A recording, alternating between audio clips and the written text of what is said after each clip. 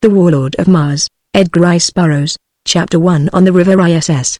In the shadows of the forest that flanks the crimson plain by the side of the lost Sea of Chorus in the Valley Door, beneath the hurtling moons of Mars, speeding their meteoric way close above the bosom of the dying planet, I crept stealthily along the trail of a shadowy form that hugged the darker places with a persistency that proclaimed the sinister nature of its errand. For 6 long Martian months I had haunted the vicinity of the hateful Temple of the Sun, within whose slow revolving shaft, far beneath the surface of Mars, my princess lay entombed, but whether alive or dead I knew not.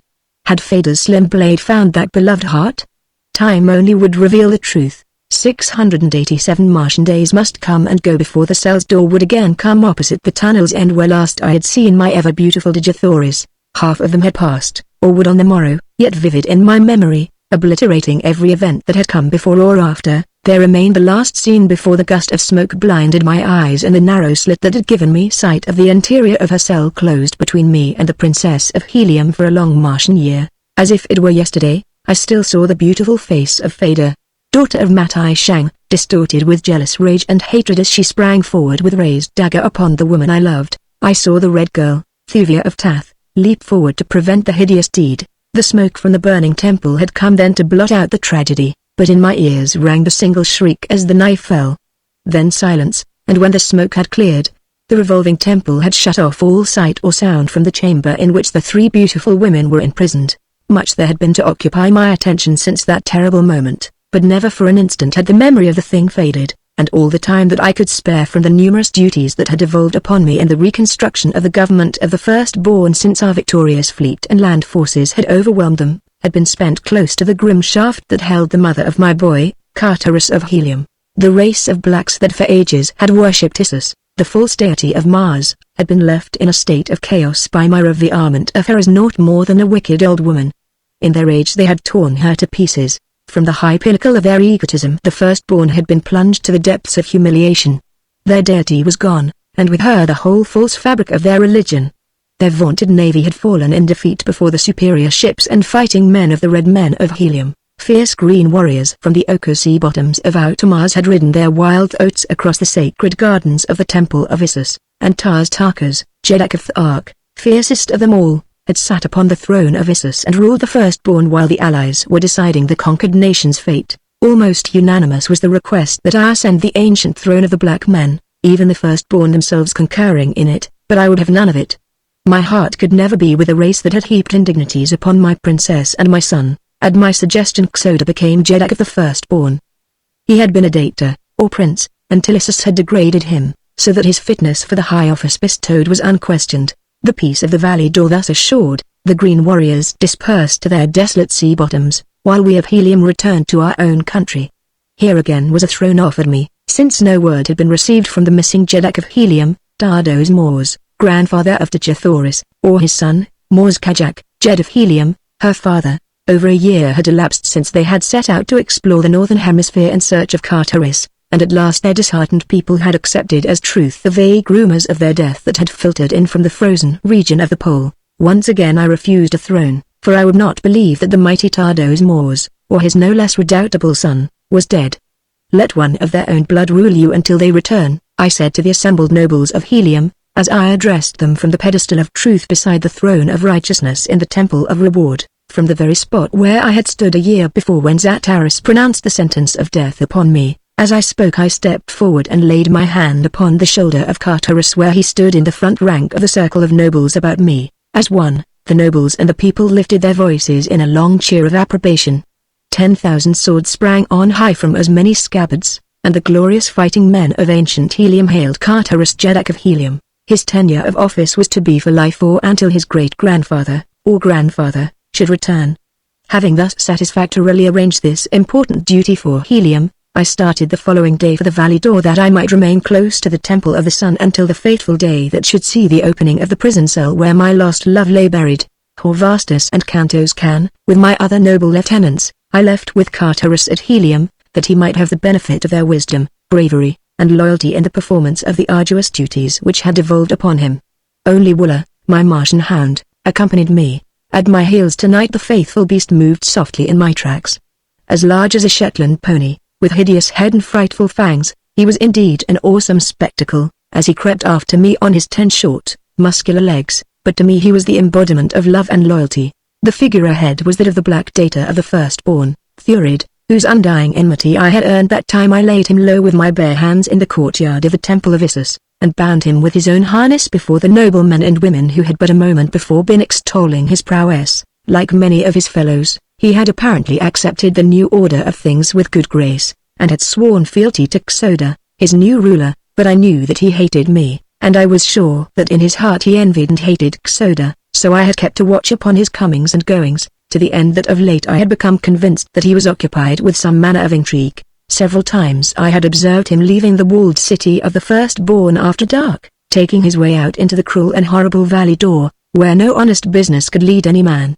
Tonight he moved quickly along the edge of the forest until well beyond sight or sound of the city, then he turned across the crimson sward toward the shore of the lost Sea of Chorus. The rays of the nearer moon, swinging low across the valley, touched his jewel-encrusted harness with 1,000 changing lights and glanced from the glossy ebony of his smooth hide. Twice he turned his head back toward the forest, after the manner of one who is upon an evil errand, though he must have felt quite safe from pursuit. I did not dare follow him beneath the moonlight, since it best suited my plans not to interrupt his. I wished him to reach his destination unsuspecting, that I might learn just where that destination lay and the business that awaited the night prowler there. So it was that I remained hidden until after Thurid had disappeared over the edge of the steep bank beside the sea a quarter of a mile away. Then, with Wooler following, I hastened across the open after the black data. The quiet of the tomb lay upon the mysterious valley of death, crouching deep in its warm nest within the sunken area at the south pole of the dying planet. In the far distance the golden cliffs raised their mighty barrier faces far into the starlit heavens, the precious metals and scintillating jewels that composed them sparkling in the brilliant light of Mars's 2 gorgeous moons. At my back was the forest, pruned and trimmed like the sward to park-like symmetry by the browsing of the ghoulish plant men.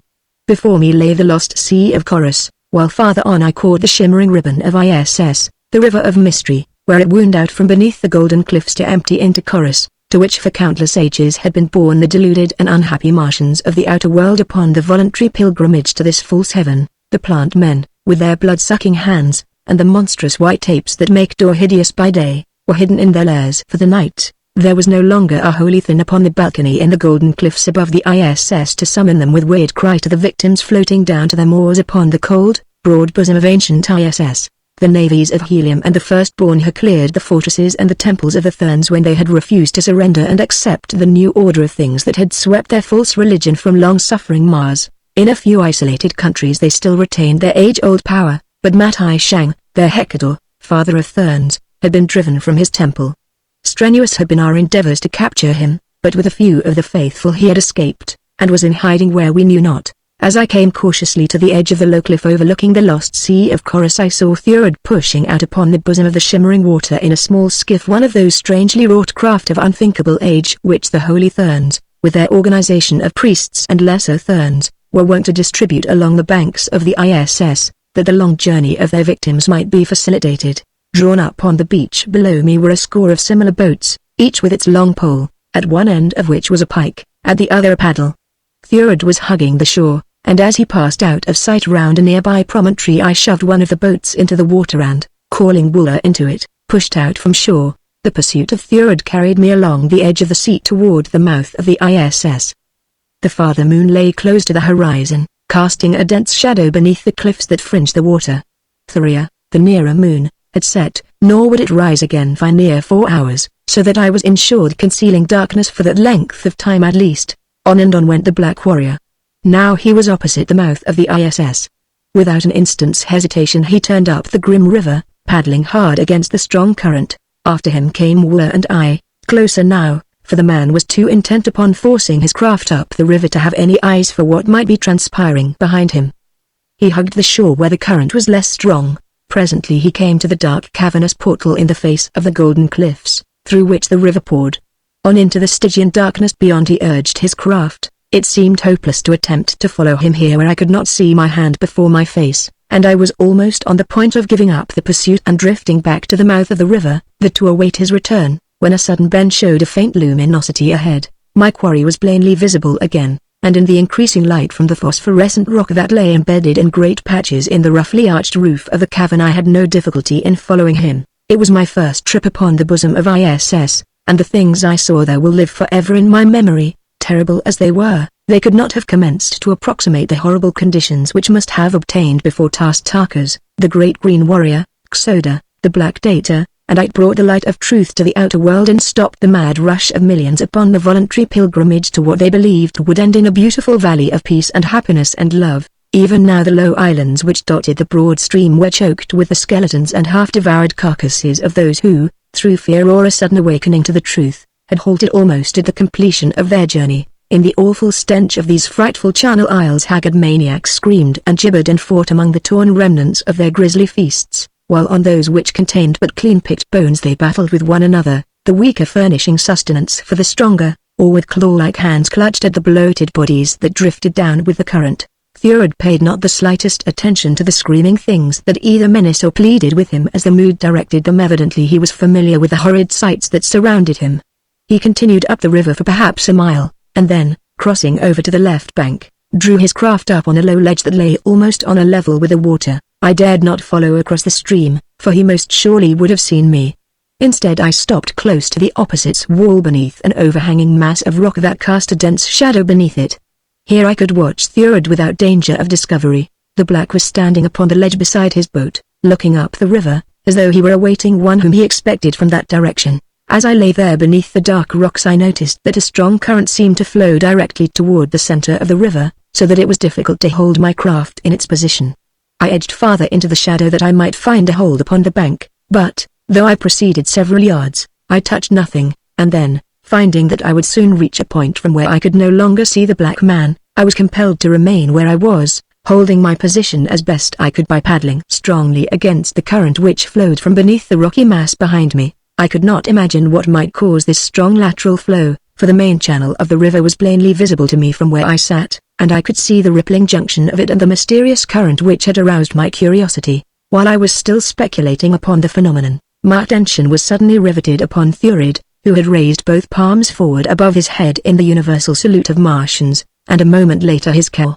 The Barsoomian word of greeting came in low but distinct tones. I turned my eyes up the river in the direction that his were bent, and presently there came within my limited range of vision a long boat, in which were 6 men.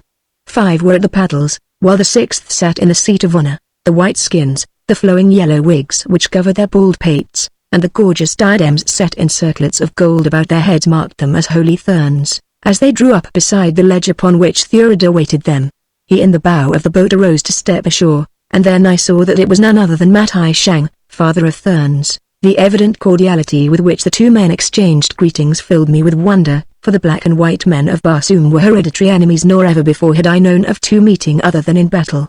Evidently the reverses that had recently overtaken both peoples had resulted in an alliance between these 2 individuals at least against the common enemy, and now I saw why Thurid had come so often out into the valley door by night, and that the nature of his conspiring might be such as to strike very close to me or to my friends. I wished that I might have found a point closer to the 2 men from which to have heard their conversation, but it was out of the question now to attempt to cross the river, and so I lay quietly watching them, who would have given so much to have known how close I lay to them, and how easily they might have overcome and killed me with their superior force. Several times Thurid pointed across the river in my direction, but that his gestures had any reference to me I did not for a moment believe.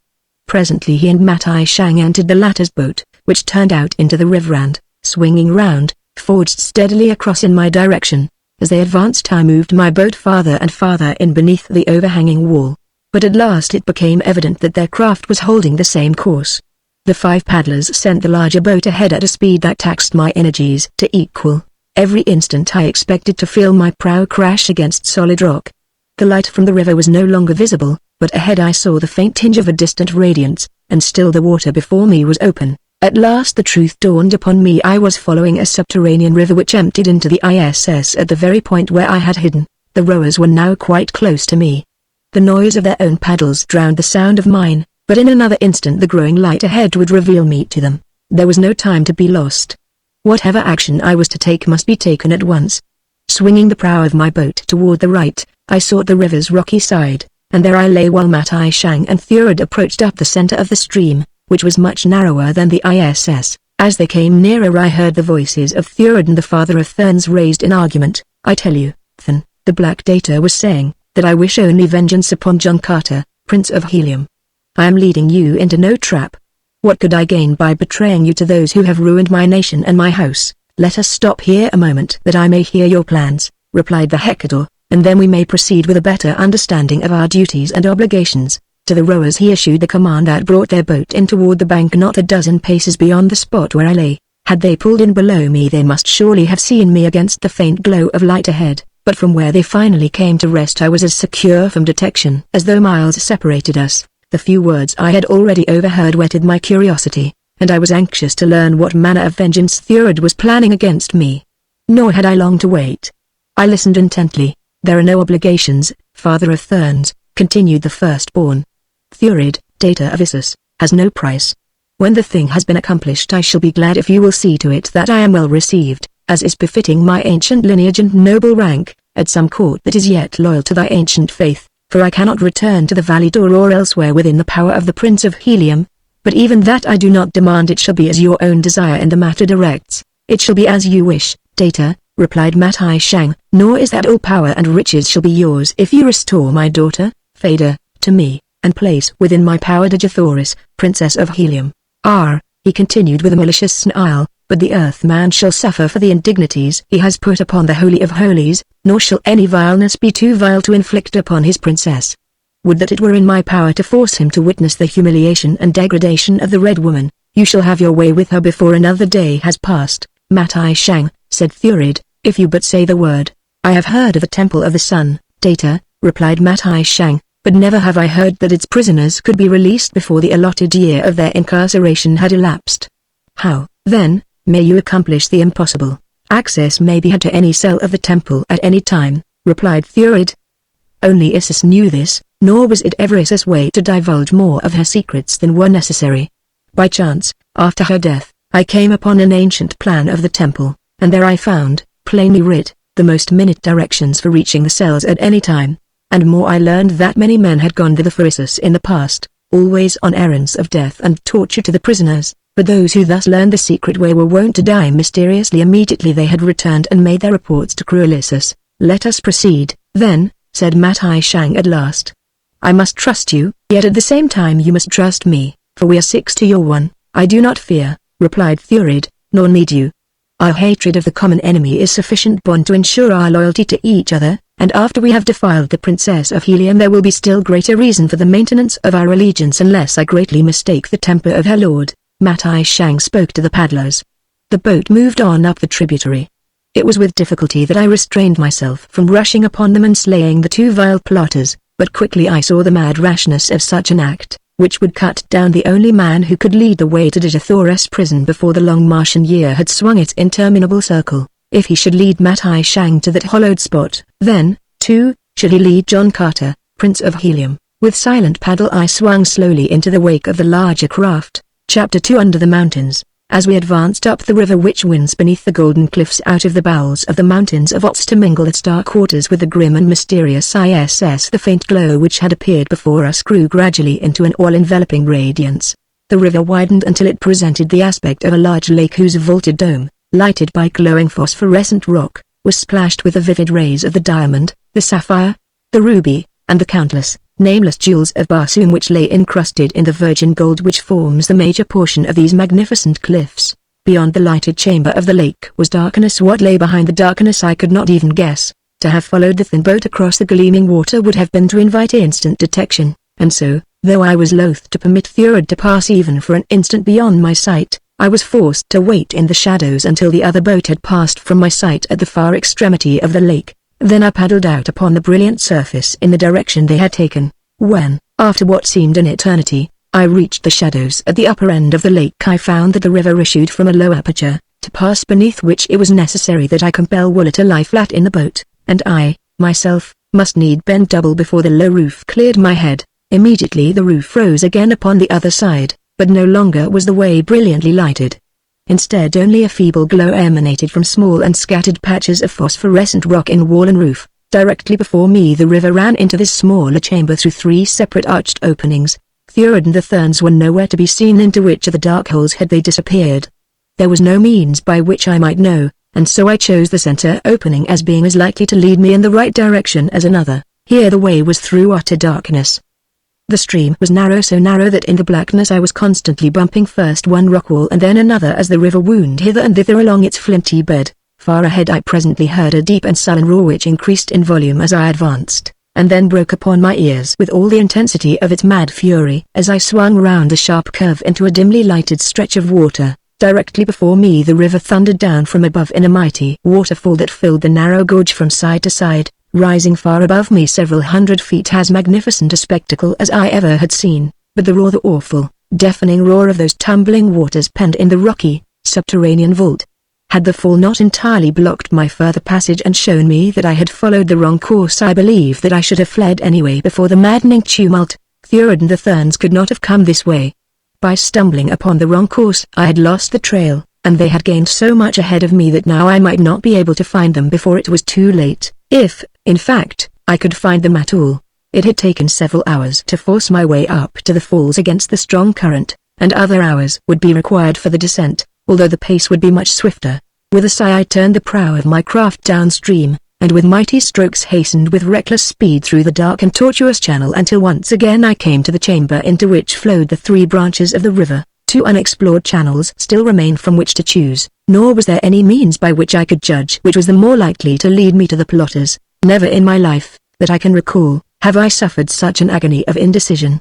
So much depended upon a correct choice, so much depended upon haste. The hours that I had already lost might seal the fate of the incomparable Digithoris were she not already dead to sacrifice other hours, and maybe days in a fruitless exploration of another blind lead would unquestionably prove fatal. Several times I essayed the right-hand entrance only to turn back as though warned by some strange intuitive sense that this was not the way.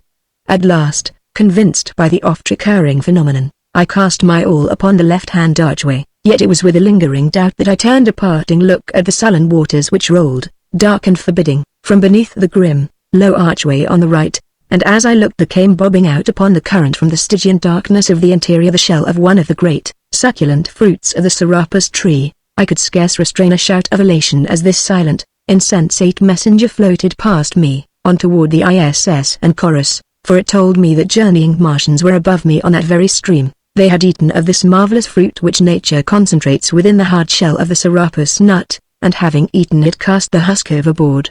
It could have come from no others than the party I sought. Quickly I abandoned all thought of the left-hand passage, and a moment later had turned into the right. The stream soon widened, and recurring areas of phosphorescent rock lighted my way. I made good time, but was convinced that I was nearly a day behind those I was tracking. Neither Wooler nor I had eaten since the previous day, but in so far as he was concerned it mattered but little, since practically all the animals of the Dead Sea bottoms of Mars are able to go for incredible periods without nourishment, nor did I suffer.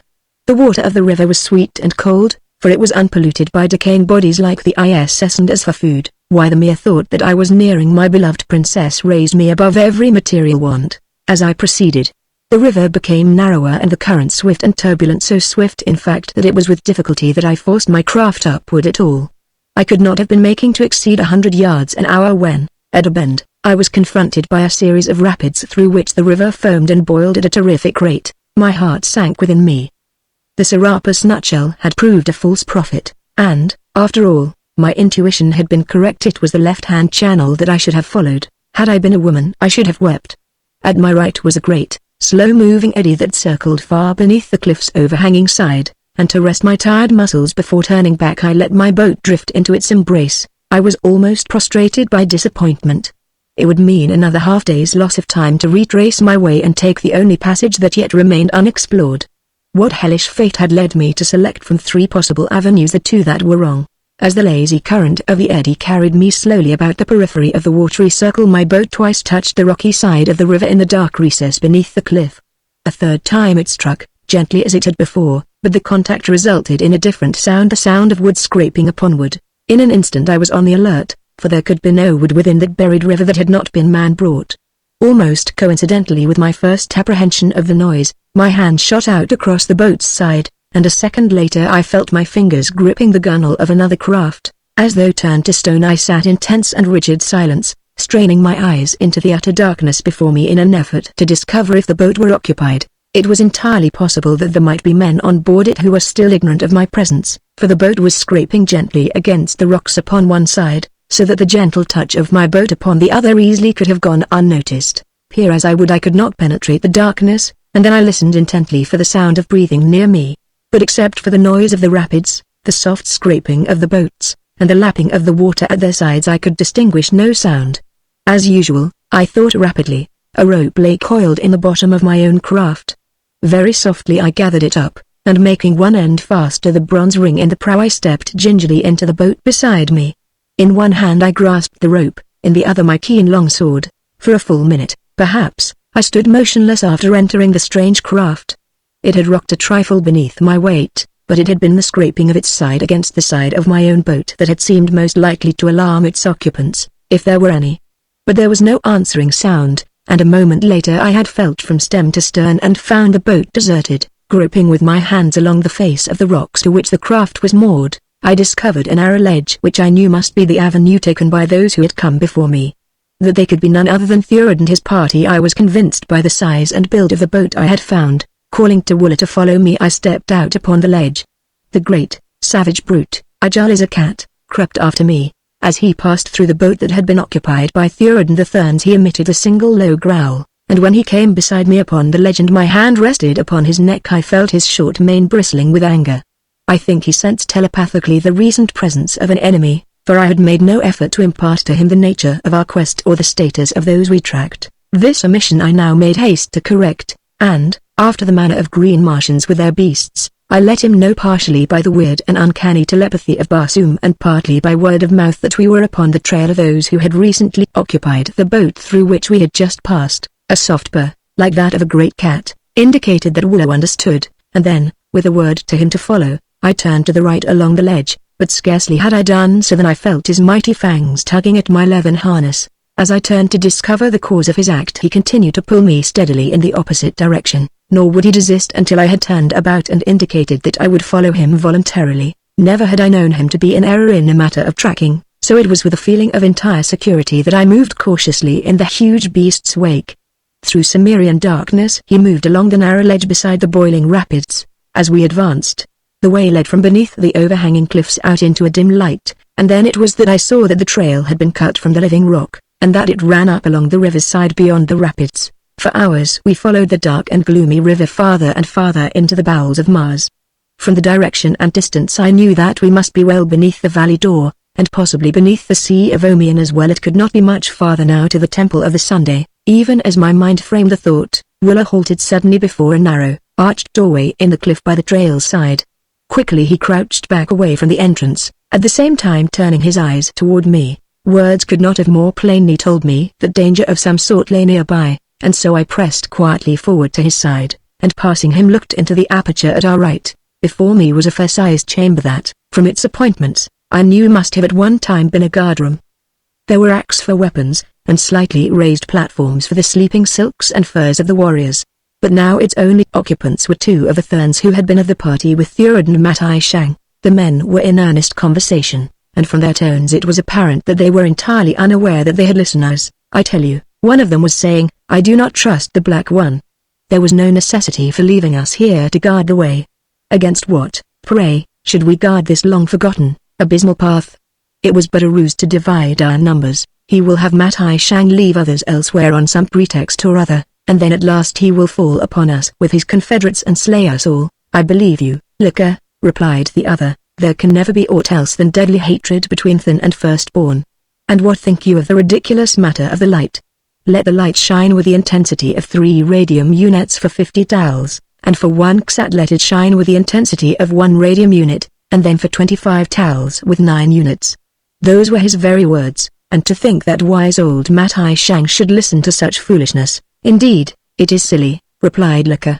"It will open nothing other than the way to a quick death for us all." He had to make some answer when Matai Shang asked him flatly what he should do when he came to the Temple of the Sun, and so he made his answer quickly from his imagination. I would wager a Hecator's diadem that he could not now repeat it himself. "Let us not remain here longer, Lika," spoke the other Thin. "Perchance if we hasten after them we may come in time to rescue Matai Shang, and wreak our own vengeance upon the Black Data. What say you?" "Never in a long life," answered Lika, "have I disobeyed a single command of the Father of Therns. I shall stay here until I rot if he does not return to bid me elsewhere." Lika's companion shook his head. "You are my superior," he said. "I cannot do other than you sanction, though I still believe that we are foolish to remain." I, too, thought that they were foolish to remain, for I saw from Wooler's actions that the trail led through the room where the two Therns held guard. I had no reason to harbor any considerable love for this race of self-deified demons, yet I would have passed them by were it possible without molesting them. It was worth trying anyway, for a fight might delay us considerably, or even put an end entirely to my search. Better men than I have gone down before, fighters of meaner ability than that possessed by the fierce Thin warriors. Signaling Wooler to heel, I stepped suddenly into the room before the two men. At sight of me their long swords flashed from the harness at their sides, but I raised my hand in a gesture of restraint. "I seek Thurid, the Black Data," I said. "My quarrel is with him, not with you. Let me pass then in peace, for if I mistake not he is as much your enemy as mine, and you can have no cause to protect him." They lowered their swords and Lika spoke. "I know not whom you may be, with the white skin of a Thin and the black hair of a red man. But were it only Thurid whose safety were at stake you might pass, and welcome, in so far as we be concerned. Tell us who you be, and what mission calls you to this unknown world beneath the valley door, then maybe we can see our way to let you pass upon the errand which we should like to undertake would our orders permit." I was surprised that neither of them had recognized me, for I thought that I was quite sufficiently well known either by personal experience or reputation to everything upon Barsoom as to make my identity immediately apparent in any part of the planet. In fact, I was the only white man upon Mars whose hair was black and whose eyes were grey, with the exception of my son, Carteris. To reveal my identity might be to precipitate an attack, for everything upon Barsoom knew that to me they owed the fall of their age-old spiritual supremacy. On the other hand, my reputation as a fighting man might be sufficient to pass me by. These two were their livers not of the right complexion to welcome a battle to the death. To be quite candid, I did not attempt to delude myself with any such sophistry, since I knew well that upon warlike Mars there are few cowards, and that every man, whether prince, priest, or peasant, glories in deadly strife. And so I gripped my long sword the tighter as I replied to Lika. "I believe that you will see the wisdom of permitting me to pass unmolested," I said, "for it would avail you nothing to die uselessly in the rocky bowels of Barsoom merely to protect a hereditary enemy, such as Thurid, Data of the Firstborn. That you shall die should you elect to oppose me is evidenced by the mouldering corpses of all the many great Barsoomian warriors who have gone down beneath this blade. I am John Carter, Prince of Helium." For a moment that name seemed to paralyze the two men, but only for a moment, and then the younger of them, with a vile name upon his lips, rushed toward me with ready sword. He had been standing a little behind his companion, Lika, during our parley, and now, ere he could engage me, the older man grasped his harness and drew him back. "Hold," commanded Lika. "There will be plenty of time to fight if we find it wise to fight at all. There be good reasons why everything upon Barsoom should yearn to spill the blood of the blasphemer, the sacrilegist, but let us mix wisdom with our righteous hate. The Prince of Helium is bound upon an errand which we ourselves, but a moment since, were wishing that we might undertake. Let him go then and slay the Black. When he returns we shall still be here to bar his way to the outer world, and thus we shall have rid ourselves of two enemies, nor have incurred the displeasure of the Father of Therns." As he spoke I could not but note the crafty glint in his evil eyes, and while I saw the apparent logic of his reasoning I felt, subconsciously perhaps, that his words did but veil some sinister intent. The other Thin turned toward him in evident surprise, but when Lika had whispered a few brief words into his ear he, too, drew back and nodded acquiescence to his superior's suggestion. "Proceed, John Carter," said Lika. "But know that if Thurid does not lay you low there will be those awaiting your return who will see that you never pass again into the sunlight of the upper world. Go." During our conversation Wooler had been growling and bristling close to my side. Occasionally he would look up into my face with a low, pleading whine, as though begging for the word that would send him headlong at the bare throats before him. He, too, sensed the villainy behind the smooth words. Beyond the Therns several doorways opened off the guardroom, and toward the one upon the extreme right Lika motioned. "That way leads to Thurid," he said, but when I would have called Wooler to follow me the beast whined and held back, and at last ran quickly to the first opening at the left, where he stood emitting his coughing bark, as though urging me to follow him upon the right way. I turned a questioning look upon Lika. "The brute is seldom wrong," I said, "and while I do not doubt your superior knowledge, Thin, I think that I shall do well to listen to the voice of instinct that is backed by love and loyalty." As I spoke I smiled grimly that he might know without words that I distrusted him. "As you will," the fellow replied with a shrug. "In the end it shall be all the same." I turned and followed Wooler into the left-hand passage, and though my back was toward my enemies, My ears were on the alert, yet I heard no sound of pursuit. The passageway was dimly lighted by occasional radium bulbs, the universal lighting medium of Barsoom. These same lamps may have been doing continuous duty in these subterranean chambers for ages, since they require no attention and are so compounded that they give off but the minutest of their substance in the generation of years of luminosity. We had proceeded for but a short distance when we commenced to pass the mouths of diverging corridors, but not once did Willa hesitate. It was at the opening to one of these corridors upon my right that I presently heard a sound that spoke more plainly to John Carter, fighting man, than could the words of my mother tongue. It was the clank of metal, the metal of a warrior's harness, and it came from a little distance up the corridor upon my right. Willa heard it, too, and like a flash he had wheeled and stood facing the threatened danger, his mane all a-bristle and all his rows of glistening fangs bared by snarling, back-drawn lips. With a gesture I silenced him, and together we drew aside into another corridor a few paces farther on. Here we waited, nor did we have long to wait, for presently we saw the shadows of two men fall upon the floor of the main corridor athwart the doorway of our hiding place. Very cautiously they were moving now. The accidental clank that had alarmed me was not repeated. Presently they came opposite our station, nor was I surprised to see that the two were Edgar and his companion of the guardroom. They walked very softly, and in the right hand of each gleamed a keen long sword. They halted quite close to the entrance of our retreat, whispering to each other. "Can it be that we have distanced them already?" said Edgar. "Either that or the beast has led the man upon a wrong trail," replied the other, "for the way which we took is by far the shorter to this point for him who knows it. John Carter would have found it a short road to death had he taken it as you suggested to him." "Yes," said Edgar, "no amount of fighting ability would have saved him from the pivoted flagstone. He surely would have stepped upon it, and by now, if the pit beneath it has a bottom, which Thurard denies, he should have been rapidly approaching it. Curses on that calot of his that warned him toward the safer avenue. There be other dangers ahead of him, though," spoke Edgar's fellow, "which he may not so easily escape should he succeed in escaping our two good swords. Consider, for example, what chance he will have, coming unexpectedly into the chamber of—" I would have given much to have heard the balance of that conversation that I might have been warned of the perils that lay ahead, but fate intervened, and just at the very instant of all other instants that I could not have elected to do it, I sneezed. Chapter 3 The Temple of the Sun. There was nothing for it now other than to fight, nor did I have any advantage as I sprang, sword in hand, into the corridor before the two Therns, for my untimely sneeze had warned them of my presence and they were ready for me. There were no words, for they would have been a waste of breath. The very presence of the two proclaimed their treachery. That they were following to fall upon me unawares was all too plain, and they, of course, must have known that I understood their plan. In an instant I was engaged with both, and though I loathe the very name of Thern, I must in all fairness admit that they are mighty swordsmen, and these two were no exception, unless it were that they were even more skilled and fearless than the average among their race. While it lasted it was indeed as joyous a conflict as I ever had experienced.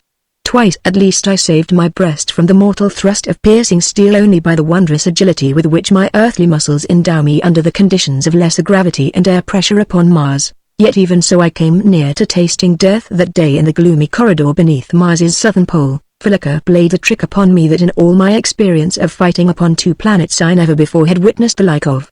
The other Thern was engaging me at the time, and I was forcing him back, touching him here and there with my point until he was bleeding from a dozen wounds, yet not being able to penetrate his marvelous guard to reach a vulnerable spot for the brief instant that would have been sufficient to send him to his ancestors.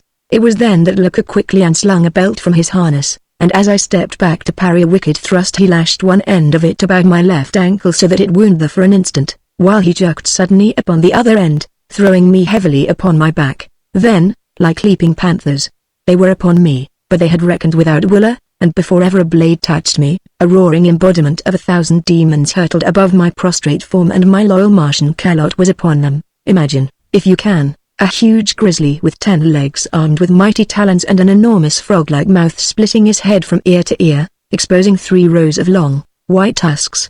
Then endow this creature of your imagination with the agility and ferocity of a half-starved Bengal tiger and the strength of a span of bulls, and you will have some faint conception of Willa in action. Before I could call him off he had crushed Edgar into a jelly with a single blow of one mighty paw, and had literally torn the other Thern to ribbons. Yet when I spoke to him sharply he cowed sheepishly as though he had done a thing to deserve censure and chastisement. Never had I had the heart to punish Willa during the long years that had passed since that first day upon Mars when the green jed of the Tharks had placed him on guard over me, and I had won his love and loyalty from the cruel and loveless masters of his former life, yet I believe he would have submitted to any cruelty that I might have inflicted upon him, so wondrous was his affection for me. The diadem in the center of the circlet of gold upon the brow of Liquor proclaimed him a holy Thun, while his companion, not thus adorned, was a lesser Thun, though from his harness I gleaned that he had reached the 9th cycle, which is but one below that of the holy Thuns. As I stood for a moment looking at the gruesome havoc Willa had wrought, there occurred to me the memory of that other occasion upon which I had masqueraded in the wig, diadem, and harness of Satythurg, the holy Thun whom Thuvia of Tath had slain, and now it occurred to me that it might prove of worth to utilize Liquor's trappings for the same purpose. A moment later I had torn his yellow wig from his bald pate and transferred it and the circlet, as well as all his harness, to my own person. Willa did not approve of the metamorphosis. He sniffed at me and growled ominously, but when I spoke to him and patted his huge head he at length became reconciled to the change, and at my command trotted off along the corridor in the direction we had been going when our progress had been interrupted by the Thuns. We moved cautiously now, warned by the fragment of conversation I had overheard. I kept abreast of Willa that we might have the benefit of all our eyes for what might appear suddenly ahead to menace us, and well it was that we were forewarned. At the bottom of a flight of narrow steps the corridor turned sharply back upon itself, immediately making another turn in the original direction, so that at that point it formed a perfect letter S, the top leg of which debouched suddenly into a large chamber, illy lighted, and the floor of which was completely covered by venomous snakes and loathsome reptiles. To have attempted to cross that floor would have been to court instant death, and for a moment I was almost completely discouraged. Then it occurred to me that Thurad and Matai Shang with their party must have crossed it, and so there was a way, had it not been for the fortunate accident by which I overheard even so small a portion of the Thurns' conversation we should have blundered at least a step or two into that wriggling mass of destruction, and a single step would have been all sufficient to have sealed our doom. These were the only reptiles I had ever seen upon Barsoom, but I knew from their similarity to the fossilized remains of supposedly extinct species I had seen in the museums of Helium that they comprised many of the known prehistoric reptilian genera, as well as others undiscovered. A more hideous aggregation of monsters had never before assailed my vision. It would be futile to attempt to describe them to Earthmen, since substance is the only thing which they possess in common with any creature of the past or present with which you are familiar. Even their venom is of an unearthly virulence that, by comparison, would make the Cobra da Capello seem quite as harmless as an angleworm. As they spied me there was a concerted rush by those nearest the entrance where we stood, but a line of radium bulbs inset along the threshold of their chamber brought them to a sudden halt. Evidently they dared not cross that line of light. I had been quite sure that they would not venture beyond the room in which I had discovered them, though I had not guessed at what deterred them. The simple fact that we had found no reptiles in the corridor through which we had just come was sufficient assurance that they did not venture there.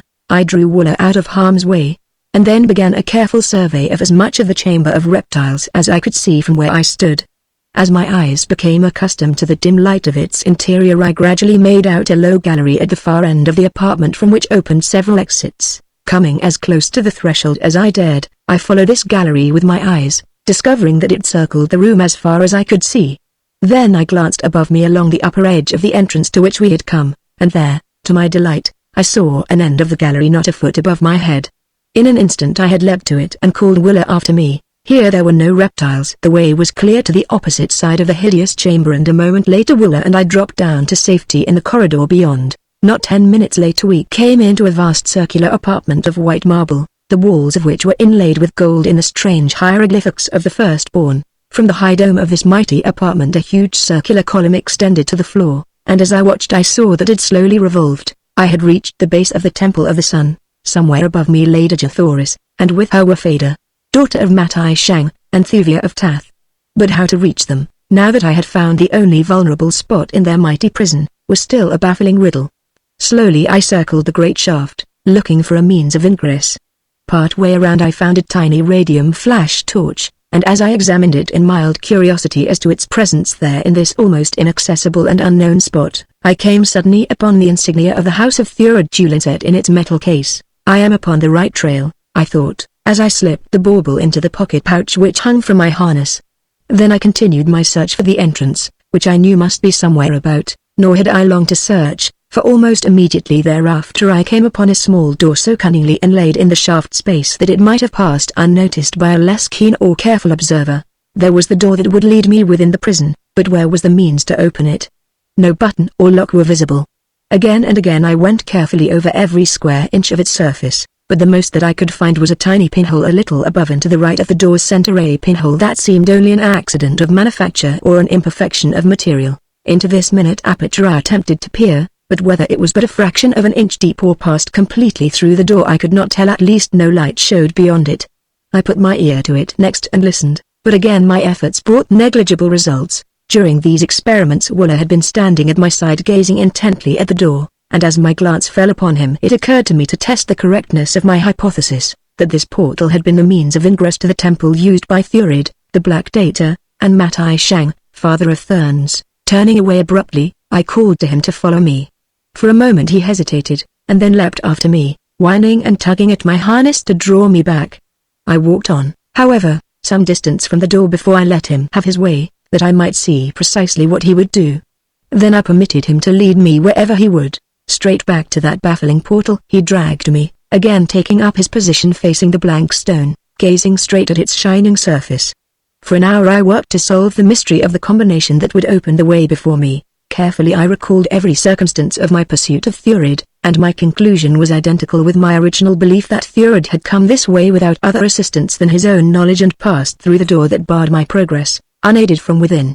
But how had he accomplished it? I recalled the incident of the Chamber of Mystery in the Golden Cliffs. That time I had freed Thuvia of Tath from the dungeon of the Therns, and she had taken a slender, needle-like key from the keyring of her dead jailer to open the door leading back into the Chamber of Mystery where Tarstarkers fought for his life with the Great Banths. Such a tiny keyhole as now defied me had opened the way to the intricate lock in that other door. Hastily I dumped the contents of my pocket pouch upon the ground before me.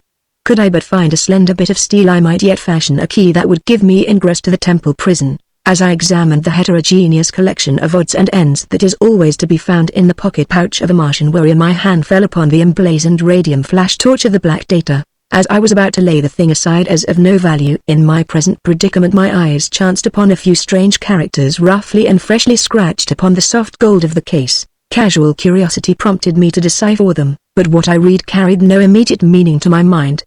There were 3 sets of characters, one below another. 3 vertical bar 50t, 1 vertical bar 1 by 9 vertical bar 25t. For only an instant my curiosity was piqued, and then I replaced the torch in my pocket pouch, but my fingers had not unclasped from it when there rushed to my memory the recollection of the conversation between Licker and his companion when the Lesothan had quoted the words of Thurid and scoffed at them. And what think you of the ridiculous matter of the light?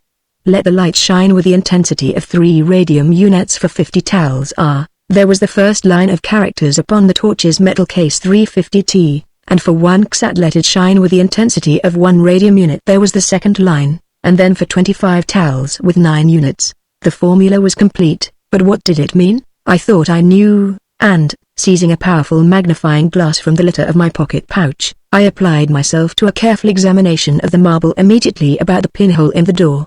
I could have cried aloud in exultation when my scrutiny disclosed the almost invisible incrustation of particles of carbonized electrons which are thrown off by these Martian torches. It was evident that for countless ages radium torches had been applied to this pinhole, and for what purpose there could be but a single answer. The mechanism of the lock was actuated by light rays, and I, John Carter, Prince of Helium, held the combination in my hand scratched by the hand of my enemy upon his own torch case. In a cylindrical bracelet of gold about my wrist was my Barsoomian chronometer, a delicate instrument that records the tals and ksats and zodes of Martian time, presenting them to view beneath a strong crystal much after the manner of an earthly odometer. Timing my operations carefully, I held the torch to the small aperture in the door, regulating the intensity of the light by means of the thumb lever upon the side of the case. For 50 tals I let 3 units of light shine full in the pinhole, then 1 unit for 1 ksat, and for 25 tals 9 units. Those last 25 tals were the longest 25 seconds of my life. Would the lock click at the end of those seemingly interminable intervals of time? 23. 24. 25. I shut off the light with a snap. For 7 tals I waited. There had been no appreciable effect upon the lock's mechanism. Could it be that my theory was entirely wrong? Hold. Had the nervous strain resulted in a hallucination, or did the door really move? Slowly the solid stone sank noiselessly back into the wall. There was no hallucination here. Back and back it slid for 10 feet until it had disclosed at its right a narrow doorway leading into a dark and narrow corridor that paralleled the outer wall. Scarcely was the entrance uncovered than Wooler and I had leapt through. Then the door slipped quietly back into place. Down the corridor at some distance I saw the faint reflection of a light, and toward this we made our way. At the point where the light shone was a sharp turn, and a little distance beyond this a brilliantly lighted chamber. Here we discovered a spiral stairway leading up from the center of the circular room. Immediately I knew that we had reached the center of the base of the Temple of the Sun. The spiral runway led upward past the inner walls of the prison cells. Somewhere above me was Digithoris, unless Thurid and Matai Shang had already succeeded in stealing her. We had scarcely started up the runway when Wooler suddenly displayed the wildest excitement. He leapt back and forth, snapping at my legs and harness, until I thought that he was mad, and finally when I pushed him from me and started once more to ascend he grasped my sword arm between his jaws and dragged me back. No amount of scolding or cuffing would suffice to make him release me, and I was entirely at the mercy of his brute strength unless I cared to use my dagger upon him with my left hand. But, mad or no, I had not the heart to run the sharp blade into that faithful body. Down into the chamber he dragged me, and across it to the side opposite that at which we had entered. Here was another doorway leading into a corridor which ran directly down a steep incline. Without a moment's hesitation Wooler jerked me along this rocky passage. Presently he stopped and released me, standing between me and the way we had come, looking up into my face as though to ask if I would now follow him voluntarily or if he must still resort to force. Looking ruefully at the marks of his great teeth upon my bare arm I decided to do as he seemed to wish me to do. After all, his strange instinct might be more dependable than my faulty human judgment, and well it was that I had been forced to follow him. But a short distance from the circular chamber we came suddenly into a brilliantly lighted labyrinth of crystal glass partition passages. At first I thought it was one vast, unbroken chamber, so clear and transparent were the walls of the winding corridors, but after I had nearly brained myself a couple of times by attempting to pass through solid vitreous walls I went more carefully. We had proceeded but a few yards along the corridor that had given us entrance to this strange maze when Wooler gave mouth to a most frightful roar, at the same time dashing against the clear partition at our left. The resounding echoes of that fearsome cry were still reverberating through the subterranean chambers when I saw the thing that had startled it from the faithful beast, far in the distance, dimly through the many thicknesses of intervening crystal, as in a haze that made them seem unreal and ghostly. I discerned the figures of 8 people, 3 females and 5 men. At the same instant, evidently startled by Wooler's fierce cry, they halted and looked about. Then, of a sudden, one of them, a woman, held her arms out toward me, and even at that great distance I could see that her lips moved. It was Digithoris, my ever beautiful and ever youthful princess of Helium, with her Worthuvia of Tath, Fader, daughter of Matai Shang, and Thurid, and the father of Therns, and the 3 lesser Therns that had accompanied them. Thurid shook his fist at me, and then 2 of the Therns grasped Digithoris and Thuvia roughly by their arms and hurried them on. A moment later they had disappeared into a stone corridor beyond the labyrinth of glass. They say that love is blind, but so great a love as that of Digithoris that knew me even beneath the thin disguise I wore and across the misty vista of that crystal maze must indeed be far from blind. Chapter 4 The Secret Tower. I have no stomach to narrate the monotonous events of the tedious days that Wooler and I spent ferreting our way across the labyrinth of glass, through the dark and devious ways beyond that led beneath the valley door and golden cliffs to emerge at last upon the flank of the Ots Mountains just above the Valley of Lost Souls, that pitiful purgatory peopled by the poor unfortunates who dare not continue their abandoned pilgrimage to Dor, or return to the various lands of the outer world from whence they came. Here the trail of Digithoris abductors led along the mountain's base, across steep and rugged ravines, by the side of appalling precipices, and sometimes out into the valley, where we found fighting aplenty with the members of the various tribes that make up the population of this vale of hopelessness. But through it all we came at last to where the way led up a narrow gorge that grew steeper and more impracticable at every step until before us loomed a mighty fortress buried beneath the side of an overhanging cliff. Here was the secret hiding place of Matai Shang, father of Therns. Here, surrounded by a handful of the faithful, the Hecador of the ancient faith, who had once been served by millions of vassals and dependents, dispensed the spiritual words among the half-dozen nations of Barsoom that still clung tenaciously to their false and discredited religion. Darkness was just falling as we came in sight of the seemingly impregnable walls of this mountain stronghold, and lest we be seen I drew back with Wooler behind a jutting granite promontory, into a clump of the hardy, purple scrub that thrives upon the barren sides of Ots. Here we lay until the quick transition from daylight to darkness had passed. Then I crept out to approach the fortress walls in search of a way within. either through carelessness or overconfidence in the supposed inaccessibility of their hiding place. The triple-barred gate stood ajar. Beyond were a handful of guards, laughing and talking over one of their incomprehensible Barsoomian games. I saw that none of the guardsmen had been of the party that accompanied Thurid and Matai Shang, and so, relying entirely upon my disguise, I walked boldly through the gateway and up to the Thun guard. The men stopped their game and looked up at me, but there was no sign of suspicion. Similarly they looked at Willa, growling at my heel. "Cow," I said in true Martian greeting, and the warriors arose and saluted me. "I have but just found my way hither from the Golden Cliffs," I continued, "and seek audience with the Hecador, Matai Shang, father of Therns.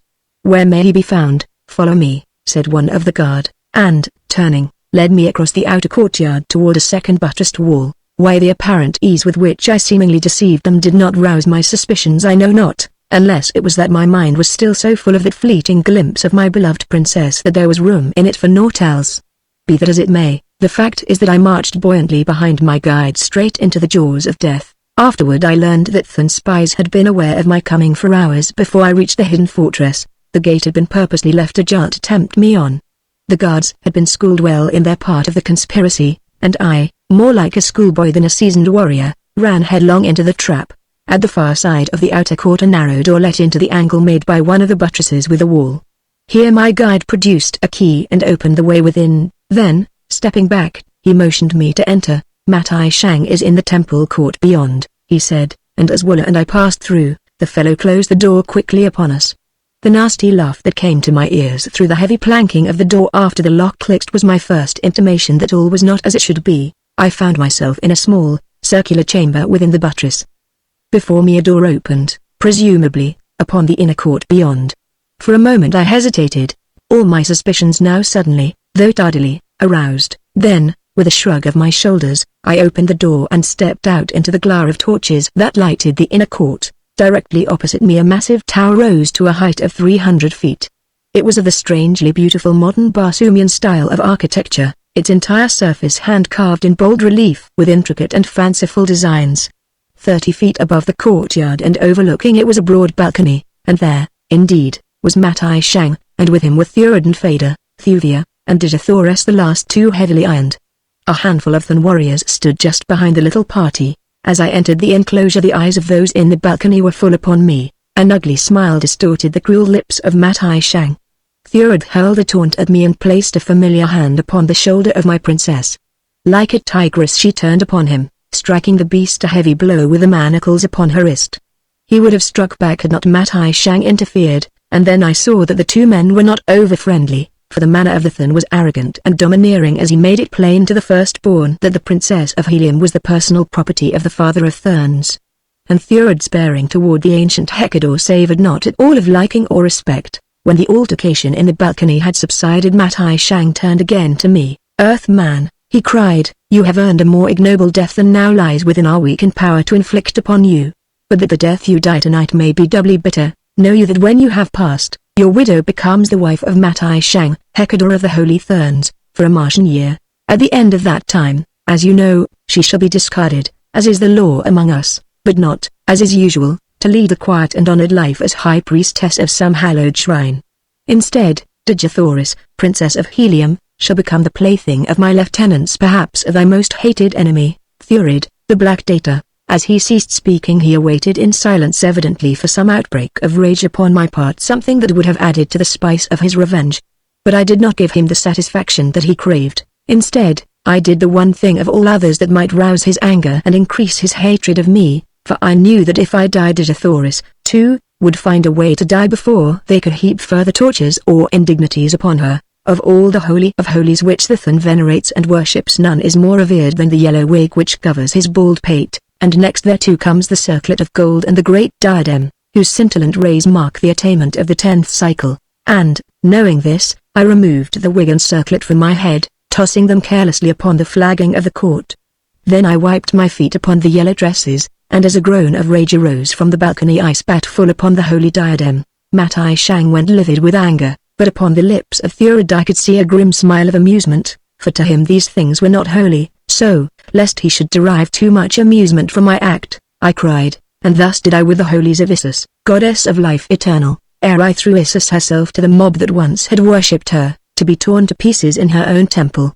That put an end to Thurod's grinning, for he had been high in the favor of Isis. "Let us have an end to this blaspheming," he cried, turning to the father of Thurns. Matai Shang rose and, leaning over the edge of the balcony, gave voice to the weird call that I had heard from the lips of the priests upon the tiny balcony upon the face of the golden cliffs overlooking the valley door, when, in times past, they called the fearsome white apes and the hideous plant men to the feast of victims floating down the broad bosom of the mysterious ISS toward the Cillian-infested waters of the lost Sea of Chorus. "Let loose the death," he cried, and immediately a dozen doors in the base of the tower swung open, and a dozen grim and terrible banths sprang into the arena. This was not the first time that I had faced the ferocious Barsoomian lion, but never had I been pitted, single-handed, against a full dozen of them. Even with the assistance of the fierce Warlord, there could be but a single outcome to so unequal a struggle. For a moment the beasts hesitated beneath the brilliant glare of the torches, but presently their eyes, becoming accustomed to the light, fell upon Warlord and me, and with bristling manes and deep-throated roars they advanced, lashing their tawny sides with their powerful tails. In the brief interval of life that was left me I shot a last, parting glance toward my Digithoris. Her beautiful face was set in an expression of horror, and as my eyes met hers she extended both arms toward me as, struggling with the guards who now held her, she endeavored to cast herself from the balcony into the pit beneath, that she might share my death with me. Then, as the banths were about to close upon me, she turned and buried her dear face in her arms. Suddenly my attention was drawn toward Thuvia of Tath. The beautiful girl was leaning far over the edge of the balcony, her eyes bright with excitement. In another instant the banths would be upon me, but I could not force my gaze from the features of the red girl, for I knew that her expression meant anything but the enjoyment of the grim tragedy that would so soon be enacted below her. There was some deeper, hidden meaning which I sought to solve. For an instant I thought of relying on my earthly muscles and agility to escape the banths and reach the balcony, which I could easily have done, but I could not bring myself to desert the faithful Warlord and leave him to die alone beneath the cruel fangs of the hungry banths. That is not the way upon Barsoom, nor was it ever the way of John Carter. Then the secret of Thuvia's excitement became apparent as from her lips there issued the purring sound I had heard once before, that time that, within the golden cliffs, she called the fierce banths about her and led them as a shepherdess might lead her flock of meek and harmless sheep. At the first note of that soothing sound the banths halted in their tracks, and every fierce head went high as the beasts sought the origin of the familiar call. Presently they discovered the red girl in the balcony above them, and, turning, roared out their recognition and their greeting. Guards sprang to drag Thuvia away, but ere they had succeeded she had hurled a volley of commands at the listening brutes, and as one they turned and marched back into their dens. "You need not fear them now, John Carter," cried Thuvia, before they could silence her. "Those banths will never harm you now, nor Warlord, either." It was all I cared to know. There was naught to keep me from that balcony now, and with a long, running leap I sprang far aloft until my hands grasped its lowest sill. In an instant all was wild confusion. Matai Shang shrank back. Thurod sprang forward with drawn sword to cut me down. Again Digithoris wielded her heavy irons and fought him back. Then Matai Shang grasped her about the waist and dragged her away through a door leading within the tower. For an instant Thurod hesitated, and then, as though fearing that the father of Thurns would escape him with the Princess of Helium, he, too, dashed from the balcony in their wake. Phaedra alone retained her presence of mind. 2 of the guards she ordered to bear away Thuvia of Tath, the others she commanded to remain and prevent me from following. Then she turned toward me. "John Carter," she cried, "for the last time I offer you the love of Phaedra, daughter of the holy Hecador. Accept and your princess shall be returned to the court of her grandfather, and you shall live in peace and happiness. Refuse and the fate that my father has threatened shall fall upon Digithoris. You cannot save her now, for by this time they have reached a place where even you may not follow. Refuse and naught can save you, for, though the way to the last stronghold of the holy Thurns was made easy for you, the way hence hath been made impossible. What say you?" "You knew my answer, Phaedra," I replied, "before ever you spoke." "Make way," I cried to the guards, for John Carter, Prince of Helium, would pass. With that I leapt over the low baluster that surrounded the balcony, and with drawn longsword faced my enemies. There were 3 of them, but Phaedra must have guessed what the outcome of the battle would be, for she turned and fled from the balcony the moment she saw that I would have none of her proposition. The 3 guardsmen did not wait for my attack. Instead, they rushed me, the 3 of them simultaneously, and it was that which gave me an advantage, for they fouled one another in the narrow precincts of the balcony, so that the foremost of them stumbled full upon my blade at the first onslaught. The red stain upon my point roused to its full the old bloodlust of the fighting man that has ever been so strong within my breast, so that my blade flew through the air with a swiftness and deadly accuracy that threw the two remaining thorns into wild despair. When at last the sharp steel found the heart of one of them, the other turned to flee, and, guessing that his steps would lead him along the way taken by those I sought, I let him keep ever far enough ahead to think that he was safely escaping my sword. Through several inner chambers he raced until he came to a spiral runway. Up this he dashed, I in close pursuit. At the upper end we came out into a small chamber, the walls of which were plank except for a single window overlooking the slopes of Ots and the Valley of Lost Souls beyond. Here the fellow tore frantically at what appeared to be but a piece of the blank wall opposite the single window. In an instant I guessed that it was a secret exit from the room, and so I paused that he might have an opportunity to negotiate it, for I cared nothing to take the life of this poor servitor. All I craved was a clear road in pursuit of Dejathoris, my long-lost princess, but, try as he would, the panel would yield neither to cunning nor force, so that eventually he gave it up and turned to face me. "Go thy way, then," I said to him, pointing toward the entrance to the runway up which we had but just come. "I have no quarrel with you, nor do I crave your life. Go." For answer he sprang upon me with his sword, and so suddenly, at that I was like to have gone down before his first rush. So there was nothing for it but to give him what he sought, and that as quickly as might be, that I might not be delayed too long in this chamber while Matai Shang and Thurad made way with Dejathoris and Thuvia of Tath. The fellow was a clever swordsman, resourceful and extremely tricky. In fact, he seemed never to have heard that there existed such a thing as a code of honor, for he repeatedly outraged a dozen Barsoomian fighting customs that an honorable man would rather die than ignore. He even went so far as to snatch his holy wig from his head and throw it in my face, so as to blind me for a moment while he thrust at my unprotected breast. When he thrust, however, I was not there, for I had fought with Thurns before, and while none had ever resorted to precisely that same expedient, I knew them to be the least honorable and most treacherous fighters upon Mars, and so was ever on the alert for some new and devilish subterfuge when I was engaged with one of their race. But at length he overdid the thing, for, drawing his short sword, he hurled it, javelin-wise, at my body, at the same instant rushing upon me with his long sword. A single sweeping circle of my own blade caught the flying weapon and hurled it clattering against the far wall, and then, as I sidestepped my antagonist's impetuous rush, I let him have my point full in the stomach as he hurtled by. Clear to the hilt my weapon passed through his body, and with a frightful shriek he sank to the floor, dead, halting only for the brief instant that was required to wrench my sword from the carcass of my late antagonist. I sprang across the chamber to the blank wall beyond, through which the Thing had attempted to pass. Here I sought for the secret of its lock, but all to no avail. In despair I tried to force the Thing, but the cold, unyielding stone might well have laughed at my futile, puny endeavors.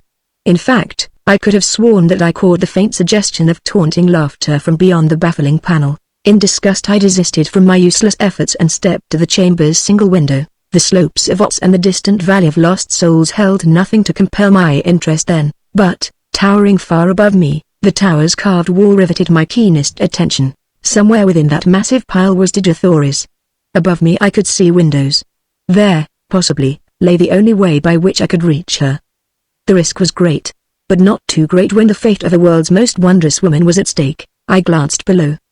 100 feet beneath lay jagged granite boulders at the brink of a frightful chasm upon which the tower abutted, and if not upon the boulders, then at the chasm's bottom, lay death, should a foot slip but once, or clutching fingers loose their hold for the fraction of an instant. But there was no other way, and with a shrug, which I must admit was half shudder, I stepped to the window's outer sill and began my perilous ascent. To my dismay I found that, unlike the ornamentation upon most heliometic structures, the edges of the carvings were quite generally rounded, so that at best my every hold was most precarious. 50 feet above me commenced a series of projecting cylindrical stones some 6 inches in diameter.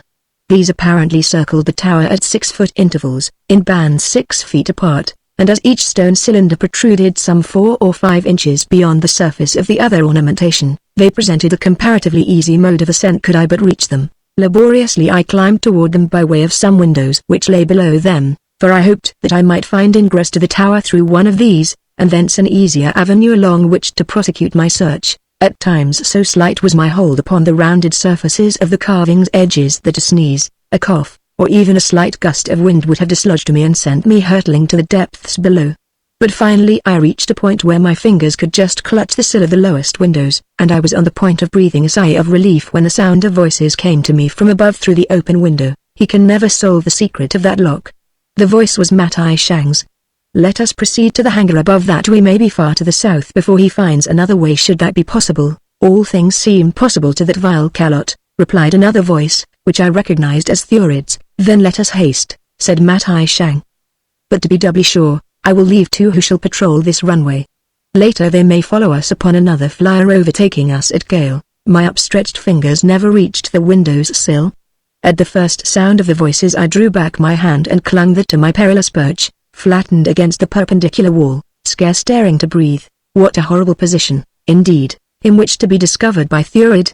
He had but to lean from the window to push me with his sword's point into eternity. Presently the sound of the voices became fainter, and once again I took up my hazardous ascent, now more difficult, since more circuitous, for I must climb so as to avoid the windows. Matai Shang's reference to the hangar and the flyers indicated that my destination lay nothing short of the roof of the tower, and toward this seemingly distant goal I set my face.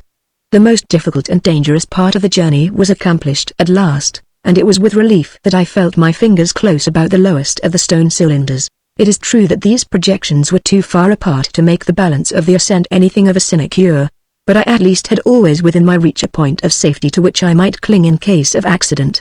Some 10 feet below the roof, the wall inclined slightly inward, possibly a foot in the last 10 feet, and here the climbing was indeed immeasurably easier, so that my fingers soon clutched the eaves. As I drew my eyes above the level of the tower's top I saw a flyer all but ready to rise. Upon her deck were Matai Shang, Fader, Digithoris, Thuvia of Tath, and a few Thun warriors, while near her was Thurid in the act of clambering aboard.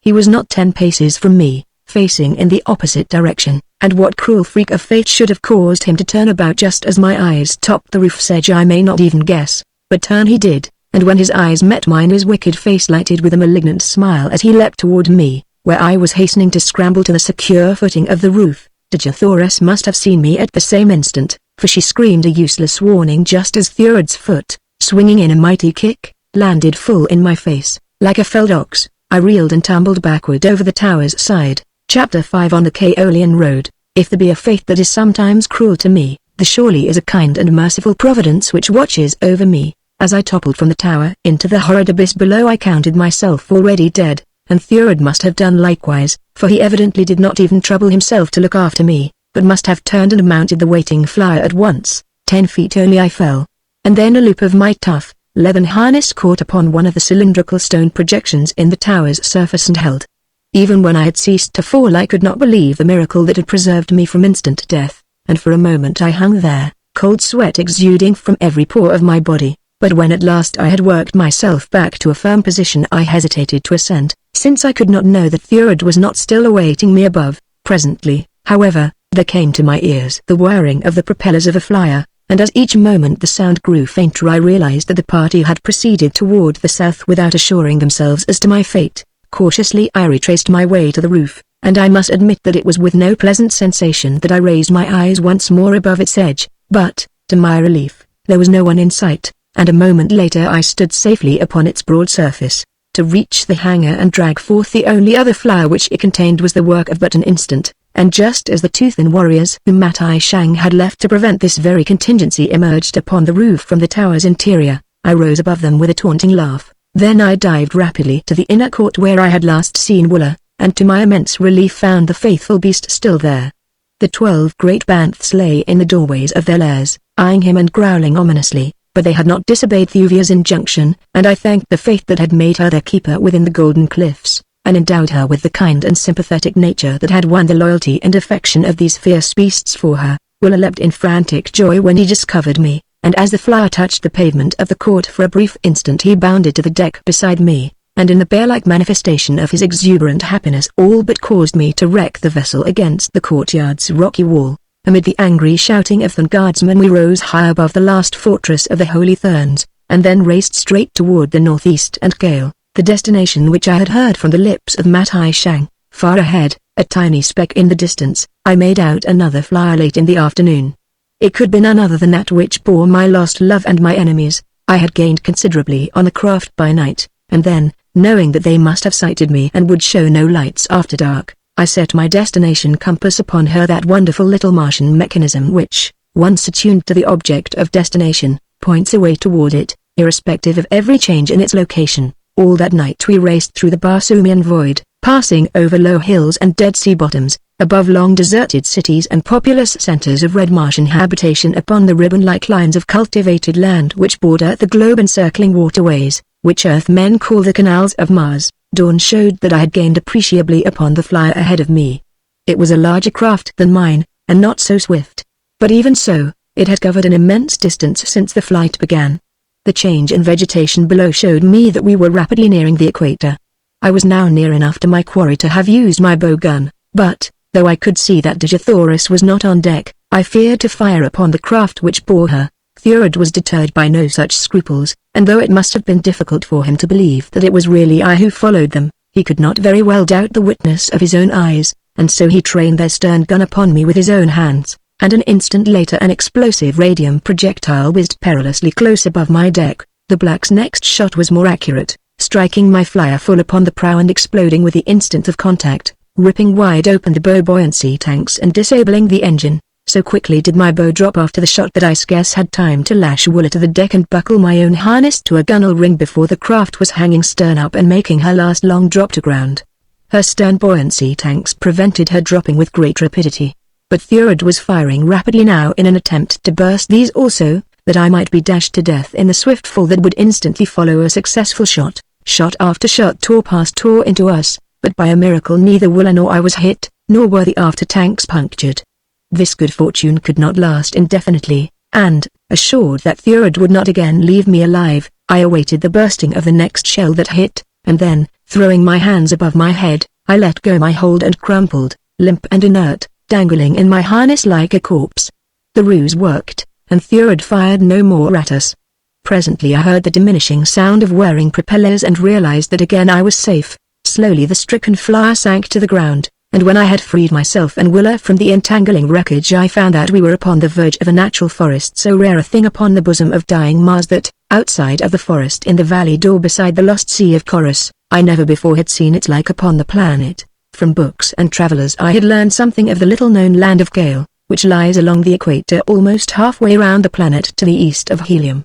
It comprises a sunken area of extreme tropical heat, and is inhabited by a nation of red men varying but little in manners, customs, and appearance from the balance of the red men of Barsoom. I knew that they were among those of the outer world who still clung tenaciously to the discredited religion of the Holy Therns, and that Matai Shang would find a ready welcome and safe refuge among them, while John Carter could look for nothing better than an ignoble death at their hands.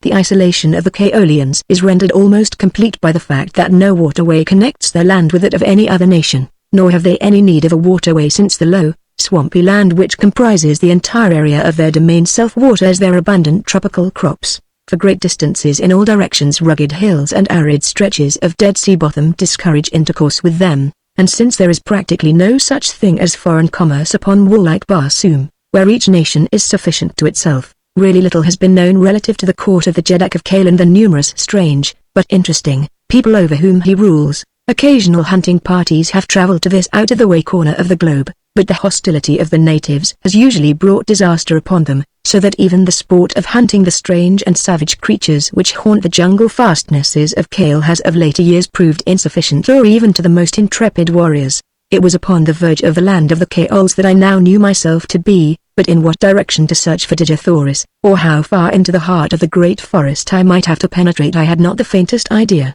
But not so Wooler. Scarcely had I disentangled him than he raised his head high in air and commenced circling about at the edge of the forest. Presently he halted, and, turning to see if I were following, set off straight into the maze of trees in the direction we had been going before Thurod's shot had put an end to our flyer. As best I could, I stumbled after him down a steep declivity beginning at the forest's edge. Immense trees reared their mighty heads far above us, their broad fronds completely shutting off the slightest glimpse of the sky. It was easy to see why the Kaolians needed no navy.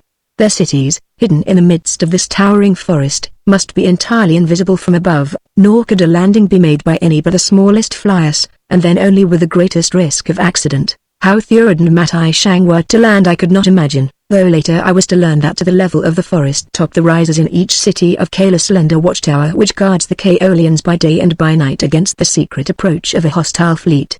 To one of these the Hekador of the Holy Therns had no difficulty in approaching, and by its means the party was safely lowered to the ground. As Wooler and I approached the bottom of the declivity the ground became soft and mushy, so that it was with the greatest difficulty that we made any headway whatever. Slender purple grasses topped with red and yellow fern-like fronds grew rankly all about us to the height of several feet above my head. Myriad creepers hung festooned in graceful loops from tree to tree, and among them were several varieties of the Martian manflower, whose blooms have eyes and hands with which to see and seize the insects which form their diet. The repulsive calotte tree was, too, much in evidence. It is a carnivorous plant of about the bigness of a large sagebrush such as dots our western plains. Each branch ends in a set of strong jaws, which have been known to drag down and devour large and formidable beasts of prey. Both Wooler and I had several narrow escapes from these greedy, arboreous monsters. Occasional areas of firm sod gave us intervals of rest from the arduous labor of traversing this gorgeous, twilight swamp, and it was upon one of these that I finally decided to make camp for the night which my chronometer warned me would soon be upon us. Many varieties of fruit grew in abundance about us, and as Martian calottes are omnivorous, Wooler had no difficulty in making a square meal after I had brought down the viands for him. Then, having eaten, too, I lay down with my back to that of my faithful hound, and dropped into a deep and dreamless sleep. The forest was shrouded in impenetrable darkness when a low growl from Wooler awakened me. All about us I could hear the stealthy movement of great, padded feet, and now and then the wicked gleam of green eyes upon us. Arising, I drew my long sword and waited. Suddenly a deep-toned, horrid roar burst from some savage throat almost at my side. What a fool I had been not to have found safer lodgings for myself and Wooler among the branches of one of the countless trees that surrounded us. By daylight it would have been comparatively easy to have hoisted Wooler aloft in one manner or another. But now it was too late. There was nothing for it but to stand our ground and take our medicine, though, from the hideous racket which now assailed our ears, and for which that first roar had seemed to be the signal, I judged that we must be in the midst of hundreds, perhaps thousands, of the fierce, man-eating denizens of the Kaolian jungle. All the balance of the night they kept up their infernal din, but why they did not attack us I could not guess, nor am I sure to this day, unless it is that none of them ever venture upon the patches of scarlet sward which dot the swamp. When morning broke they were still there, walking about us in a circle, but always just beyond the edge of the sward. A more terrifying aggregation of fierce and bloodthirsty monsters it would be difficult to imagine. Singly and in pairs they commenced wandering off into the jungle shortly after sunrise, and when the last of them had departed Wooler and I resumed our journey. Occasionally we caught glimpses of horrid beasts all during the day, but, fortunately, we were never far from a sward island, and when they saw us their pursuit always ended at the verge of the solid sod. Toward noon we stumbled upon a well-constructed road running in the general direction we had been pursuing. Everything about this highway marked it as the work of skilled engineers, and I was confident, from the indications of antiquity which it bore, as well as from the very evident signs of its being still in everyday use, that it must lead to one of the principal cities of Gale. Just as we entered it from one side a huge monster emerged from the jungle upon the other, and at sight of us charged madly in our direction. Imagine, if you can, a bald-faced hornet of your earthly experience grown to the size of a prize Hereford bull, and you will have some faint conception of the ferocious appearance and awesome formidability of the winged monster that bore down upon me. Frightful jaws in front and mighty, poisoned sting behind made my relatively puny longsword seem a pitiful weapon of defense indeed. Nor could I hope to escape the lightning-like movements or hide from those myriad-faceted eyes which covered 3/4 of the hideous head, permitting the creature to see in all directions at one and the same time. Even my powerful and ferocious Wooler was as helpless as a kitten before that frightful thing. But to flee were useless, even had it ever been to my liking to turn my back upon a danger, so I stood my ground, Wooler snarling at my side, my only hope to die as I had always lived fighting. The creature was upon us now, and at the instant there seemed to me a single slight chance for victory. If I could but remove the terrible menace of certain death hidden in the poison sacs that fed the sting, the struggle would be less unequal. At the thought I called to Wooler to leap upon the creature's head and hang there, and as his mighty jaws closed upon that fiendish face, and glistening fangs buried themselves in the bone and cartilage and lower part of one of the huge eyes, I dived beneath the great body as the creature rose, dragging Wooler from the ground, that it might bring its sting beneath and pierce the body of the thing hanging to its head. To put myself in the path of that poison-laden lance was to court instant death, but it was the only way, and as the thing shot lightning-like toward me I swung my longsword in a terrific cut that severed the deadly member close to the gorgeously marked body. Then, like a battering ram, one of the powerful hind legs caught me full in the chest and hurled me, half-stunned and wholly winded, clear across the broad highway and into the underbrush of the jungle that fringes it. Fortunately, I passed between the boles of trees. Had I struck one of them I should have been badly injured, if not killed, so swiftly had I been catapulted by that enormous hind leg. Dazed though I was, I stumbled to my feet and staggered back to Wooler's assistance, to find his savage antagonist circling 10 feet above the ground, beating madly at the clinging calot with all 6 powerful legs. Even during my sudden flight through the air I had not once released my grip upon my long sword, and now I ran beneath the 2 battling monsters, jabbing the winged terror repeatedly with its sharp point. The thing might easily have risen out of my reach, but evidently it knew as little concerning retreat in the face of danger as either Wooler or I, for it dropped quickly toward me, and before I could escape had grasped my shoulder between its powerful jaws. Time and again the now useless stub of its giant sting struck futilely against my body, but the blows alone were almost as effective as the kick of a horse, so that when I say futilely, I refer only to the natural function of the disabled member. Eventually the thing would have hammered me to a pulp. Nor was it far from accomplishing this when an interruption occurred that put an end forever to its hostilities. From where I hung a few feet above the road I could see along the highway a few hundred yards to where it turned toward the east, and just as I had about given up all hope of escaping the perilous position in which I now was I saw a red warrior come into view from around the bend. He was mounted on a splendid thoat, one of the smaller species used by red men, and in his hand was a wondrous long, light lance. His mount was walking sedately when I first perceived them. But the instant that the red man's eyes fell upon us a word to the thoat brought the animal at full charge down upon us. The long lance of the warrior dipped toward us, and as thoat and rider hurtled beneath, the point passed through the body of our antagonist. With a convulsive shudder the thing stiffened, the jaws relaxed, dropping me to the ground, and then, careening once in mid-air, the creature plunged headforemost to the road, full upon Wooler, who still clung tenaciously to its gory head. By the time I had regained my feet the red man had turned and ridden back to us. Wooler, finding his enemy inert and lifeless, released his hold at my command and wriggled from beneath the body that had covered him, and together we faced the warrior looking down upon us. I started to thank the stranger for his timely assistance, but he cut me off peremptorily. "Who are you?" he asked, "who dare enter the land of Kale and hunt in the royal forest of the Jeddak?" Then, as he noted my white skin through the coating of grime and blood that covered me, his eyes went wide and in an altered tone he whispered, "Can it be that you are a Holython?" I might have deceived the fellow for a time, as I had deceived others, but I had cast away the yellow wig and the holy diadem in the presence of Matai Shang, and I knew that it would not be long ere my new acquaintance discovered that I was no Thon at all. "I'm not a Thon," I replied, and then, flinging caution to the winds, I said, "I am John Carter, Prince of Helium, whose name may not be entirely unknown to you." If his eyes had gone wide when he thought that I was a Holython, they fairly popped now that he knew that I was John Carter. I grasped my long sword more firmly as I spoke the words which I was sure would precipitate an attack. But to my surprise they precipitated nothing of the kind. "John Carter, Prince of Helium," he repeated slowly, as though he could not quite grasp the truth of the statement. "John Carter, the mightiest warrior of Barsoom." And then he dismounted and placed his hand upon my shoulder after the manner of most friendly greeting upon Mars. "It is my duty, and it should be my pleasure, to kill you, John Carter," he said. "But always in my heart of hearts have I admired your prowess and believed in your sincerity the while I have questioned and disbelieved the Thurns and their religion. It would mean my instant death were my heresy to be suspected in the court of Kulan Tithe, but if I may serve you, Prince, you have but to command Torkabar, door of the Kaolian Road." Truth and honesty were at large upon the warrior's noble countenance, so that I could not but have trusted him, enemy though he should have been. His title of Captain of the Kaolian Road explained his timely presence in the heart of the savage forest, for every highway upon Barsoom is patrolled by doughty warriors of the noble class, nor is there any service more honorable than this lonely and dangerous duty in the less frequented sections of the domains of the Red Men of Barsoom. "Torkabar has already placed a great debt of gratitude upon my shoulders," I replied, pointing to the carcass of the creature from whose heart he was dragging his long spear. The red man smiled. "It was fortunate that I came when I did," he said.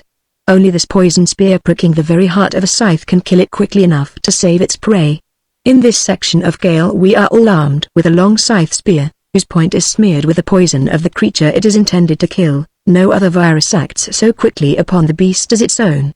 Look," he continued, drawing his dagger and making an incision in the carcass a foot above the root of the sting, from which he presently drew forth 2 sacks, each of which held fully a gallon of the deadly liquid. Thus we maintain our supply, though were it not for certain commercial uses to which the virus is put, it would scarcely be necessary to add to our present store, since the scythe is almost extinct. Only occasionally do we now run upon one. Of old, however, Kale was overrun with the frightful monsters that often came in herds of 20 or 30, darting down from above into our cities and carrying away women, children, and even warriors. As he spoke I had been wondering just how much I might safely tell this man of the mission which brought me to his land, but his next words anticipated the broaching of the subject on my part, and rendered me thankful that I had not spoken too soon. "And now as to yourself, John Carter," he said, "I shall not ask your business here, nor do I wish to hear it. I have eyes and ears and ordinary intelligence, and yesterday morning I saw the party that came to the city of Kale from the north in a small flyer. But one thing I ask of you, and that is, the word of John Carter that he contemplates no overt act against either the nation of Kale or its Jeddak." "You may have my word as to that, Torquemada," I replied.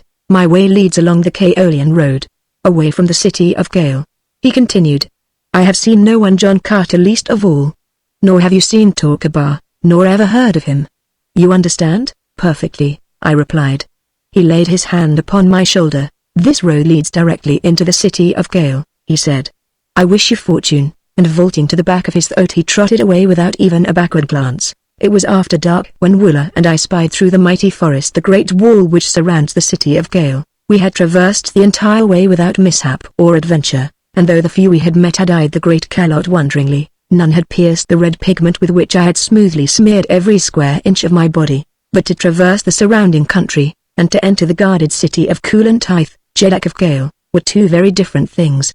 No man enters a Martian city without giving a very detailed and satisfactory account of himself, nor did I delude myself with the belief that I could for a moment impose upon the acumen of the officers of the guard to whom I should be taken the moment I applied at any one of the gates. My only hope seemed to lie in entering the city surreptitiously under cover of the darkness, and once in, trust to my own wits to hide myself in some crowded quarter where detection would be less liable to occur. With this idea in view I circled the great wall, keeping within the fringe of the forest, which is cut away for a short distance from the wall all about the city, that no enemy may utilize the trees as a means of ingress. Several times I attempted to scale the barrier at different points, but not even my earthly muscles could overcome that cleverly constructed rampart.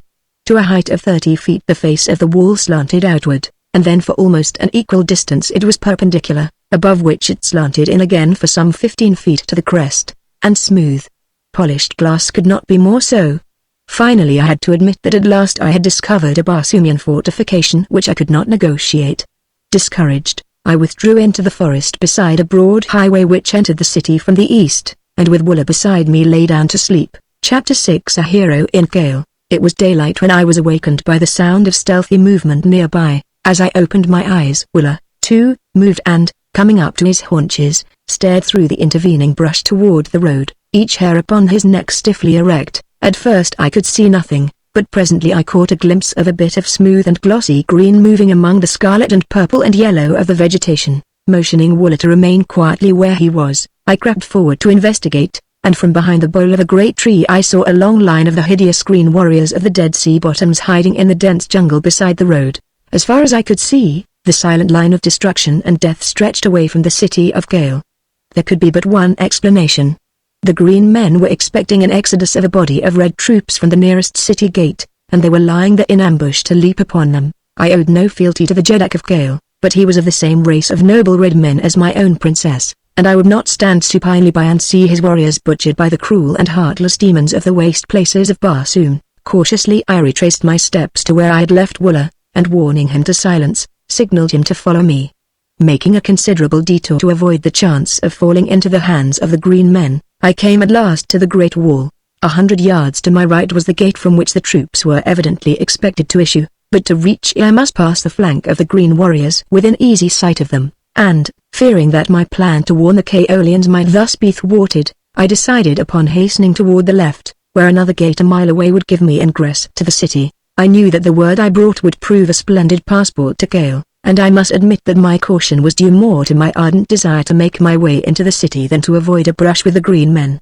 As much as I enjoy a fight, I cannot always indulge myself, and just now I had more weighty matters to occupy my time than spilling the blood of strange warriors. Could I but win beyond the city's wall, there might be opportunity in the confusion and excitement which were sure to follow my announcement of an invading force of green warriors to find my way within the palace of the Jedak, where I was sure Matai Shang and his party would be quartered. But scarcely had I taken 100 steps in the direction of the further gate when the sound of marching troops, the clank of metal, and the squealing of throats just within the city apprised me of the fact that the Kaolians were already moving toward the other gate. There was no time to be lost.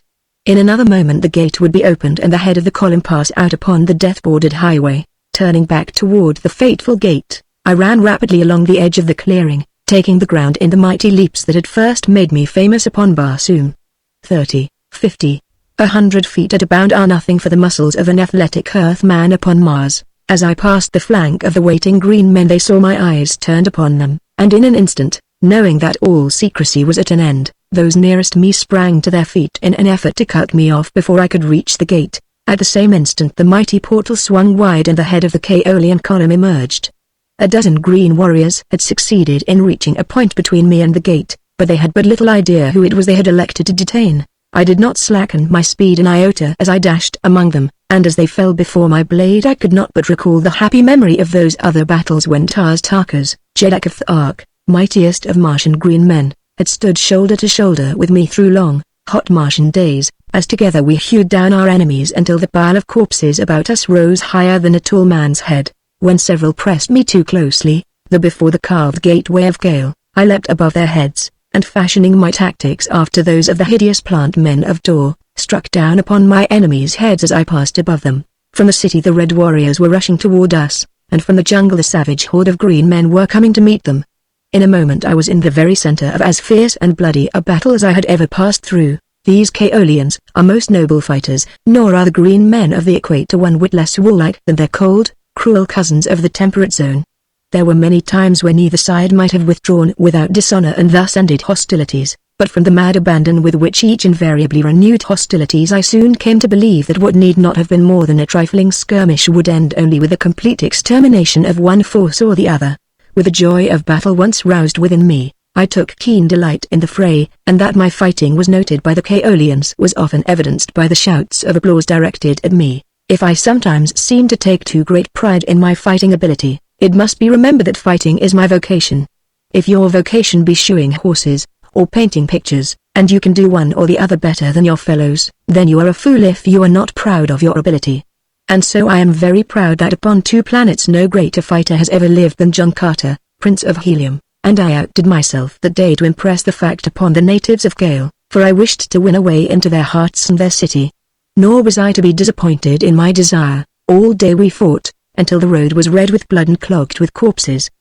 Back and forth along the slippery highway the tide of battle surged, but never once was the gateway to Gale really in danger. There were breathing spells when I had a chance to converse with the red men beside whom I fought, and once the Jedak, Kulantith himself, laid his hand upon my shoulder and asked my name. I am Dota Sojat, I replied, recalling a name given me by the Tharks many years before, from the surnames of the first 2 of their warriors I had killed, which is the custom among them. You are a mighty warrior, Dota Sojat, he replied, and when this day is done I shall speak with you again in the great audience chamber. And then the fight surged upon us once more and we were separated, but my heart's desire was attained, and it was with renewed vigor and a joyous soul that I laid about me with my long sword until the last of the green men had had enough and had withdrawn toward their distant sea bottom.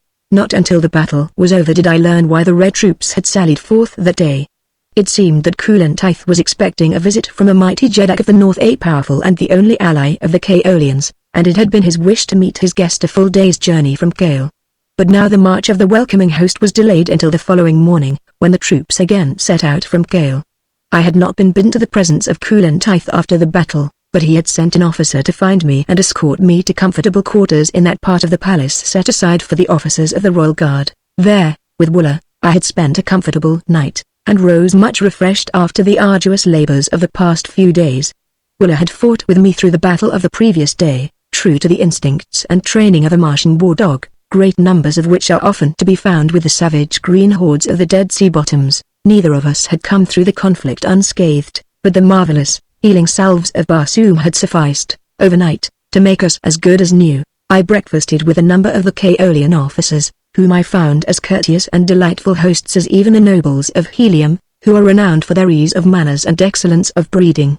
The meal was scarcely concluded when a messenger arrived from Kulan Tyth summoning me before him. As I entered the royal presence, the Jeddak rose, and stepping from the dais which supported his magnificent throne, came forward to meet me, a mark of distinction that is seldom accorded to other than a visiting ruler. Ka, Dota Sojat. He greeted me.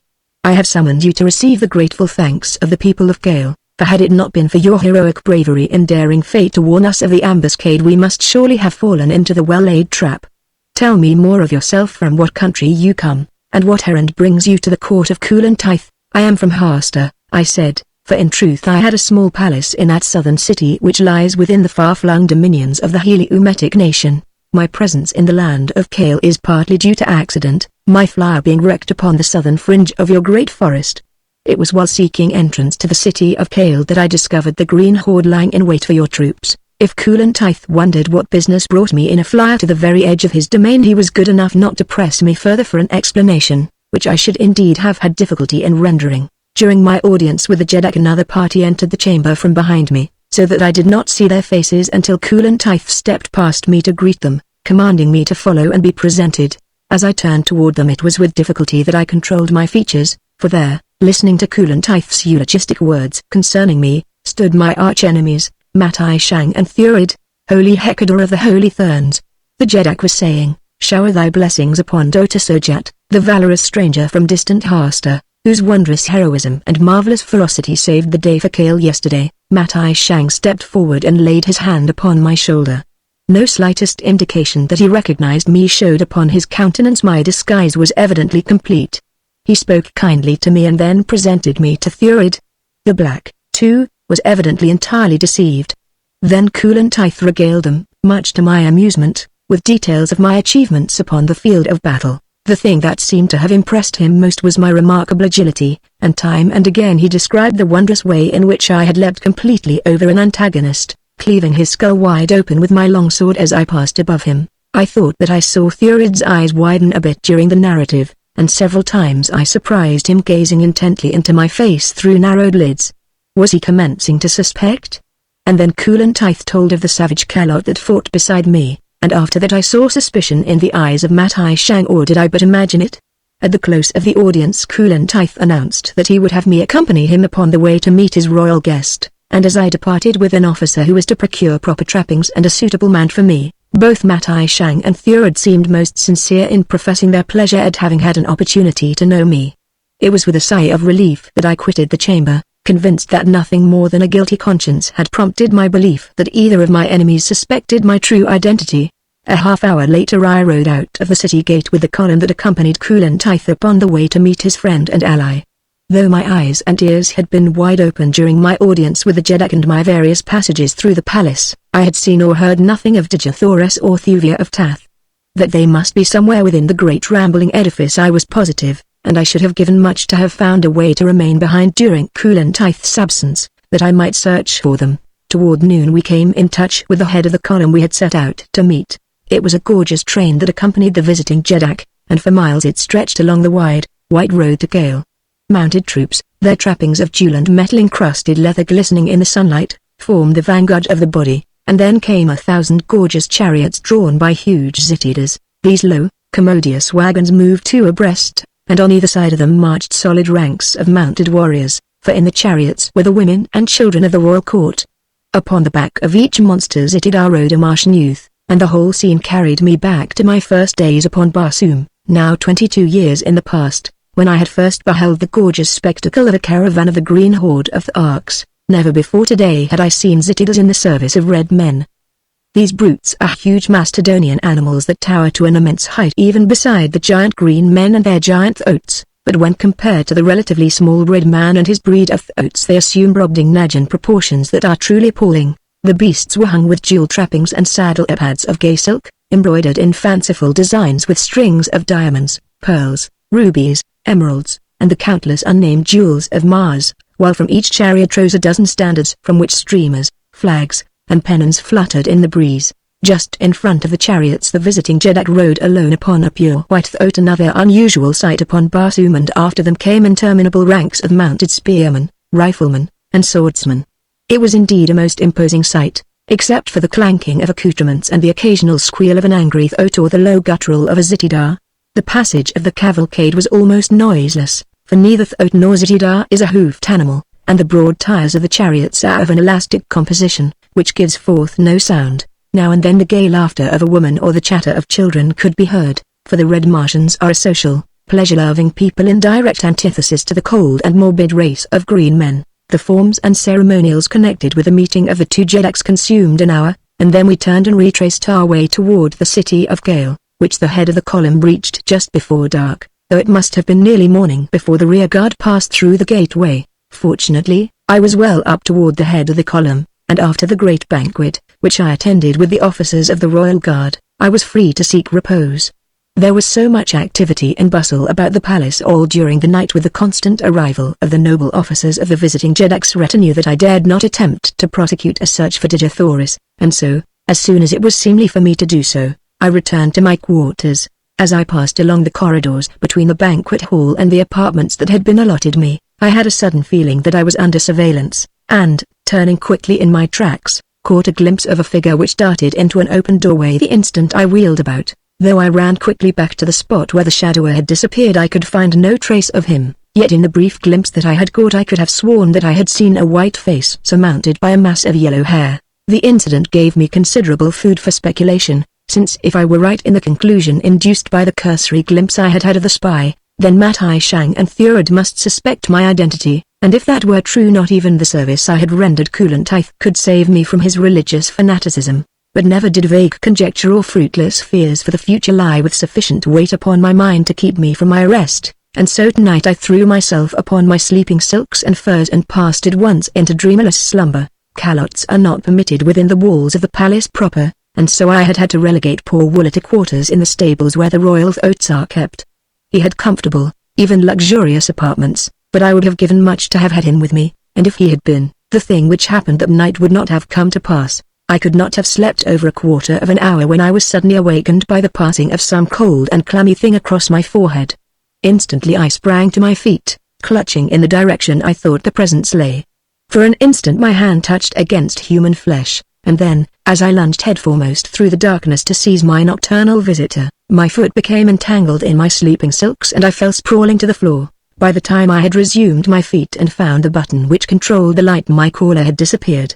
Careful search of the room revealed nothing to explain either the identity or business of the person who had thus secretly sought me in the dead of night. That the purpose might be theft I could not believe, since thieves are practically unknown upon Barsoom. Assassination, however, is rampant, but even this could not have been the motive of my stealthy friend, for he might easily have killed me had he desired. I had about given up fruitless conjecture and was on the point of returning to sleep when a dozen Kaolian guardsmen entered my apartment. The officer in charge was one of my genial hosts of the morning, but now upon his face was no sign of friendship. Kulantaith commands your presence before him, he said. Come. Chapter 7 New Allies. Surrounded by guardsmen I marched back along the corridors of the palace of Kulantaith, Jeddak of Gale, to the great audience chamber in the center of the massive structure. As I entered the brilliantly lighted apartment, filled with the nobles of Gale and the officers of the visiting Jeddak, all eyes were turned upon me. Upon the great dais at the end of the chamber stood 3 thrones, upon which sat Kulantaith and his 2 guests, Matai Shang, and the visiting Jeddak. Up the broad center aisle we marched beneath deadly silence, and at the foot of the thrones we halted. Prefer thy charge, said Kulantaith, turning to one who stood among the nobles at his right, and then Thurid, the black data of the firstborn, stepped forward and faced me. Most noble Jeddak, he said, addressing Kulantaith, from the first I suspected this stranger within thy palace. Your description of his fiendish prowess tallied with that of the arch-enemy of truth upon Barsoom, but that there might be no mistake I dispatched a priest of your own holy cult to make the test that should pierce his disguise and reveal the truth. Behold the result. And Thurid pointed a rigid finger at my forehead. All eyes followed the direction of that accusing digit. I alone seemed at a loss to guess what fatal sign rested upon my brow. The officer beside me guessed my perplexity, and as the brows of Kulantaith darkened in a menacing scowl as his eyes rested upon me, the noble drew a small mirror from his pocket pouch and held it before my face. One glance at the reflection it gave back to me was sufficient. From my forehead the hand of the sneaking thing had reached out through the concealing darkness of my bedchamber and wiped away a patch of the disguising red pigment as broad as my palm. Beneath showed the tanned texture of my own white skin. For a moment Thurid ceased speaking, to enhance, I suspect, the dramatic effect of his disclosure.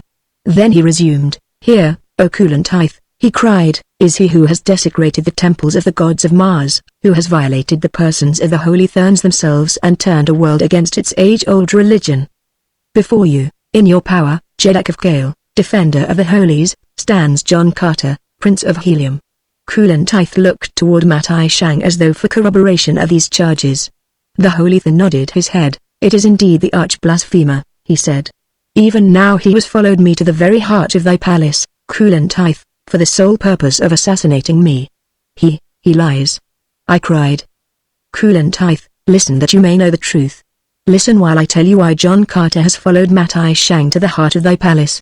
Listen to me as well as to them, and then judge if my acts be not more in accord with true Barsumian chivalry and honor than those of these revengeful devotees of the spurious creeds from whose cruel bonds I have freed your planet." "Silence!"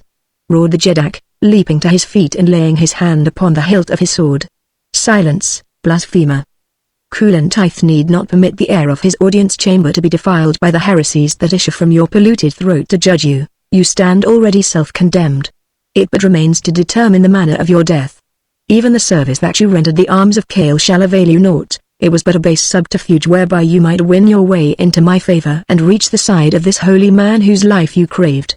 To the pits with him," he concluded, addressing the officer of my guard. Here was a pretty pass, indeed. What chance had I against a whole nation? What hope for me of mercy at the hands of the fanatical Kulantith with such advisers as Matai Shang and Thurid? The black grinned malevolently in my face. "You shall not escape this time, Earthman," he taunted. The guards closed toward me. A red haze blurred my vision. The fighting blood of my Virginian sires coursed hot through my veins. The lust of battle in all its mad fury was upon me. With a leap I was beside Thurid, and ere the devilish smirk had faded from his handsome face I had caught him full upon the mouth with my clenched fist, and as the good, old American blow landed, the black data shot back a dozen feet, to crumple in a heap at the foot of Kulantith's throne, spitting blood and teeth from his hurt mouth. Then I drew my sword and swung round, on guard, to face a nation.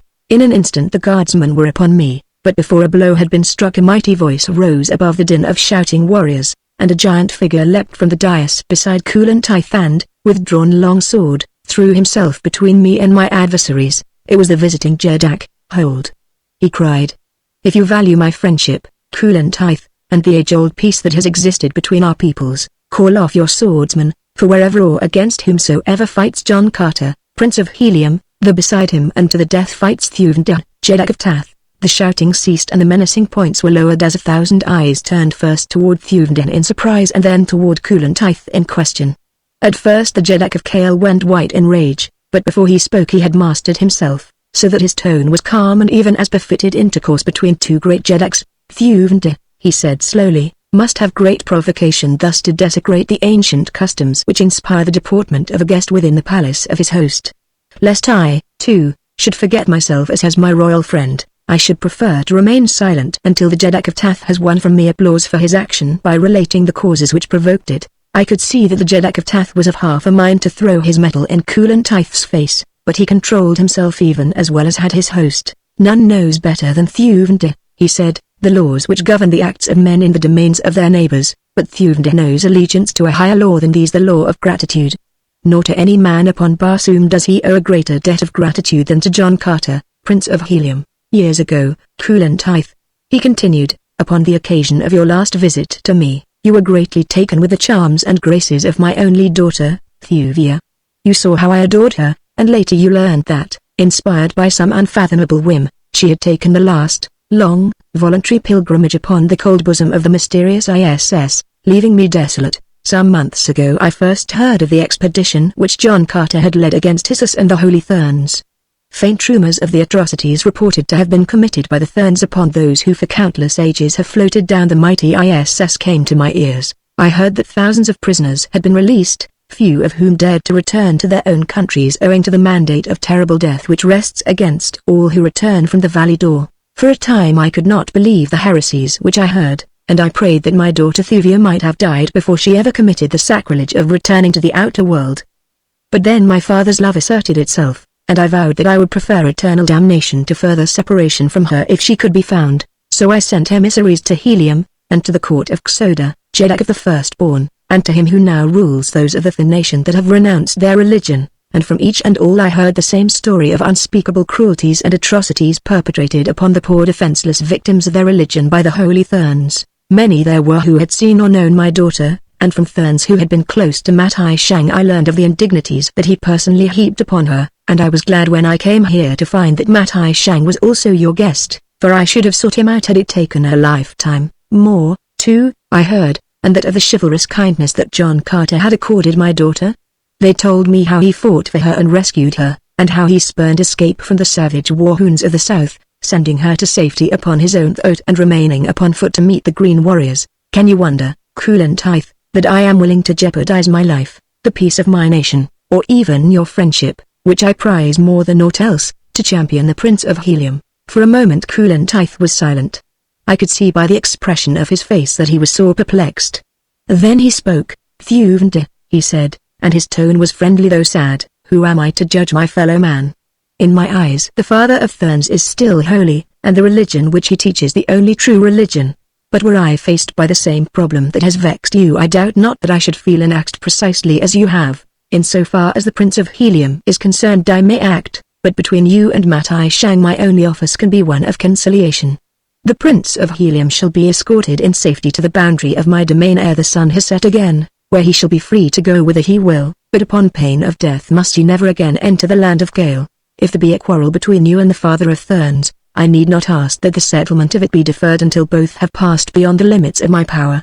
Are you satisfied, Thuvnde? The Jeddak of Tath nodded his assent, but the ugly scowl that he bent upon Matai Shang harbored ill for that pasty-faced godling. The Prince of Helium is far from satisfied, I cried, breaking rudely in upon the beginnings of peace, for I had no stomach for peace at the price that had been named. I have escaped death in a dozen forms to follow Matai Shang and overtake him, and I do not intend to be led, like a decrepit thoat to the slaughter, from the goal that I have won by the prowess of my sword arm and the might of my muscles, nor will Thuvnde, Jeddak of Tath, be satisfied when he has heard me through. Do you know why I have followed Matai Shang and Thurid, the Black Data, from the forests of the Valley Door across half a world through almost insurmountable difficulties? Think you that John Carter, Prince of Helium, would stoop to assassination? Can Kulan Tithe be such a fool as to believe that lie, whispered in his ear by the holy Thanor Data Thurid? I do not follow Matai Shang to kill him, though the god of mine own planet knows that my hands itch to be at his throat. I follow him, Thuvnde, because with him are two prisoners, my wife, Digithoris, Princess of Helium, and your daughter, Thuvia of Tath. Now think you that I shall permit myself to be led beyond the walls of Kale unless the mother of my son accompanies me, and thy daughter be restored? Thuvnde turned upon Kulan Tithe. Rage flamed in his keen eyes, but by the masterfulness of his self-control he kept his tones level as he spoke. Knew you this thing, Kulan Tithe? He asked. Knew you that my daughter lay a prisoner in your palace? He could not know it, interrupted Matai Shang, white with what I am sure was more fear than rage. He could not know it, for it is a lie. I would have had his life for that upon the spot, but even as I sprang toward him Thuvnde laid a heavy hand upon my shoulder. Wait, he said to me, and then to Kulan Tithe. It is not a lie. This much have I learned of the Prince of Helium, he does not lie. Answer me, Kulan Tithe. I have asked you a question. 3 women came with the father of Therns, replied Kulan Tithe. Fada, his daughter, and 2 who were reported to be her slaves. If these be Thuvia of Tath and Digithoris of Helium, I did not know it. I have seen neither. But if they be, then shall they be returned to you on the morrow. As he spoke he looked straight at Matai Shang, not as a devotee should look at a high priest, but as a ruler of men looks at one to whom he issues a command. It must have been plain to the father of Therns, as it was to me, that the recent disclosures of his true character had done much already to weaken the faith of Kulan Tithe, and that it would require but little more to turn the powerful Jeddak into an avowed enemy. But so strong are the seeds of superstition that even the great Kaolian still hesitated to cut the final strand that bound him to his ancient religion. Matai Shang was wise enough to seem to accept the mandate of his follower, and promised to bring the 2 slave women to the audience chamber on the morrow. It is almost morning now, he said, and I should dislike to break in upon the slumber of my daughter, or I would have them fetched at once that you might see that the Prince of Helium is mistaken," and he emphasized the last word in an effort to affront me so subtly that I could not take open offense. I was about to object to any delay, and demand that the Princess of Helium be brought to me forthwith, when Thuvden made such insistence seem unnecessary. "I should like to see my daughter at once," he said, "but if Kulantith will give me his assurance that none will be permitted to leave the palace this night, and that no harm shall befall either Digithoris or Thuvia of Tath between now and the moment they are brought into our presence in this chamber at daylight, I shall not insist." "None shall leave the palace tonight," replied the Jeddak of Gale, "and Matai Shang will give us assurance that no harm will come to the two women." The Thin assented with a nod. A few moments later Kulantith indicated that the audience was at an end, and at Thuvden's invitation I accompanied the Jeddak of Tath to his own apartments, where we sat until daylight, while he listened to the account of my experiences upon his planet and to all that had befallen his daughter during the time that we had been together. I found the father of Thuvia a man after my own heart, and that night saw the beginning of a friendship which has grown until it is second only to that which obtains between Tars Tarkas, the Green Jeddak of Thark, and myself. The first burst of Mars's sudden dawn brought messengers from Kulantith, summoning us to the audience chamber where Thuvden was to receive his daughter after years of separation, and I was to be reunited with the glorious daughter of Helium after an almost unbroken separation of 12 years. My heart pounded within my bosom until I looked about me in embarrassment, so sure was I that all within the room must hear. My arms ached to enfold once more the divine form of her whose eternal youth and undying beauty were but outward manifestations of a perfect soul. At last the messenger dispatched to fetch Matai Shang returned. I craned my neck to catch the first glimpse of those who should be following, but the messenger was alone. Halting before the throne he addressed his Jeddak in a voice that was plainly audible to all within the chamber. "O Kulantith, mightiest of Jeddaks," he cried, after the fashion of the court, "your messenger returns alone," for when he reached the apartments of the father of Thurns he found them empty, as were those occupied by his suite. Kulantith went white. A low groan burst from the lips of Thuvden who stood next me, not having ascended the throne which awaited him beside his host. For a moment the silence of death reigned in the great audience chamber of Kulantith, Jeddak of Gale. It was he who broke the spell. Rising from his throne he stepped down from the dais to the side of Thuvden. Tears dimmed his eyes as he placed both his hands upon the shoulders of his friend. "Oh Thuvden," he cried, "that this should have happened in the palace of thy best friend. With my own hands would I have wrung the neck of Matai Shang had I guessed what was in his foul heart.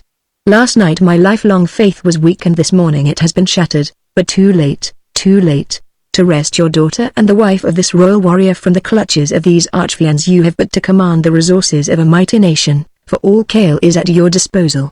What may be done? Say the word." "First," I suggested, "let us find those of your people who be responsible for the escape of Matai Shang and his followers. Without assistance on the part of the palace guard this thing could not have come to pass.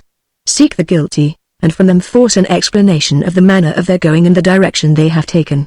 Before Kulantith could issue the commands that would initiate the investigation a handsome young officer stepped forward and addressed his Jeddak. "O Kulantith, mightiest of Jeddaks," he said, "I alone be responsible for this grievous error. Last night it was I who commanded the palace guard.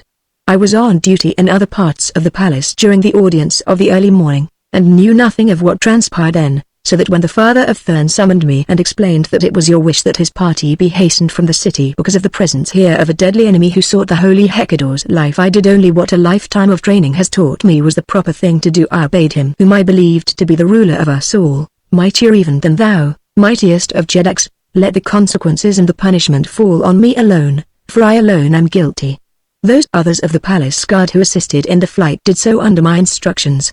Kulantith looked first at me and then at Thuvden, as though to ask our judgment upon the man, but the error was so evidently excusable that neither of us had any mind to see the young officer suffer for a mistake that any might readily have made. "How left they?" asked Thuvden, "and what direction did they take?" "They left as they came," replied the officer, "upon their own flyer.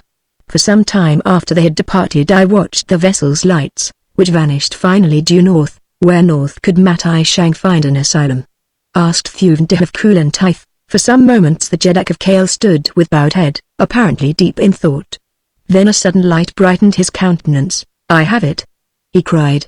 "Only yesterday Matai Shang let drop a hint of his destination, telling me of a race of people unlike ourselves who dwell far to the north. They, he said, had always been known to the Holy Therns and were devout and faithful followers of the ancient cult. Among them will he find a perpetual haven of refuge, where no lying heretics might seek him out. It is there that Matai Shang has gone, and in all Kale there be no flyer wherein to follow, I cried. Nor nearer than Tath, replied Thuvden. Wait, I exclaimed, beyond the southern fringe of this great forest lies the wreck of the thin flower which brought me that far upon my way. If you will loan me men to fetch it, and artificers to assist me, I can repair it in 2 days. Kulan Tith. I had been more than half suspicious of the seeming sincerity of the Kaolian Jedak's sudden apostasy, but the alacrity with which he embraced my suggestion, and the dispatch with which a force of officers and the men were placed at my disposal entirely removed the last vestige of my doubts. 2 days later the flyer rested upon the top of the watchtower, ready to depart. Thuvden and Kulan Tith had offered me the entire resources of 2 nations. Millions of fighting men were at my disposal, but my flyer could hold but one other than myself and Wooler. As I stepped aboard her, Thuvden took his place beside me. I cast a look of questioning surprise upon him. He turned to the highest of his own officers who had accompanied him to Gale. To you I entrust the return of my retinue to Tath, he said. There my son rules ably in my absence. The Prince of Helium shall not go alone into the land of his enemies. I have spoken.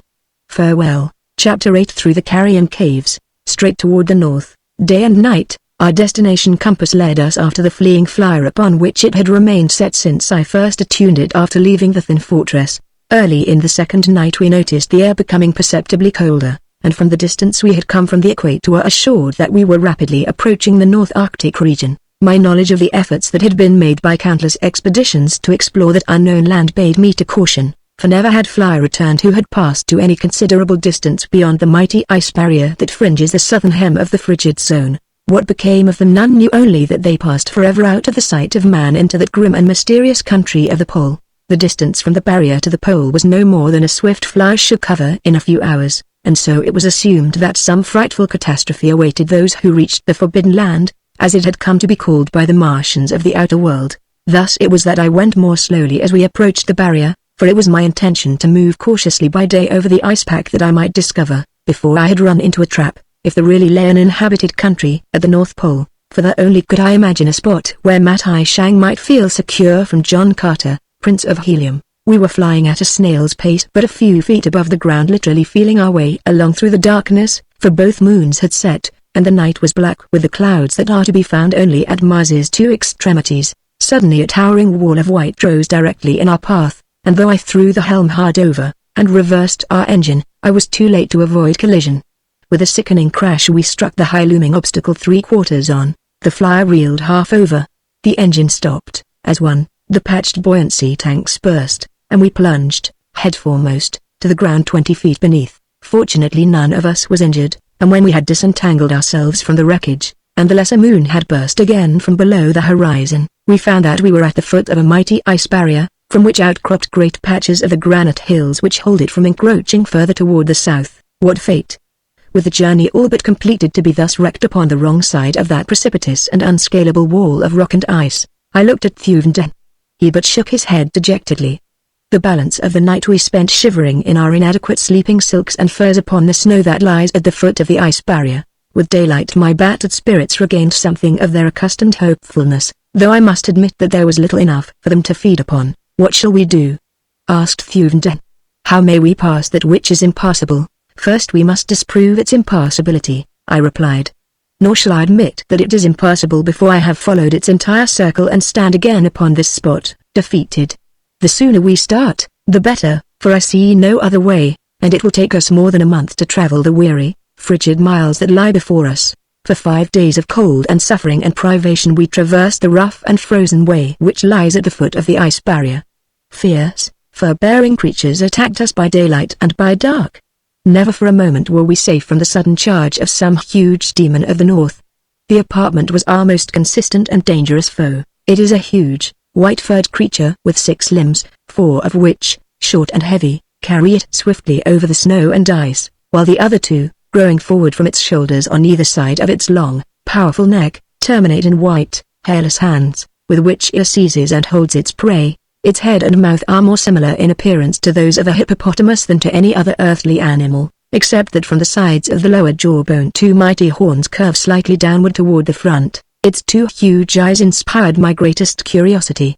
They extend in 2 vast, oval patches from the center of the top of the cranium down either side of the head to below the roots of the horns, so that these weapons really grow out from the lower part of the eyes, which are composed of several thousand ocelli each. This eye structure seemed remarkable in a beast whose haunts were upon a glaring field of ice and snow, and though I found upon minute examination of several that we killed that each ocellus is furnished with its own lid, and that the animal can at will close as many of the facets of his huge eyes as he chooses, yet I was positive that nature had thus equipped him because much of his life was to be spent in dark, subterranean recesses. Shortly after this we came upon the hugest apartment that we had seen.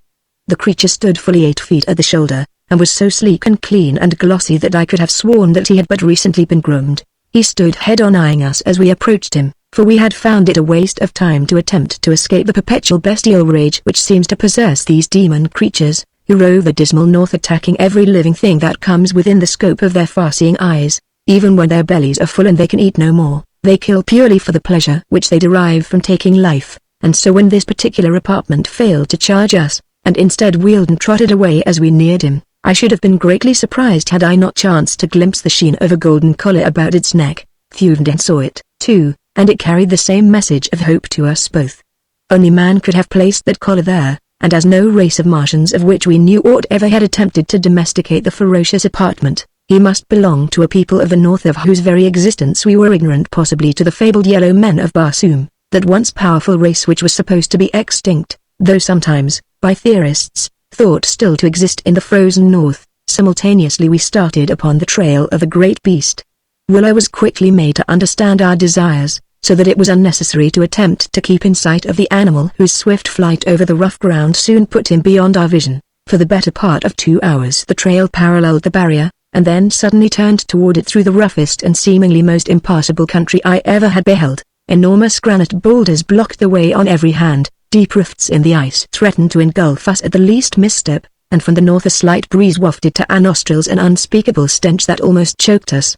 For another 2 hours we were occupied in traversing a few hundred yards to the foot of the barrier. Then, turning about the corner of a wall-like outcropping of granite, we came upon a smooth area of 2 or 3 acres before the base of the towering pile of ice and rock that had baffled us for days, and before us beheld the dark and cavernous mouth of a cave. From this repelling portal the horrid stench was emanating, and as Thuvden espied the place he halted with an exclamation of profound astonishment. "By all my ancestors," he ejaculated, "that I should have lived to witness the reality of the fabled carrion caves. If these indeed be they, we have found a way beyond the ice barrier."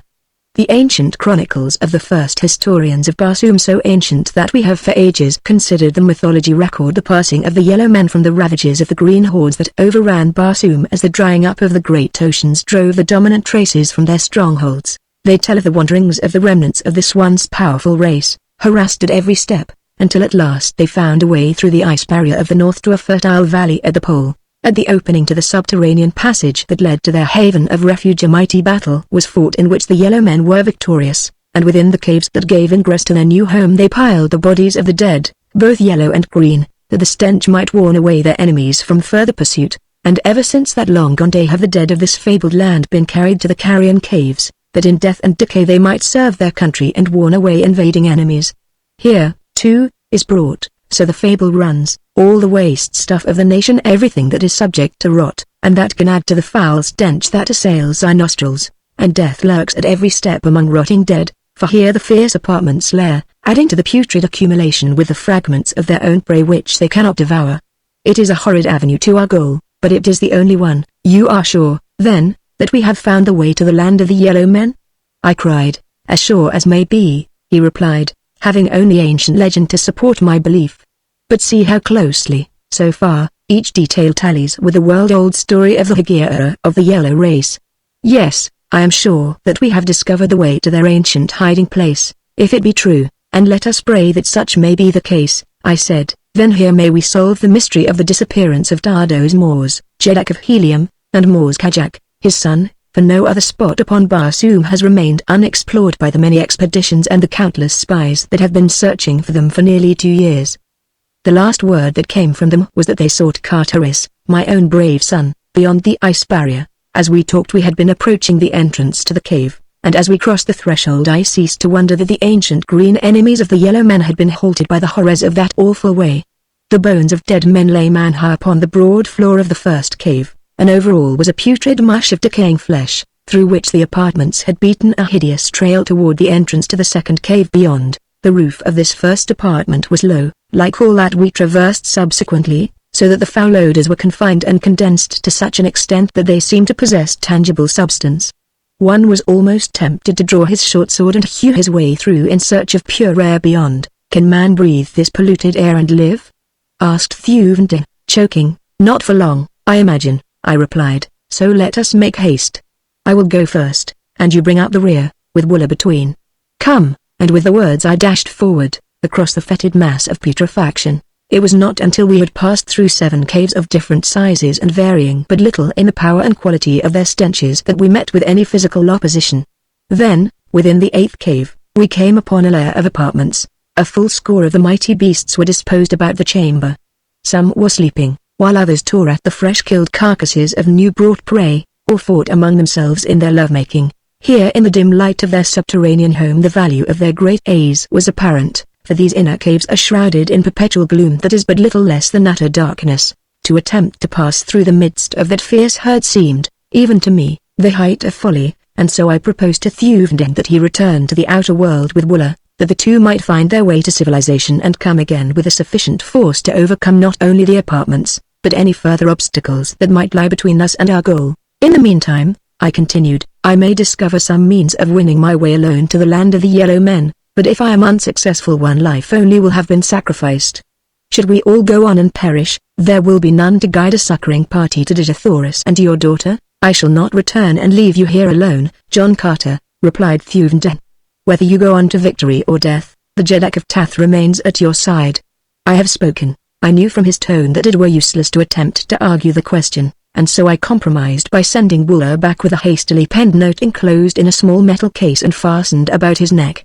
I commanded the faithful creature to seek Carteres at Helium, and though half a world and countless dangers lay between, I knew that if the thing could be done Wooler would do it, equipped as he was by nature with marvelous speed and endurance, and with frightful ferocity that made him a match for any single enemy of the way. His keen intelligence and wondrous instinct should easily furnish all else that was needed for the successful accomplishment of his mission. It was with evident reluctance that the great beast turned to leave me in compliance with my command, and ere he had gone I could not resist the inclination to throw my arms about his great neck in a parting hug.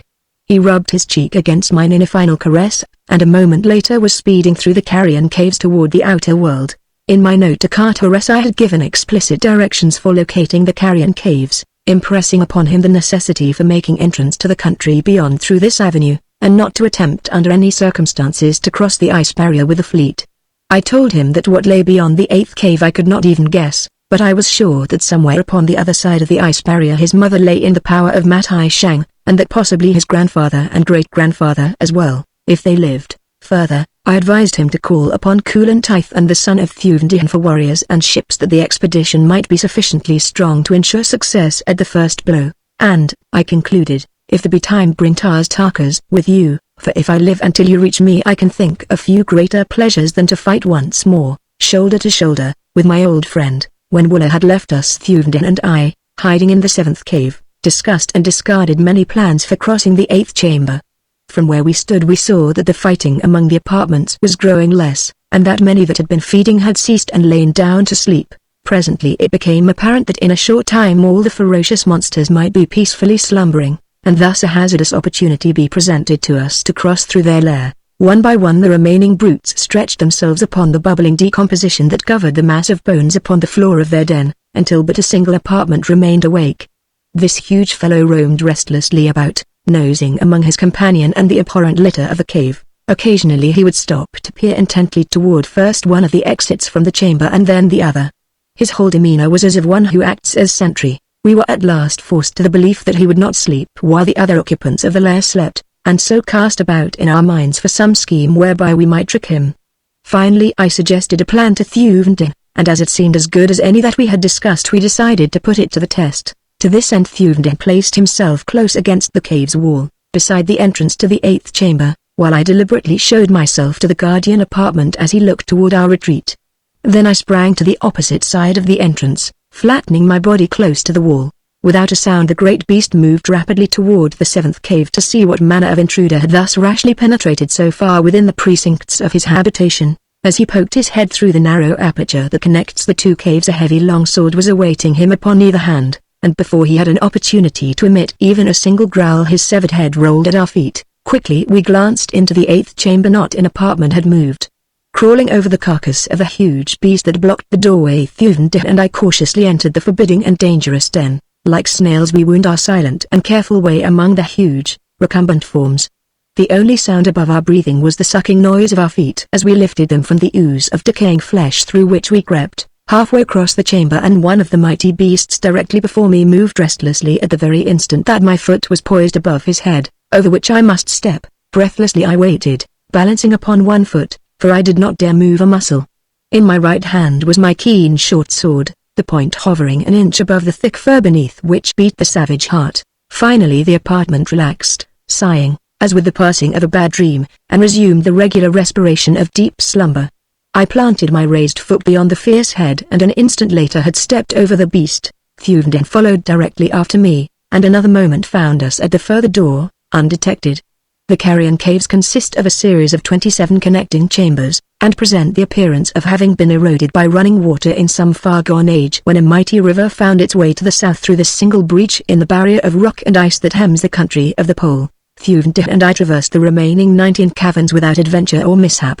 We were afterward to learn that but once a month is it possible to find all the apartments of the carrion caves in a single chamber. At other times they roam singly or in pairs in and out of the caves, so that it would have been practically impossible for two men to have passed through the entire 27 chambers without encountering an apartment in nearly every one of them. Once a month they sleep for a full day, and it was our good fortune to stumble by accident upon one of these occasions. Beyond the last cave we emerged into a desolate country of snow and ice, but found a well-marked trail leading north. The way was boulder-strewn, as had been that south of the barrier, so that we could see but a short distance ahead of us at any time. After a couple of hours we passed round a huge boulder to come to a steep declivity leading down into a valley. Directly before us we saw a half-dozen men, fierce, black-bearded fellows, with skins the color of a ripe lemon, the yellow men of Barsoom.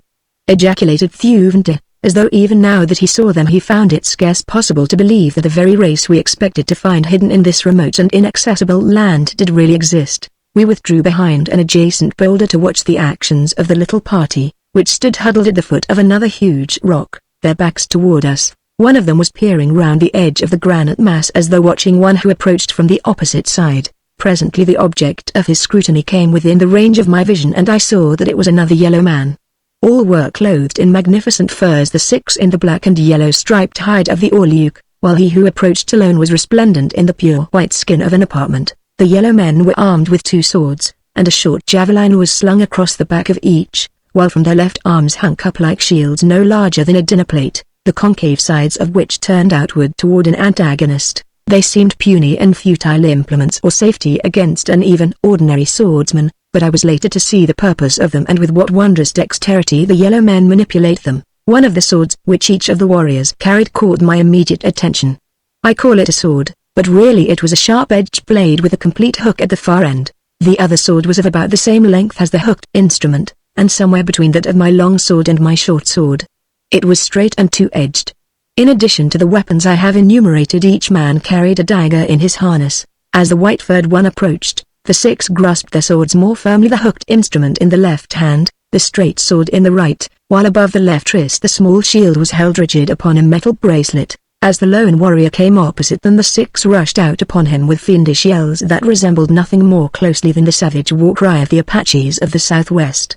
Instantly the attack drew both his swords, and as the six fell upon him I witnessed as pretty fighting as one might care to see. With their sharp hooks the combatants attempted to take hold of an adversary, but like lightning the cup-shaped shield would spring before the darting weapon and into its hollow the hook would plunge. Once the lone warrior caught an antagonist in the side with his hook, and drawing him close ran his sword through him, but the odds were too unequal, and, though he who fought alone was by far the best and bravest of them all, I saw that it was but a question of time before the remaining five would find an opening through his marvelous guard and bring him down. Now my sympathies have ever been with the weaker side of an argument, and though I knew nothing of the cause of the trouble I could not stand idly by and see a brave man butchered by superior numbers. As a matter of fact I presume I gave little attention to seeking an excuse, for I love a good fight too well to need any other reason for joining in when one is afoot. So it was that before Thuvden knew what I was about, he saw me standing by the side of the white-clad yellow man, battling like mad with his 5 adversaries. Chapter 9. With the yellow men, Thuvden was not long in joining me, and, though we found the hooked weapon a strange and savage thing with which to deal, the 3 of us soon dispatched the 5 black-bearded warriors who opposed us. When the battle was over, our new acquaintance turned to me, and removing the shield from his wrist, held it out. I did not know the significance of his act, but judged that it was but a form of expressing his gratitude to me. I afterward learned that it symbolized the offering of a man's life in return for some great favor done him, and my act of refusing, which I had immediately done, was what was expected of me. Then accept from Talu, Prince of Marantina, said the yellow man, this token of my gratitude, and reaching beneath one of his wide sleeves he withdrew a bracelet and placed it upon my arm.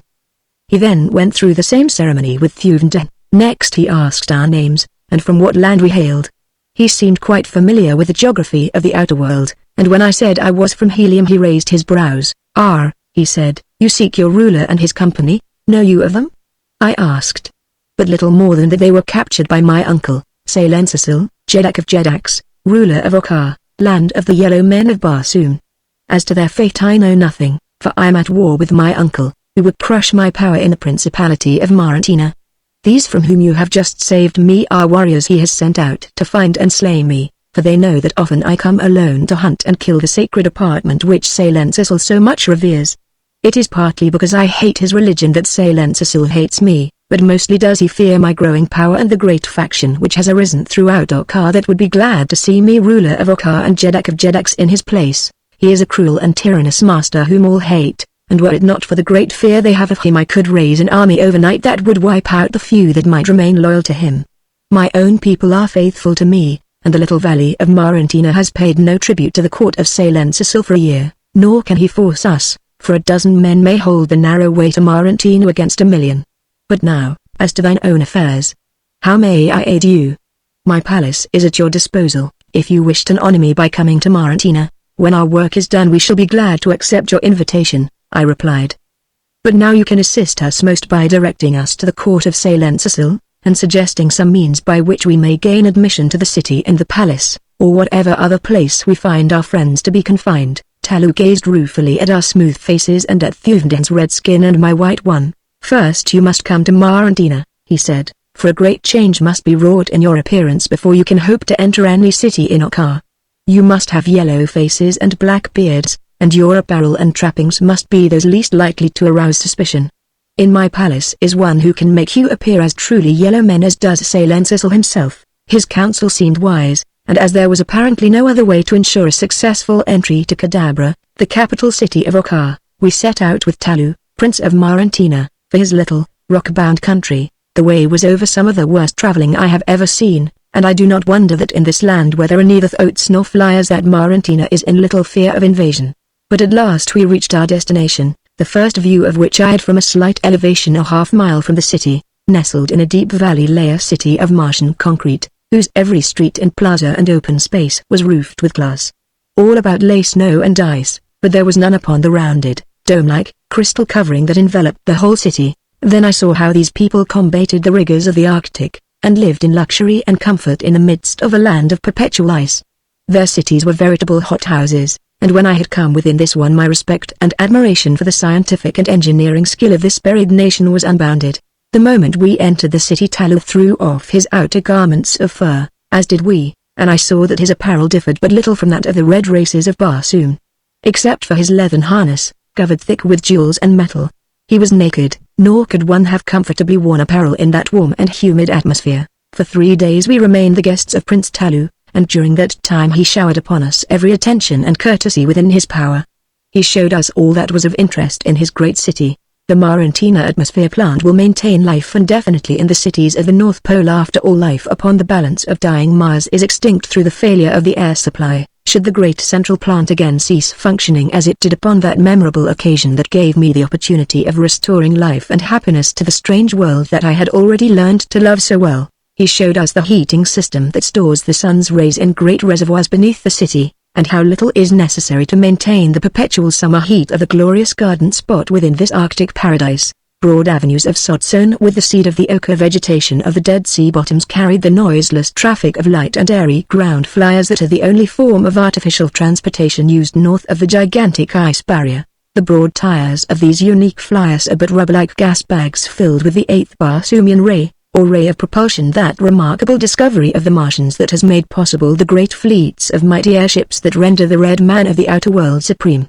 It is this ray which propels the inherent or reflected light of the planet off into space, and when confined gives to the Martian craft their airy buoyancy. The ground flyers of Marantina contain just sufficient buoyancy in their automobile-like wheels to give the cars traction for steering purposes, and though the hind wheels are geared to the engine, and aid in driving the machine, the bulk of this work is carried by a small propeller at the stern. I know of no more delightful sensation than that of riding in one of these luxuriously appointed cars which skim, light and airy as feathers, along the soft, mossy avenues of Marantina.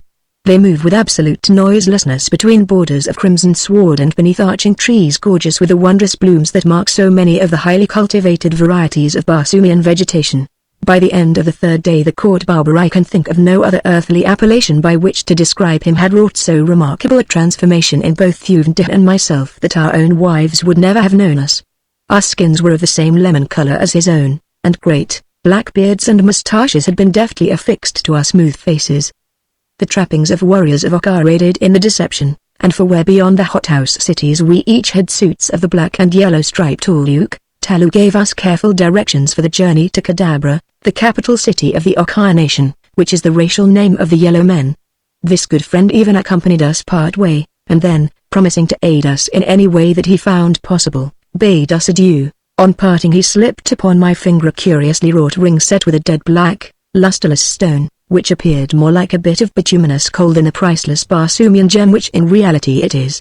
There had been but 3 others cut from the mother stone, he said, which is in my possession. These 3 are worn by nobles high in my confidence, all of whom have been sent on secret missions to the court of Salensasil. Should you come within 50 feet of any of these 3 you will feel a rapid, pricking sensation in the finger upon which you wear this ring. He who wears one of its mates will experience the same feeling. It is caused by an electrical action that takes place the moment 2 of these gems cut from the same mother stone come within the radius of each other's power. By it you will know that a friend is at hand upon whom you may depend for assistance in time of need. Should another wearer of one of these gems call upon you for aid, do not deny him, and should death threaten you, swallow the ring rather than let it fall into the hands of enemies.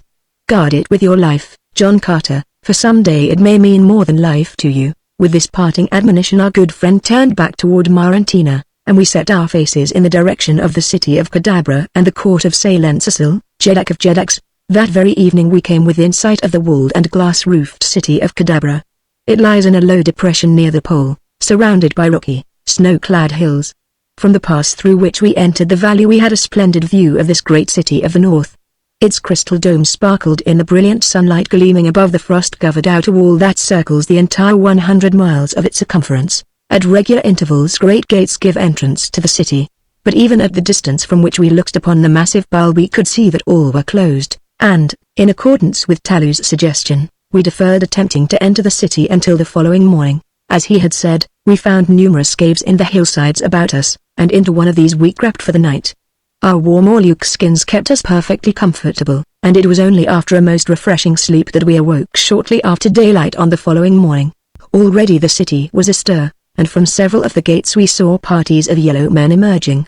Following closely each detail of the instructions given us by our good friend of Marantina, we remained concealed for several hours until one party of some half-dozen warriors had passed along the trail below our hiding place and entered the hills by way of the pass along which we had come the previous evening. After giving them time to get well out of sight of our cave, Thuvendip and I crept out and followed them, overtaking them when they were well into the hills. When we had come almost to them I called aloud to their leader, when the whole party halted and turned toward us. The crucial test had come. Could we but deceive these men, the rest would be comparatively easy. "Cow!"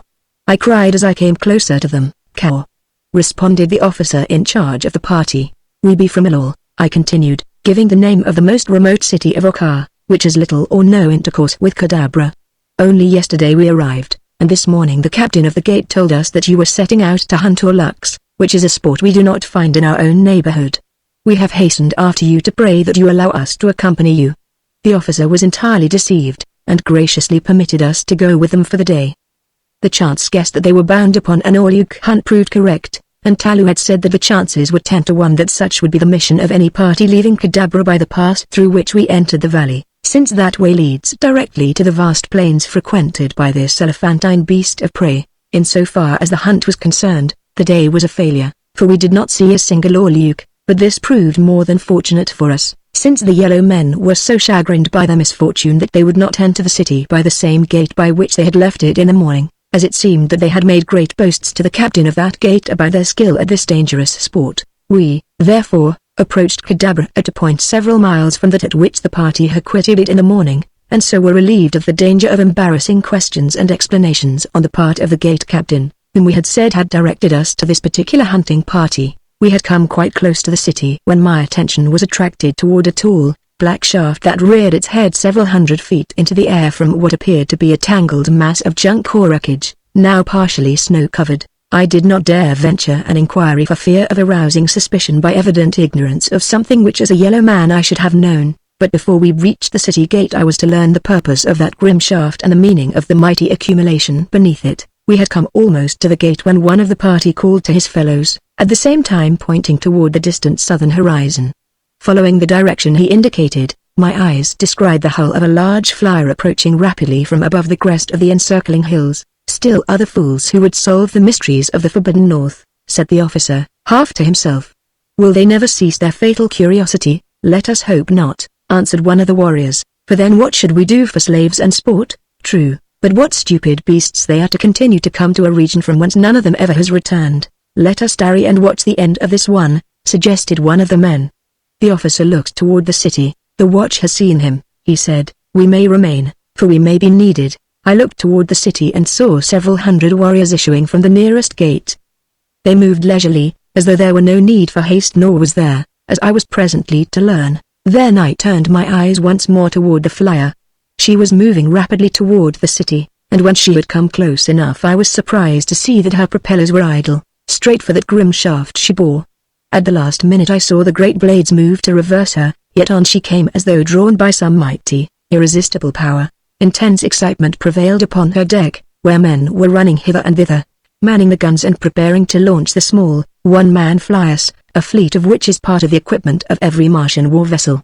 Closer and closer to the black shaft the ship sped. In another instant she must strike, and then I saw the familiar signal flown that sends the lesser boats in a great flock from the deck of the mother ship. Instantly 100 tiny flyers rose from her deck, like a swarm of huge dragonflies, but scarcely were they clear of the battleship than the nose of each turned toward the shaft, and they, too, rushed on at frightful speed toward the same now seemingly inevitable end that menaced the larger vessel. A moment later the collision came. Men were hurled in every direction from the ship's deck, while she, bent and crumpled, took the last, long plunge to the scrap heap at the shaft's base, with her fell a shower of her own tiny flyers, for each of them had come in violent collision with the solid shaft. I noticed that the wrecked flyers scraped down the shaft's side, and that their fall was not as rapid as might have been expected, and then suddenly the secret of the shaft burst upon me, and with it an explanation of the cause that prevented a flyer that passed too far across the ice barrier ever returning. The shaft was a mighty magnet, and when once a vessel came within the radius of its powerful attraction for the aluminum steel that enters so largely into the construction of all Barsoomian craft, no power on earth could prevent such an end as we had just witnessed. I afterward learned that the shaft rests directly over the magnetic pole of Mars, but whether this adds in any way to its incalculable power of attraction I do not know. I am a fighting man, not a scientist. Here, at last, was an explanation of the long absence of Tardos Mors and Mors Kajak. These valiant and intrepid warriors had dared the mysteries and dangers of the frozen north to search for Cartaris, whose long absence had bowed in grief the head of his beautiful mother, Digithoris, Princess of Helium. The moment that the last of the flyers came to rest at the base of the shaft the black-bearded, yellow warriors swarmed over the mass of wreckage upon which they lay, making prisoners of those who were uninjured and occasionally dispatching with a sword thrust one of the wounded who seemed prone to resent their taunts and insults. A few of the uninjured red men battled bravely against their cruel foes, but for the most part they seemed too overwhelmed by the horror of the catastrophe that had befallen them to do more than submit supinely to the golden chains with which they were manacled. When the last of the prisoners had been confined, the party returned to the city, at the gate of which we met a pack of fierce, gold-collared apartments, each of which marched between two warriors, who held them with strong chains of the same metal as their collars. Just beyond the gate the attendants loosened the whole terrible herd, and as they bounded off toward the grim, black shaft I did not need to ask to know their mission.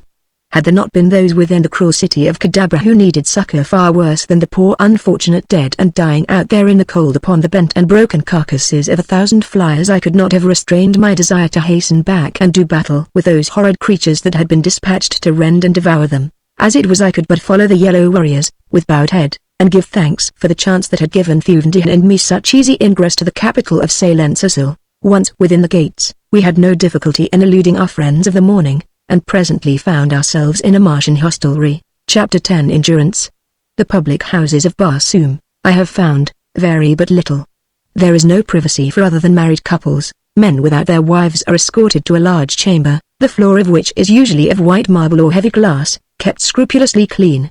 Here are many small, raised platforms for the guests sleeping silks and furs, and if he have none of his own clean, fresh ones are furnished at a nominal charge. Once a man's belongings have been deposited upon one of these platforms he is a guest of the house, and that platform his own until he leaves.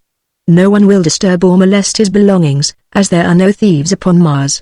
As assassination is the one thing to be feared, the proprietors of the hostelries furnish armed guards, who pace back and forth through the sleeping rooms day and night. The number of guards and gorgeousness of their trappings quite usually denote the status of the hotel. No meals are served in these houses, but generally a public eating place adjoins them. Baths are connected with the sleeping chambers, and each guest is required to bathe daily or depart from the hotel. Usually on a second or third floor there is a large sleeping room for single women guests, but its appointments do not vary materially from the chamber occupied by men. The guards who watch the women remain in the corridor outside the sleeping chamber, while female slaves pace back and forth among the sleepers within, ready to notify the warriors should their presence be required. I was surprised to note that all the guards with the hotel at which we stopped were Ed men, and on inquiring of one of them I learned that they were slaves purchased by the proprietors of the hotels from the government. The man whose post was past my sleeping platform had been commander of the navy of a great Martian nation, but fate had carried his flagship across the ice barrier within the radius of power of the magnetic shaft, and now for many tedious years he had been a slave of the yellow men. He told me that princes, Jeds, and even Jedaks of the outer world, were among the menials who served the yellow race. But when I asked him if he had heard of the fate of Mors Kajak or Dardos Mors he shook his head, saying that he never had heard of their being prisoners here, though he was very familiar with the reputations and fame they bore in the outer world. Neither had he heard any rumor of the coming of the father of Therns and the black data of the firstborn, but he hastened to explain that he knew little of what took place within the palace. I could see that he wondered not a little that a yellow man should be so inquisitive about certain red prisoners from beyond the ice barrier, and that I should be so ignorant of customs and conditions among my own race. In fact, I had forgotten my disguise upon discovering a red man pacing before my sleeping platform, but his growing expression of surprise warned me in time, for I had no mind to reveal my identity to any unless some good could come of it, and I did not see how this poor fellow could serve me yet, though I had it in my mind that later I might be the means of serving him and all the other thousands of prisoners who do the bidding of their stern masters in Cadabra. Thuvendian and I discussed our plans as we sat together among our sleeping silks and furs that night in the midst of the hundreds of yellow men who occupied the apartment with us. We spoke in low whispers, but, as that is only what courtesy demands in a public sleeping place, we roused no suspicion. At last, determining that all must be but idle speculation until after we had had a chance to explore the city and attempt to put into execution the plan Talu had suggested, we bade each other good night and turned to sleep. After breakfasting the following morning we set out to see Cadabra, and as, through the generosity of the Prince of Marantina, we were well supplied with the funds current in Nokkar, we purchased a handsome ground flyer. Having learned to drive them while in Marantina, we spent a delightful and profitable day exploring the city, and late in the afternoon at the hour Talu told us we would find government officials in their offices, we stopped before a magnificent building on the plaza opposite the royal grounds and the palace. Here we walked boldly and past the armed guard at the door, to be met by a red slave within who asked our wishes. Tell Seraph, your master, that 2 warriors from all wish to take service in the palace guard. I said. Seraph, Talu had told us, was the commander of the forces of the palace, and as men from the further cities of Okkar and especially Ilul were less likely to be tainted with the germ of intrigue which had for years infected the household of Salensasil, he was sure that we would be welcomed and few questions asked us. He had primed us with such general information as he thought would be necessary for us to pass muster before Seraph, after which we would have to undergo a further examination before Cecil that he might determine our physical fitness and our ability as warriors. The little experience we had had with the strange hooked sword of the Yellow Man and his cup-like shield made it seem rather unlikely that either of us could pass this final test, but there was the chance that we might be quartered in the palace of Cecil for several days after being accepted by Seraph before the Jeddak of Jeddaks would find time to put us to the final test. After a wait of several minutes in an antechamber we were summoned into the private office of Seraph, where we were courteously greeted by this ferocious-appearing, black-bearded officer. He asked us our names and stations in our own city, and having received replies that were evidently satisfactory to him, he put certain questions to us that Talu had foreseen and prepared us for. The interview could not have lasted over 10 minutes when Seraph summoned an aide whom he instructed to record us properly, and then escort us to the quarters in the palace which are set aside for aspirants to membership in the palace guard. The aide took us to his own office first, where he measured and weighed and photographed us simultaneously with a machine ingeniously devised for that purpose, 5 copies being instantly reproduced in 5 different offices of the government, 2 of which are located in other cities miles distant. Then he led us through the palace grounds to the main guardroom of the palace, there turning us over to the officer in charge. This individual again questioned us briefly, and finally dispatched a soldier to guide us to our quarters. These we found located upon the 2nd floor of the palace in a semi-detached tower at the rear of the edifice. When we asked our guide why we were quartered so far from the guardroom, he replied that the custom of the older members of the guard of picking quarrels with aspirants to try their mettle had resulted in so many deaths that it was found difficult to maintain the guard at its full strength while this custom prevailed. Cecil had, therefore, set apart these quarters for aspirants, and here they were securely locked against the danger of attack by members of the guard. This unwelcome information put a sudden check to all our well-laid plans, for it meant that we should virtually be prisoners in the palace of Cecil until the time that he should see fit to give us the final examination for efficiency, as it was this interval upon which we had banked to accomplish so much in our search for Dejethorus and Thuvia of Tath. Our chagrin was unbounded when we heard the great lock click behind our guide as he had quitted us after ushering us into the chambers we were to occupy. With a wry face I turned to Thuvia, my companion, but shook his head disconsolately and walked to one of the windows upon the far side of the apartment. Scarcely had he gazed beyond them than he called to me in a tone of suppressed excitement and surprise. In an instant I was by his side. "Look," said Thuvia, pointing toward the courtyard below. As my eyes followed the direction indicated I saw 2 women pacing back and forth in an enclosed garden. At the same moment I recognized them. They were Dejethorus and Thuvia of Tath. There were they whom I had trailed from one pole to another. The length of a world. Only 10 feet of space and a few metal bars separated me from them. With a cry I attracted their attention, and as Dejethorus looked up full into my eyes I made the sign of love that the men of Barsoom make to their women. To my astonishment and horror her head went high, and as a look of utter contempt touched her finely chiseled features she turned her back full upon me. My body is covered with the scars of 1,000 conflicts, but never in all my long life have I suffered such anguish from a wound, for this time the steel of a woman's look had entered my heart. With a groan I turned away and buried my face in my arms. I heard Thuvia call aloud to Thuvia, but an instant later his exclamation of surprise betokened that he, too, had been repulsed by his own daughter. "They will not even listen," he cried to me. "They have put their hands over their ears and walked to the farther end of the garden. Ever heard you of such mad work, John Carter? The 2 must be bewitched." Presently I mustered the courage to return to the window, for even though she spurned me I loved her, and could not keep my eyes from feasting upon her divine face and figure. But when she saw me looking she again turned away. I was at my wits' end to account for her strange actions, and that Thuvia, too, had turned against her father seemed incredible. Could it be that my incomparable princess still clung to the hideous faith from which I had rescued her world? Could it be that she looked upon me with loathing and contempt because I had returned from the Valley Door, or because I had desecrated the temples and persons of the Holy Therns? To naught else could I ascribe her strange deportment, yet it seemed far from possible that such could be the case. For the love of Dejethorus for John Carter had been a great and wondrous love far above racial distinctions, creed, or religion. As I gazed ruefully at the back of her haughty, royal head, a gate at the opposite end of the garden opened and a man entered. As he did so he turned and slipped something into the hand of the yellow guardsman beyond the gate, nor was the distance too great that I might not see that money had passed between them. Instantly I knew that this newcomer had bribed his way within the garden. Then he turned in the direction of the 2 women, and I saw that he was none other than Thurid, the black data of the firstborn. He approached quite close to them before he spoke. and as they turned at the sound of his voice I saw Digithoris shrink from him. There was a nasty leer upon his face as he stepped close to her and spoke again.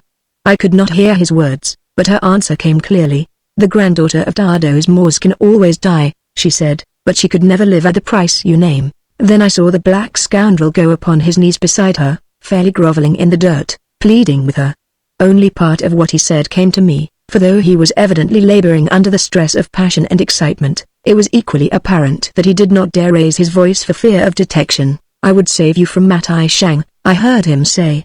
"You know the fate that awaits you at his hands.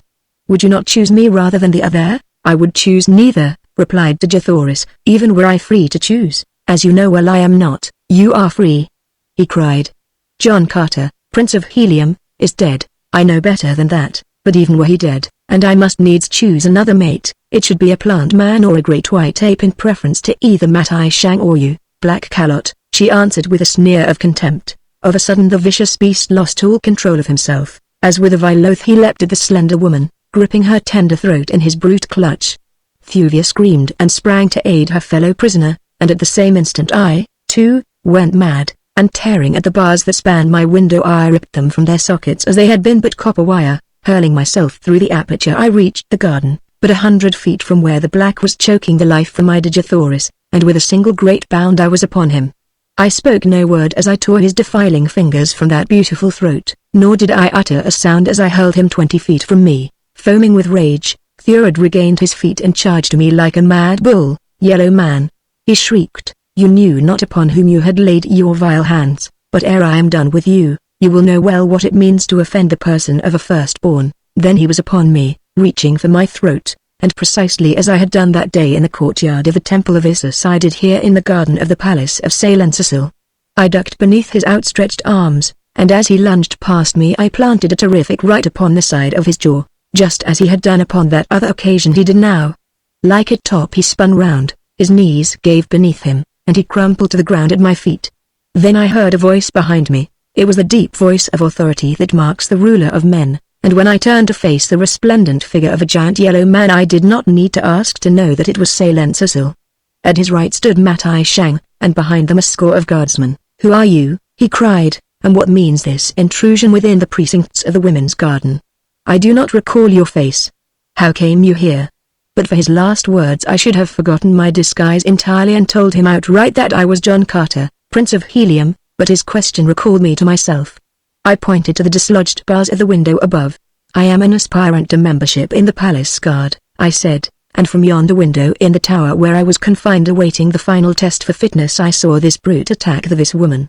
I could not stand idly by, O Jeddak, and see this thing done within the very palace grounds, and yet feel that I was fit to serve and guard your royal person." I had evidently made an impression upon the ruler of Oka by my fair words, and when he had turned to Digithoris and Thuvia of Tath, and both had corroborated my statements it began to look pretty dark for Thurid. I saw the ugly gleam in Matai Shang's evil eyes as Digithoris narrated all that had passed between Thurid and herself, and when she came to that part which dealt with my interference with the data of the firstborn her gratitude was quite apparent, though I could see by her eyes that something puzzled her strangely. I did not wonder at her attitude toward me while others were present, but that she should have denied me while she and Thuvia were the only occupants of the garden still cut me sorely. As the examination proceeded I cast a glance at Thurid and startled him looking wide-eyed and wonderingly at me, and then of a sudden he laughed full in my face.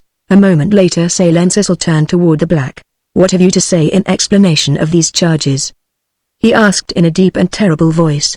"Dare you aspire to one whom the father of Therns has chosen, one who might even be a fit mate for the Jeddak of Jeddaks himself?" And then the black-bearded tyrant turned and cast a sudden greedy look upon Digithoris, as though with the words a new thought and a new desire had sprung up within his mind and breast. Thurid had been about to reply and, with a malicious grin upon his face, was pointing an accusing finger at me, when Salensisil's words and the expression of his face cut him short. A cunning look crept into his eyes, and I knew from the expression of his face that his next words were not the ones he had intended to speak. "O mightiest of Jeddaks," he said, "the man and the women do not speak the truth. The fellow had come into the garden to assist them to escape. I was beyond and overheard their conversation, and when I entered, the woman screamed and the man sprang upon me and would have killed me. What know you of this man? He is a stranger to you, and I dare say that you will find him an enemy and spy. Let him be put on trial, Salensisil, rather than your friend and guest, Thurid, data of the firstborn. Salensis looked puzzled. He turned again and looked upon Digithoris, and then Thurid stepped quite close to him and whispered something in his ear. What? I know not. Presently the yellow ruler turned to one of his officers. See that this man be securely confined until we have time to go deeper into this affair, he commanded, and as bars alone seem inadequate to restrain him, let chains be added. Then he turned and left the garden, taking Digithoris with him, his hand upon her shoulder.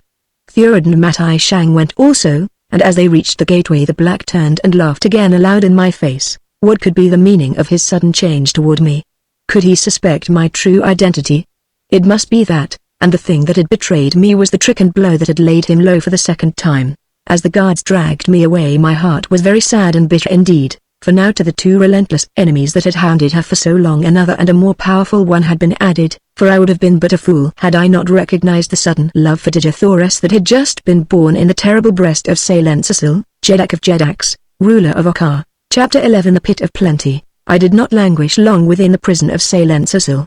During the short time that I lay there, fettered with chains of gold, I often wondered as to the fate of Thuvendin, Jeddak of Tath. My brave companion had followed me into the garden as I attacked Thurid, and when Salensis had left with Digithoris and the others, leaving Thuvia of Tath behind, he, too, had remained in the garden with his daughter, apparently unnoticed, for he was apparelled similarly to the guards. The last I had seen of him he stood waiting for the warriors who escorted me to close the gate behind them, that he might be alone with Thuvia.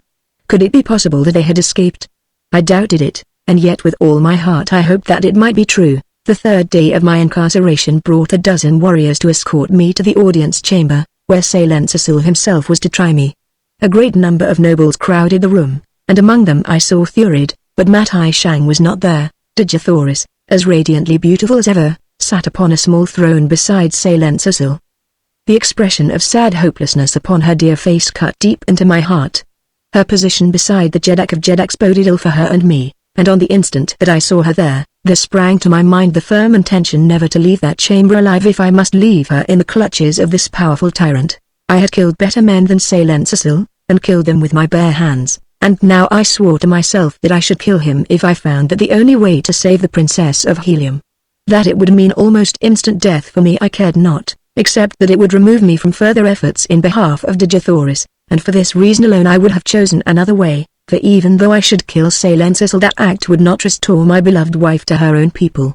I determined to wait the final outcome of the trial, that I might learn all that I could of the Okkarian ruler's intentions, and then act accordingly. Scarcely had I come before him than Salensis summoned Thurid also. Data Thurid, he said, you have made a strange request of me, but, in accordance with your wishes and your promise that it will result only to my interests, I have decided to accede. You tell me that a certain announcement will be the means of convicting this prisoner and, at the same time, open the way to the gratification of my dearest wish. Thurid nodded. Then shall I make the announcement here before all my nobles, continued Salensis. For a year no queen has sat upon the throne beside me, and now it suits me to take to wife one who is reputed the most beautiful woman upon Barsoom. A statement which none may truthfully deny. Nobles of Okkar, unsheathe your swords and do homage to Digithoris, Princess of Helium and future Queen of Okkar, for at the end of the allotted 10 days she shall become the wife of Salensis. As the nobles drew their blades and lifted them on high, in accordance with the ancient custom of Okkar when a Jeddak announces his intention to wed, Digithoris sprang to her feet and, raising her hand aloft, cried in a loud voice that they desist. I may not be the wife of Salensis, she pleaded, for already I be a wife and mother. John Carter, Prince of Helium, still lives. I know it to be true, for I overheard Matai Shang tell his daughter Fada that he had seen him in Kaur, at the court of Kulan Tith, Jeddak. A Jeddak does not wed a married woman, nor will Salensis thus violate the bonds of matrimony. Salensis turned upon Thurid with an ugly look. Is this the surprise you held in store for me? He cried. You assured me that no obstacle which might not be easily overcome stood between me and this woman, and now I find that the one insuperable obstacle intervenes. What mean you, man? What have you to say, and should I deliver John Carter into your hands, Salensis, would you not feel that I had more than satisfied the promise that I made you? Answered Thurid. Talk not like a fool, cried the enraged Jeddak. I am no child to be thus played with, I am talking only as a man who knows, replied Thurid. Knows that he can do all that he claims. Then turn John Carter over to me within 10 days or yourself suffer the end that I should mete out to him were he in my power. Snapped the Jedak of Jedaks, with an ugly scowl. You need not wait 10 days, Cecil, replied Thurid, and then, turning suddenly upon me as he extended a pointing finger, he cried, there stands John Carter, Prince of Helium, fool! Shrieked Cecil. Fool! John Carter is a white man. This fellow be as yellow as myself. John Carter's face is smooth. Matai Shang has described him to me. This prisoner has a beard and moustache as large and black as any in Okar. Quick, guardsman, to the pits with the black maniac who wishes to throw his life away for a poor joke upon your ruler. Hold! Cried Thurid, and springing forward before I could guess his intention, he had grasped my beard and ripped the whole false fabric from my face and head, revealing my smooth, tanned skin beneath and my close-cropped black hair. Instantly pandemonium reigned in the audience chamber of Cecil. Warriors pressed forward with drawn blades, thinking that I might be contemplating the assassination of the Jedak of Jedaks, while others, out of curiosity to see one whose name was familiar from pole to pole, crowded behind their fellows.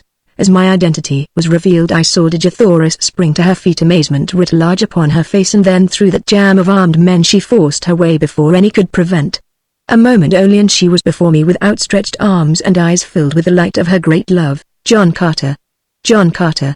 She cried as I folded her to my breast, and then of a sudden I knew why she had denied me in the garden beneath the tower. What a fool I had been!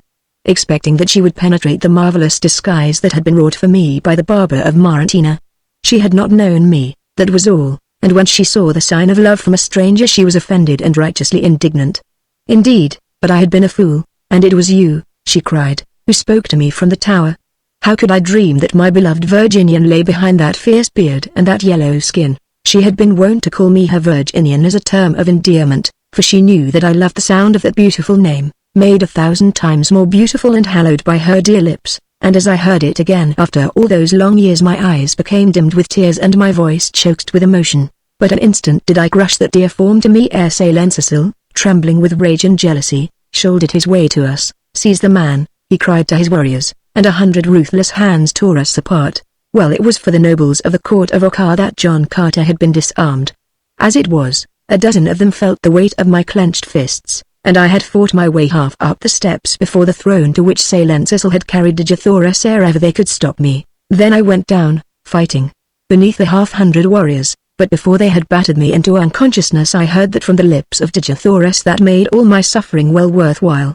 Standing there beside the great tyrant, who clutched her by the arm, she pointed to where I fought alone against such awful odds. Think you, Cecil, that the wife of such as he is, she cried, would ever dishonor his memory, were he 1,000 times dead, by mating with a lesser mortal?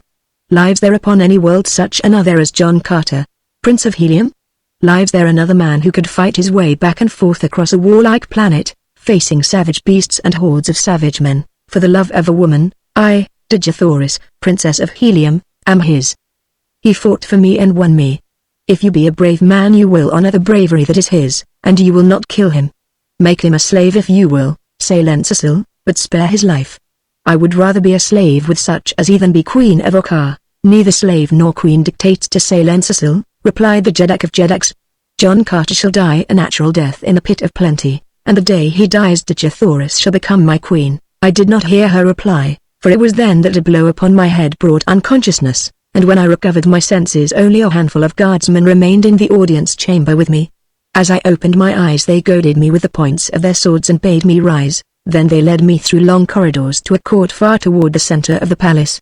In the center of the court was a deep pit, near the edge of which stood 6 other guardsmen, awaiting me. One of them carried a long rope in his hands, which he commenced to make ready as we approached. We had come to within 50 feet of these men when I felt a sudden strange and rapid pricking sensation in one of my fingers. For a moment I was nonplussed by the odd feeling, and then there came to me recollection of that which in the stress of my adventure I had entirely forgotten, the gift ring of Prince Tellu of Marantina. Instantly I looked toward the group we were nearing, at the same time raising my left hand to my forehead, that the ring might be visible to one who sought it. Simultaneously one of the waiting warriors raised his left hand, ostensibly to brush back his hair, and upon one of his fingers I saw the duplicate of my own ring. A quick look of intelligence passed between us, after which I kept my eyes turned away from the warrior and did not look at him again, for fear that I might arouse the suspicion of the Okarians. When we reached the edge of the pit I saw that it was very deep, and presently I realized I was soon to judge just how far it extended below the surface of the court, for he who held the rope passed it about my body in such a way that it could be released from above at any time, and then, as all the warriors grasped it, he pushed me forward, and I fell into the yawning abyss. After the first jerk as I reached the end of the rope that had been paid out to let me fall below the pit's edge, they lowered me quickly but smoothly. The moment before the plunge, while 2 or 3 of the men had been assisting in adjusting the rope about me, one of them had brought his mouth close to my cheek, and in the brief interval before I was cast into the forbidding hole he breathed a single word into my ear: courage. The pit, which my imagination had pictured as bottomless, proved to be not more than 100 feet in depth, but as its walls were smoothly polished it might as well have been 1,000 feet, for I could never hope to escape without outside assistance. For a day I was left in darkness, and then, quite suddenly, a brilliant light illumined my strange cell.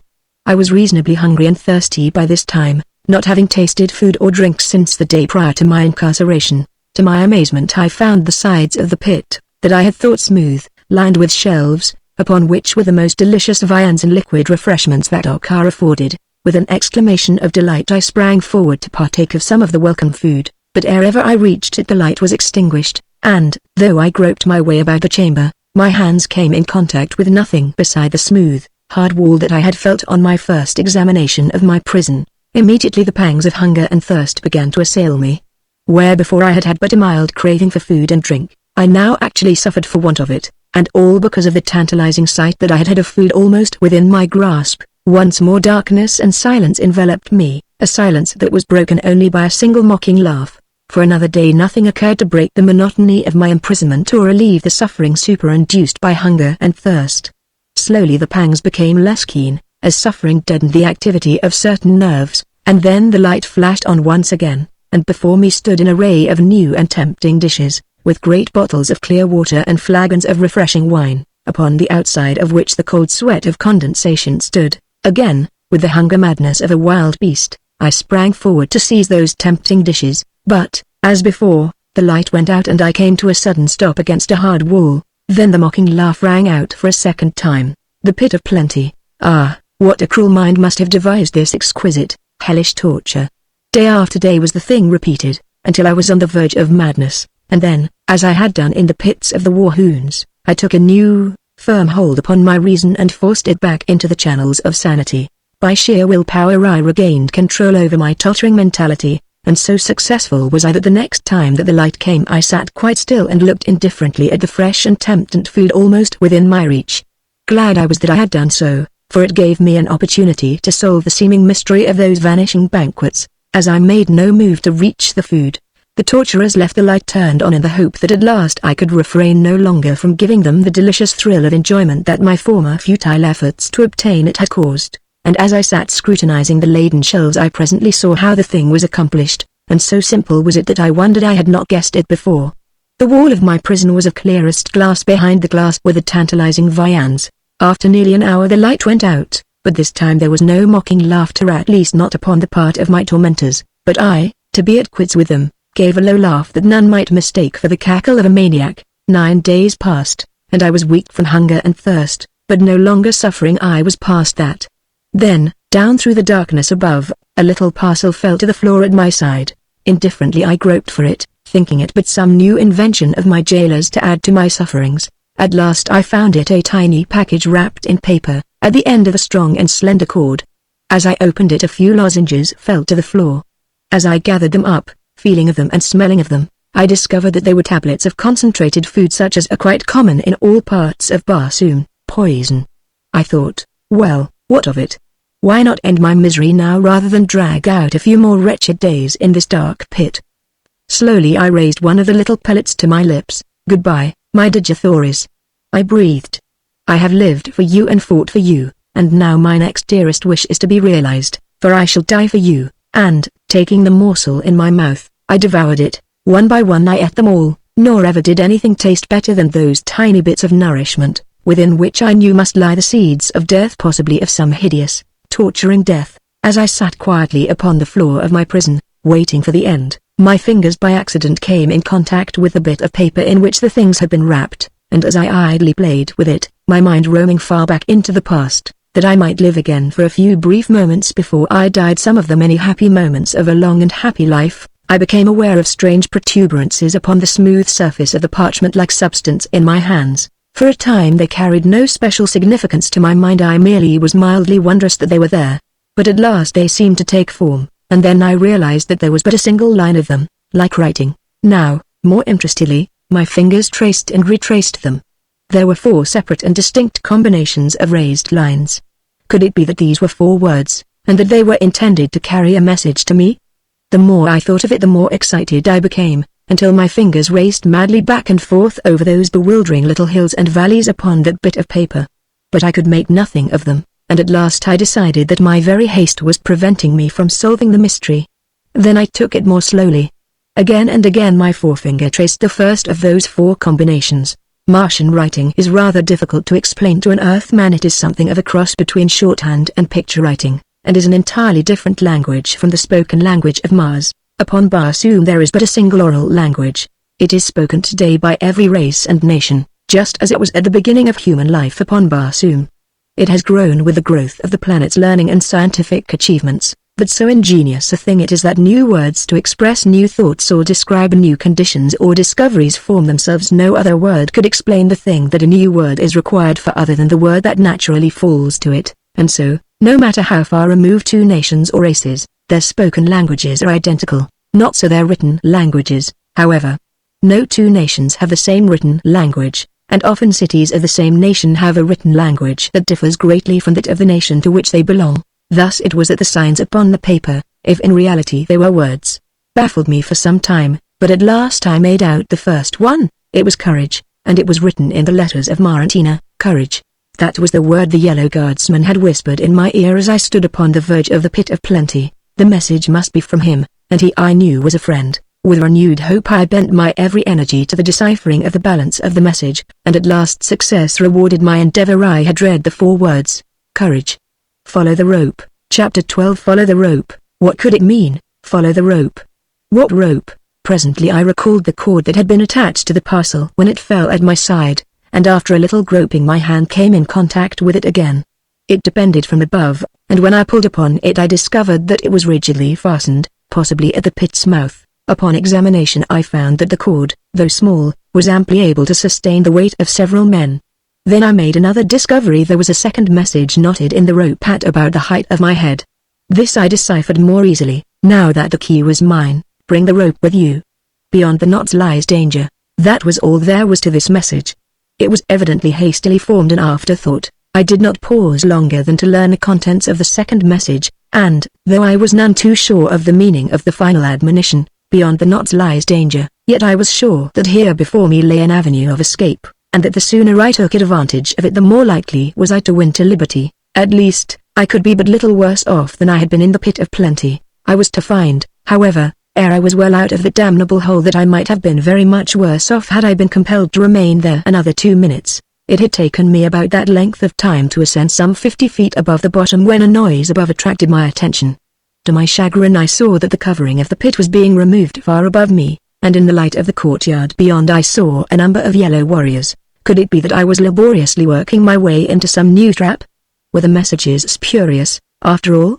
And then, just as my hope and courage had ebbed to their lowest, I saw 2 things. One was the body of a huge, struggling, snarling apartment being lowered over the side of the pit toward me, and the other was an aperture in the side of the shaft, an aperture larger than a man's body, into which my rope led.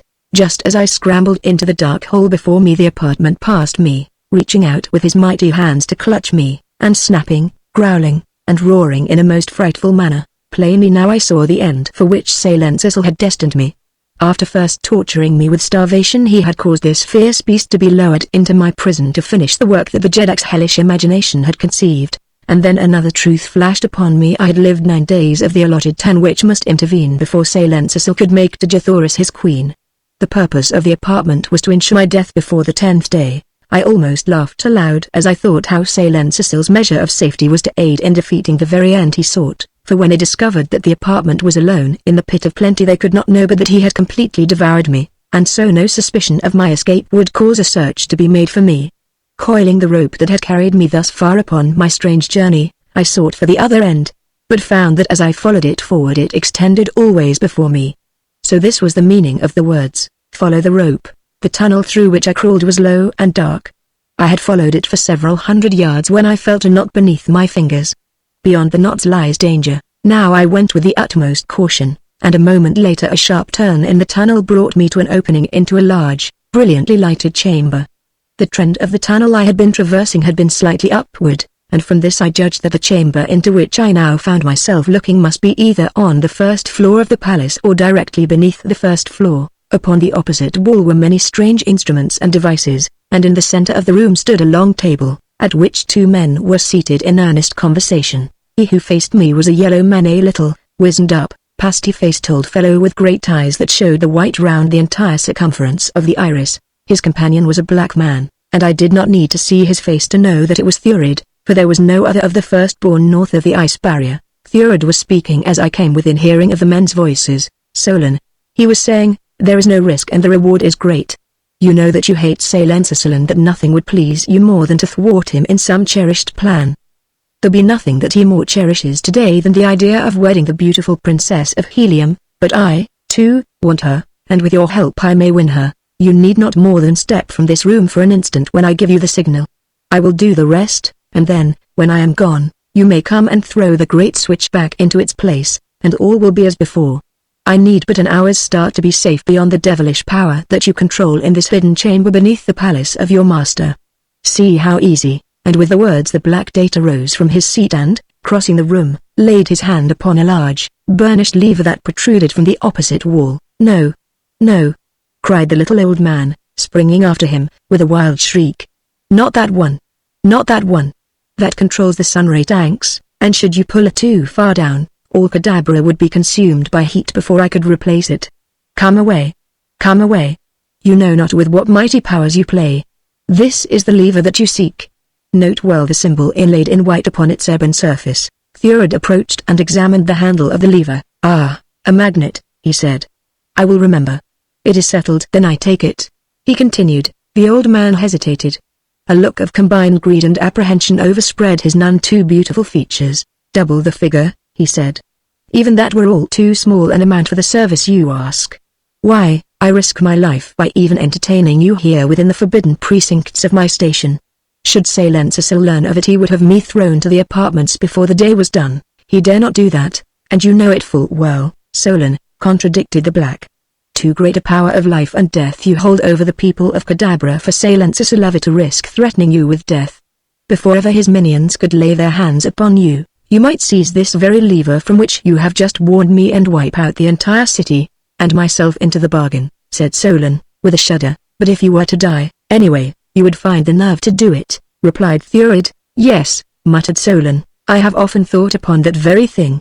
Well, firstborn, is your red princess worth the price I ask for my services, or will you go without her and see her in the arms of Salensis tomorrow night?" "Take your price, yellow man," replied Thurid, with an oath.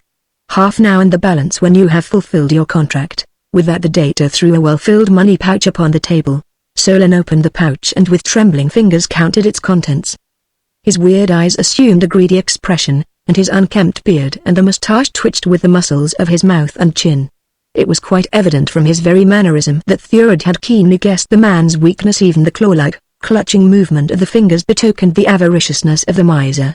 Having satisfied himself that the amount was correct, Solon replaced the money in the pouch and rose from the table. "Now," he said, "are you quite sure that you know the way to your destination?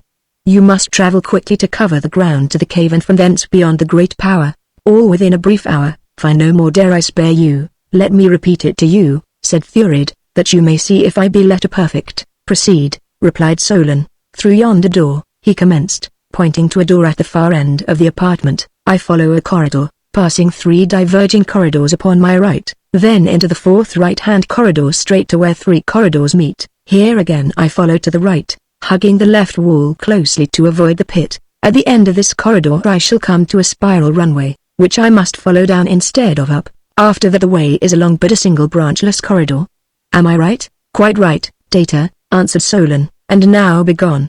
Already have you tempted fate too long within this forbidden place. Tonight, or tomorrow, then, you may expect the signal," said Thurid, rising to go. "Tonight, or tomorrow, repeated Solon, and as the door closed behind his guest the old man continued to mutter as he turned back to the table, where he again dumped the contents of the money pouch, running his fingers through the heap of shining metal, piling the coins into little towers, counting, recounting, and fondling the wealth the while he muttered on and on in a crooning undertone. Presently his fingers ceased their play, his eyes popped wider than ever as they fastened upon the door through which Thurod had disappeared.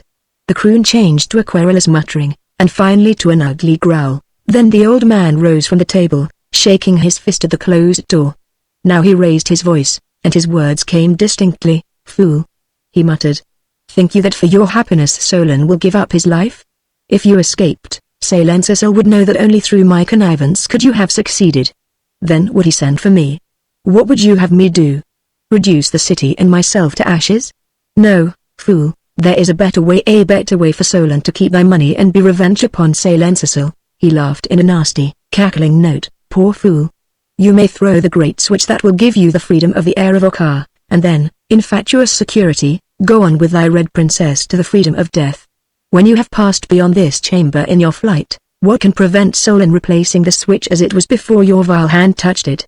Nothing, and then the Guardian of the North will claim you and your woman, and Salencercil, when he sees your dead bodies, will never dream that the hand of Solon had aught to do with the thing." Then his voice dropped once more into mutterings that I could not translate, but I had heard enough to cause me to guess a great deal more, and I thanked the kind providence that had led me to this chamber at a time so filled with importance to Digithoris and myself as this. But how to pass the old man now?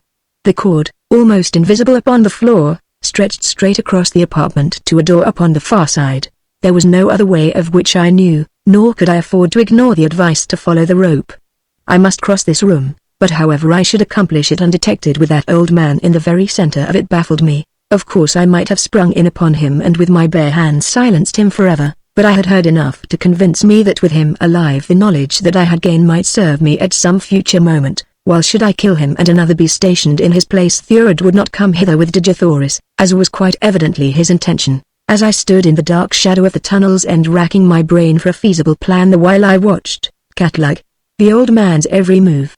He took up the money pouch and crossed to one end of the apartment, where, bending to his knees, he fumbled with a panel in the wall. Instantly I guessed that here was the hiding place in which he hoarded his wealth, and while he bent there, his back toward me, I entered the chamber upon tiptoe, and with the utmost stealth essayed to reach the opposite side before he should complete his task and turn again toward the room's center. Scarcely 30 steps, all told, must I take, and yet it seemed to my overwrought imagination that the farther wall was miles away. But at last I reached it, nor once had I taken my eyes from the back of the old miser's head. He did not turn until my hand was upon the button that controlled the door through which my way led, and then he turned away from me as I passed through and gently closed the door. For an instant I paused, my ear close to the panel, to learn if he had suspected aught, but as no sound of pursuit came from within I wheeled and made my way along the new corridor, following the rope, which I coiled and brought with me as I advanced. But a short distance farther on I came to the rope's end at a point where 5 corridors met. What was I to do? Which way should I turn? I was nonplussed. A careful examination of the end of the rope revealed the fact that it had been cleanly cut with some sharp instrument. This fact and the words that had cautioned me that danger lay beyond the knots convinced me that the rope had been severed since my friend had placed it as my guide, for I had but passed a single knot, whereas there had evidently been 2 or more in the entire length of the cord. Now, indeed, was I in a pretty fix, for neither did I know which avenue to follow nor when danger lay directly in my path. But there was nothing else to be done than follow one of the corridors, for I could gain nothing by remaining where I was, so I chose the central opening, and passed on into its gloomy depths with a prayer upon my lips. The floor of the tunnel rose rapidly as I advanced, and a moment later the way came to an abrupt end before a heavy door. I could hear nothing beyond, and, with my accustomed rashness, pushed the portal wide to step into a room filled with yellow warriors. The first to see me opened his eyes wide in astonishment, and at the same instant I felt the tingling sensation in my finger that denoted the presence of a friend of the ring. Then others saw me, and there was a concerted rush to lay hands upon me, for these were all members of the palace guard, men familiar with my face. The first to reach me was the wearer of the mate to my strange ring, and as he came close he whispered, "Surrender to me." Then in a loud voice shouted, "You are my prisoner, white man," and menaced me with his 2 weapons. And so John Carter, Prince of Helium, meekly surrendered to a single antagonist. The others now swarmed about us, asking many questions, but I could not talk to them, and finally my captor announced that he would lead me back to my cell. An officer ordered several other warriors to accompany him, and a moment later we were retracing the way I had just come. My friend walked close beside me, asking many silly questions about the country from which I had come, until finally his fellows paid no further attention to him or his gabbling. Gradually, as he spoke, he lowered his voice, so that presently he was able to converse with me in a low tone without attracting attention. His ruse was a clever one, and showed that Talu had not misjudged the man's fitness for the dangerous duty upon which he was detailed. When he had fully assured himself that the other guardsmen were not listening, he asked me why I had not followed the rope, and when I told him that it had ended at the 5 corridors he said that it must have been cut by someone in need of a piece of rope, for he was sure that the stupid cadabrans would never have guessed its purpose. Before we had reached the spot from which the 5 corridors diverge, my Marantinian friend had managed to drop to the rear of the little column with me, and when he came in sight of the branching ways he whispered, "Run up the first upon the right. It leads to the watchtower upon the south wall. I will direct the pursuit up the next corridor," and with that he gave me a great shove into the dark mouth of the tunnel, at the same time crying out in simulated pain and alarm as he threw himself upon the floor as though I had felled him with a blow. From behind the voices of the excited guardsmen came reverberating along the corridor, suddenly growing fainter as Talu's spy led them up the wrong passageway in fancied pursuit. As I ran for my life through the dark galleries beneath the palace of Salensa, I must indeed have presented a remarkable appearance had there been any to note it, for though death loomed large about me, my face was split by a broad grin as I thought of the resourcefulness of the nameless hero of Marantina to whom I owed my life. Of such stuff are the men of my beloved Helium, and when I meet another of their kind, of whatever race or color, my heart goes out to him as it did now to my new friend who had risked his life for me simply because I wore the mate to the ring his ruler had put upon his finger. The corridor along which I ran led almost straight for a considerable distance, terminating at the foot of a spiral runway, up which I proceeded to emerge presently into a circular chamber upon the first floor of a tower. In this apartment a dozen red slaves were employed polishing or repairing the weapons of the yellow men. The walls of the room were lined with racks in which were hundreds of straight and hooked swords, javelins, and daggers. It was evidently an armory.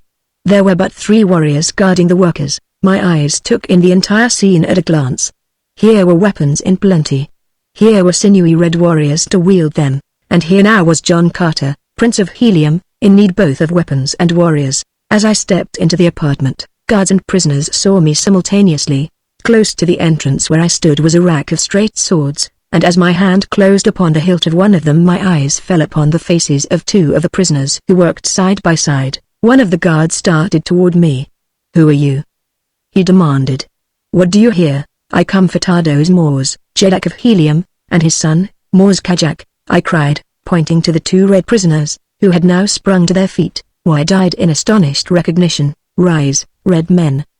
Before we die let us leave a memorial in the palace of Okar's tyrant that will stand forever in the annals of Kadabra to the honor and glory of Helium," for I had seen that all the prisoners there were men of Tardos Mors's navy. Then the first guardsman was upon me and the fight was on, but scarce did we engage ere, to my horror, I saw that the red slaves were shackled to the floor. Chapter 13 The Magnet Switch. The guardsmen paid not the slightest attention to their wards, for the red men could not move over 2 feet from the great rings to which they were padlocked, though each had seized a weapon upon which he had been engaged when I entered the room, and stood ready to join me could they have but done so. The yellow men devoted all their attention to me, nor were they long in discovering that the 3 of them were none too many to defend the armory against John Carter.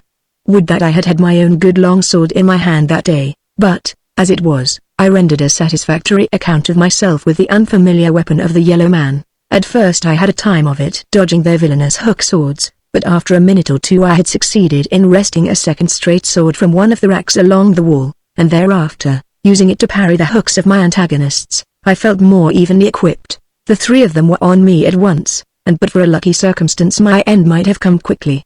The foremost guardsman made a vicious lunge for my side with his hook after the 3 of them had backed me against the wall, but as I sidestepped and raised my arm his weapon but grazed my side, passing into the rack of javelins, where it became entangled. Before he could release it I had run him through, and then, falling back upon the tactics that have saved me 100 times in tight pinches, I rushed the 2 remaining warriors, forcing them back with a perfect torrent of cuts and thrusts, weaving my sword in and out about their guards until I had the fear of death upon them. Then one of them commenced calling for help, but it was too late to save them. They were as putty in my hands now, and I backed them about the armory as I would until I had them where I wanted them, within reach of the swords of the shackled slaves. In an instant both lay dead upon the floor. But their cries had not been entirely fruitless, for now I heard answering shouts and the footfalls of many men running and the clank of accoutrements and the commands of officers. "The door! Quick, John Carter, bar the door!" cried Tardos Moors. Already the guard was in sight, charging across the open court that was visible through the doorway. A dozen seconds would bring them into the tower. A single leap carried me to the heavy portal. With a resounding bang I slammed it shut. "The bar!" shouted Tardos Moors. I tried to slip the huge fastening into place, but it defied my every attempt. "Raise it a little to release the catch," cried one of the red men. I could hear the yellow warriors leaping along the flagging just beyond the door. I raised the bar and shot it to the right just as the foremost of the guardsmen threw himself against the opposite side of the massive panels. The barrier held. I had been in time, but by the fraction of a second only. Now I turned my attention to the prisoners. To Tardos Moors I went first, asking where the keys might be which would unfasten their fetters. "The officer of the guard has them," replied the Jeddak of Helium, "and he is among those without who seek entrance.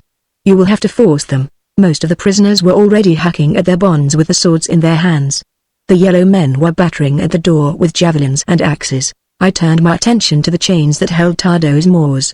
Again and again I cut deep into the metal with my sharp blade, but ever faster and faster fell the torrent of blows upon the portal. At last a link parted beneath my efforts, and a moment later Tardos Moors was free, though a few inches of trailing chain still dangled from his ankle. A splinter of wood falling inward from the door announced the headway that our enemies were making toward us. The mighty panels trembled and bent beneath the furious onslaught of the enraged yellow men. What with the battering upon the door and the hacking of the red men at their chains, the din within the armory was appalling. No sooner was Tardos Moors free than he turned his attention to another of the prisoners. While I set to work to liberate Moors Kajak, we must work fast if we would have all those fetters cut before the door gave way. Now a panel crashed inward upon the floor, and Moors Kajak sprang to the opening to defend the way until we should have time to release the others. With javelins snatched from the wall he wrought havoc among the foremost of the Ocarians while we battled with the insensate metal that stood between our fellows and freedom. At length all but one of the prisoners were freed, and then the door fell with a mighty crash before a hastily improvised battering ram, and the yellow horde was upon us. "To the upper chambers!" shouted the red man who was still fettered to the floor. "To the upper chambers! You may defend the tower against tall Kadabra.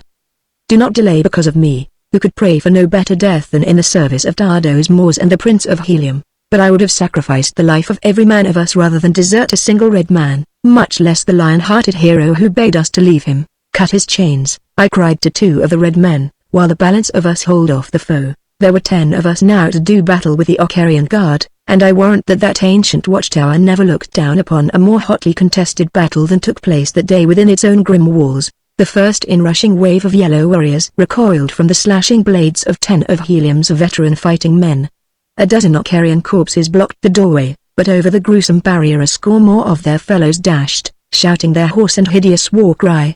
Upon the bloody mound we met them, hand to hand, stabbing where the quarters were too close to cut, thrusting when he could push Uthman to arm's length, and mingled with the wild cry of the Ocarian there rose and fell the glorious words, "For Helium! For Helium!" that for countless ages have spurred on the bravest of the brave to those deeds of valor that have sent the fame of Helium's heroes broadcast throughout the length and breadth of the world. Now were the fetters struck from the last of the red men, and 13 strong we met each new charge of the soldiers of Salensasil. Scarce one of us but bled from a score of wounds, yet none had fallen. From without we saw hundreds of guardsmen pouring into the courtyard, and along the lower corridor from which I had found my way to the armory we could hear the clank of metal and the shouting of men. In a moment we should be attacked from 2 sides, and with all our prowess we could not hope to withstand the unequal odds which would thus divide our attention and our small numbers. "To the upper chambers!" cried Tardos Moors, and a moment later we fell back toward the runway that led to the floors above. Here another bloody battle was waged with the force of yellow men who charged into the armory as we fell back from the doorway. Here we lost our first man, a noble fellow whom we could ill spare. But at length all had backed into the runway except myself, who remained to hold back the Ocarians until the others were safe above. In the mouth of the narrow spiral but a single warrior could attack me at a time, so that I had little difficulty in holding them all back for the brief moment that was necessary. Then, backing slowly before them, I commenced the ascent of the spiral. All the long way to the tower's top the guardsmen pressed me closely. When one went down before my sword, another scrambled over the dead man to take his place, and thus, taking an awful toll with each few feet gained, I came to the spacious glass-walled watchtower of Cadabra. Here my companions clustered ready to take my place, and for a moment's respite I stepped to one side while they held the enemy off. From the lofty perch a view could be had for miles in every direction. Toward the south stretched the rugged, ice-clad waste to the edge of the mighty barrier. Toward the east and west, and dimly toward the north, I descried other Ocarian cities, while in the immediate foreground, just beyond the walls of Cadabra, the grim guardian shaft reared its somber head. Then I cast my eyes down into the streets of Cadabra, from which a sudden tumult had arisen, and there I saw a battle raging, and beyond the city's walls I saw armed men marching in great columns toward a nearby gate. Eagerly I pressed forward against the glass wall of the observatory, scarce daring to credit the testimony of my own eyes. But at last I could doubt no longer, and with a shout of joy that rose strangely in the midst of the cursing and groaning of the battling men at the entrance to the chamber, I called to Tardos Mors. As he joined me I pointed down into the streets of Cadabra and to the advancing columns beyond, above which floated bravely in the Arctic air the flags and banners of Helium. An instant later every red man in the lofty chamber had seen the inspiring sight, and such a shout of thanksgiving arose as I warrant never before echoed through that age-old pile of stone. But still we must fight on, for though our troops had entered Cadabra, the city was yet far from capitulation, nor had the palace been even assaulted. Turn and turn about we held the top of the runway while the others feasted their eyes upon the sight of our valiant countrymen battling far beneath us. Now they have rushed the palace gate. Great battering rams are dashed against its formidable surface. Now they are repulsed by a deadly shower of javelins from the wall's top. Once again they charge, but a sortie by a large force of Ocarians from an intersecting avenue crumples the head of the column, and the men of Helium go down, fighting. Beneath an overwhelming force, the palace gate flies open and a force of the Jedak's own guard, picked men from the flower of the Ocarian army, sallies forth to shatter the broken regiments. For a moment it looks as though nothing could avert defeat, and then I see a noble figure upon a mighty throat, not the tiny throat of the Red Man, but one of his huge cousins of the Dead Sea Bottoms. Their warrior hews his way to the front, and behind him rally the disorganized soldiers of Helium. As he raises his head aloft to fling a challenge at the men upon the palace walls I see his face, and my heart swells in pride and happiness as the red warriors leap to the side of their leader and win back the ground that they had but just lost. The face of him upon the mighty throat is the face of my son Cartaurus of Helium. At his side fights a huge Martian warhound, nor did I need a second look to know that it was Wooler, my faithful Wooler, who had thus well performed his arduous task and brought the succoring legions in the nick of time. In the nick of time? Who yet might say that they were not too late to save, but surely they could avenge. And such retribution as that unconquered army would deal out to the hateful Ocarians. I sighed to think that I might not be alive to witness it. Again I turned to the windows. The red men had not yet forced the outer palace wall, but they were fighting nobly against the best that Ocar afforded, valiant warriors who contested every inch of the way. Now my attention was caught by a new element without the city wall, a great body of mounted warriors looming large above the red men. They were the huge green allies of Helium, the savage hordes from the Dead Sea Bottoms of the far south. In grim and terrible silence they sped on toward the gate, the padded hoofs of their frightful mounts giving forth no sound. Into the doomed city they charged, and as they wheeled across the wide plaza before the palace of the Jedak of Jedaks I saw, riding at their head, the mighty figure of their mighty leader Tarkas, Jedak of Thark. My wish, then, was to be gratified, for I was to see my old friend battling once again, and though not shoulder to shoulder with him, I, too, would be fighting in the same cause here in the high tower of Okar. Nor did it seem that our foes would ever cease their stubborn attacks, for still they came, though the way to our chamber was often clogged with the bodies of their dead. At times they would pause long enough to drag back the impeding corpses, and then fresh warriors would forge upward to taste the cup of death. I had been taking my turn with the others in defending the approach to our lofty retreat when Mors Kajak, who had been watching the battle in the street below, called aloud in sudden excitement. There was a note of apprehension in his voice that brought me to his side the instant that I could turn my place over to another, and as I reached him he pointed far out across the waste of snow and ice toward the southern horizon. Alas! He cried, that I should be forced to witness cruel fate betray them without power to warn nor aid, but they be past either now. As I looked in the direction he indicated I saw the cause of his perturbation. A mighty fleet of flyers was approaching majestically toward Cadabra from the direction of the ice barrier. On and on they came with ever-increasing velocity. The grim shaft that they call the Guardian of the North is beckoning to them, said Mors Kajak sadly, just as it beckoned to Tardos Mors and his great fleet. See where they lie, crumpled and broken, a grim and terrible monument to the mighty force of destruction which naught can resist. I, too, saw, but something else. I saw that Mors Kajak did not. In my mind's eye I saw a buried chamber whose walls were lined with strange instruments and devices.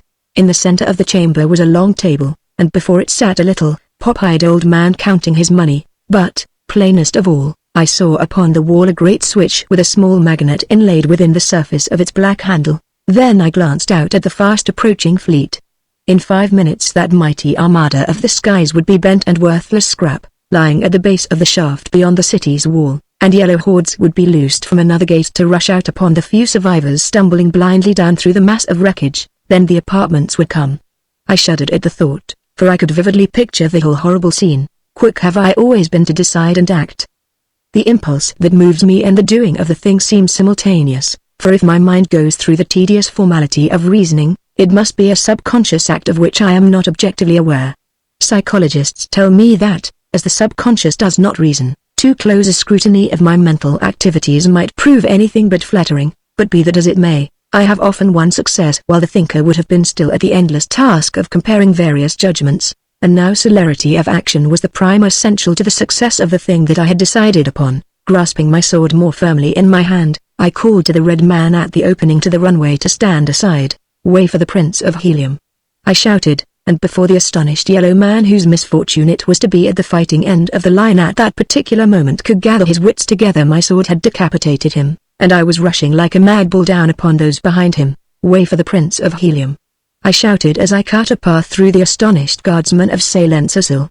Hewing to right and left, I beat my way down that warrior-choked spiral until, near the bottom, those below, thinking that an army was descending upon them, turned and fled. The armory at the first floor was vacant when I entered it, the last of the Ocarians having fled into the courtyard, so none saw me continue down the spiral toward the corridor beneath. Here I ran as rapidly as my legs would carry me toward the 5 corners, and plunged into the passageway that led to the station of the old miser. Without the formality of a knock, I burst into the room. There sat the old man at his table, but as he saw me he sprang to his feet, drawing his sword. With scarce more than a glance toward him I leapt for the great switch, but, quick as I was, that wiry old fellow was there before me. How he did it I shall never know, nor does it seem credible that any Martian-born creature could approximate the marvelous speed of my earthly muscles. Like a tiger he turned upon me, and I was quick to see why Solon had been chosen for this important duty. Never in all my life have I seen such wondrous swordsmanship and such uncanny agility as that ancient bag of bones displayed. He was in 40 places at the same time, and before I had half a chance to awaken to my danger he was like to have made a monkey of me, and a dead monkey at that. It is strange how new and unexpected conditions bring out unguessed ability to meet them. That day in the buried chamber beneath the palace of Salensisil I learned what swordsmanship meant, and to what heights of sword mastery I could achieve when pitted against such a wizard of the blade as Solon. For a time he liked to have bested me, but presently the latent possibilities that must have been lying dormant within me for a lifetime came to the fore, and I fought as I had never dreamed a human being could fight. That duel royal should have taken place in the dark recesses of a cellar, without a single appreciative eye to witness it has always seemed to me almost a world calamity, at least from the viewpoint Barsoomian, where bloody strife is the first and greatest consideration of individuals, nations, and races. I was fighting to reach the switch, Solon to prevent me, and, though we stood not 3 feet from it, I could not win an inch toward it, for he forced me back an inch for the first 5 minutes of our battle. I knew that if I were to throw it in time to save the oncoming fleet it must be done in the next few seconds, and so I tried my old rushing tactics, but I might as well have rushed a brick wall for all that Solon gave way. In fact, I came near to impaling myself upon his point for my pains, but right was on my side, and I think that that must give a man greater confidence than though he knew himself to be battling in a wicked cause. At least, I did not want in confidence, and when I next rushed Solon it was to one side with implicit confidence that he must turn to meet my new line of attack, and turn he did, so that now we fought with our sides towards the coveted goal. The great switch stood within my reach upon my right hand. To uncover my breast for an instant would have been to court sudden death, but I saw no other way than to chance it, if by so doing I might rescue that oncoming, succoring fleet, and so, in the face of a wicked sword thrust, I reached out my point and caught the great switch, a sudden blow that released it from its seating. So surprised and horrified was Solon that he forgot to finish his thrust, Instead, he wheeled toward the switch with a loud shriek, a shriek which was his last, for before his hand could touch the lever it sought, my sword's point had passed through his heart. Chapter 14 The Tide of Battle. But Solon's last loud cry had not been without effect, for a moment later a dozen guardsmen burst into the chamber, though not before I had so bent and demolished the great switch that it could not be again used to turn the powerful current into the mighty magnet of destruction it controlled. The result of the sudden coming of the guardsmen had been to compel me to seek seclusion in the first passageway that I could find, and that to my disappointment proved to be not the one with which I was familiar, but another upon its left. They must have either heard or guessed which way I went, for I had proceeded but a short distance when I heard the sound of pursuit. I had no mind to stop and fight these men here when there was fighting aplenty elsewhere in the city of Cadabra, fighting that could be of much more avail to me and mine than useless life-taking far below the palace. But the fellows were pressing me, and as I did not know the way at all, I soon saw that they would overtake me unless I found a place to conceal myself until they had passed, which would then give me an opportunity to return the way I had come and regain the tower, or possibly find a way to reach the city streets. The passageway had risen rapidly since leaving the apartment of the switch, and now ran level and well lighted straight into the distance as far as I could see.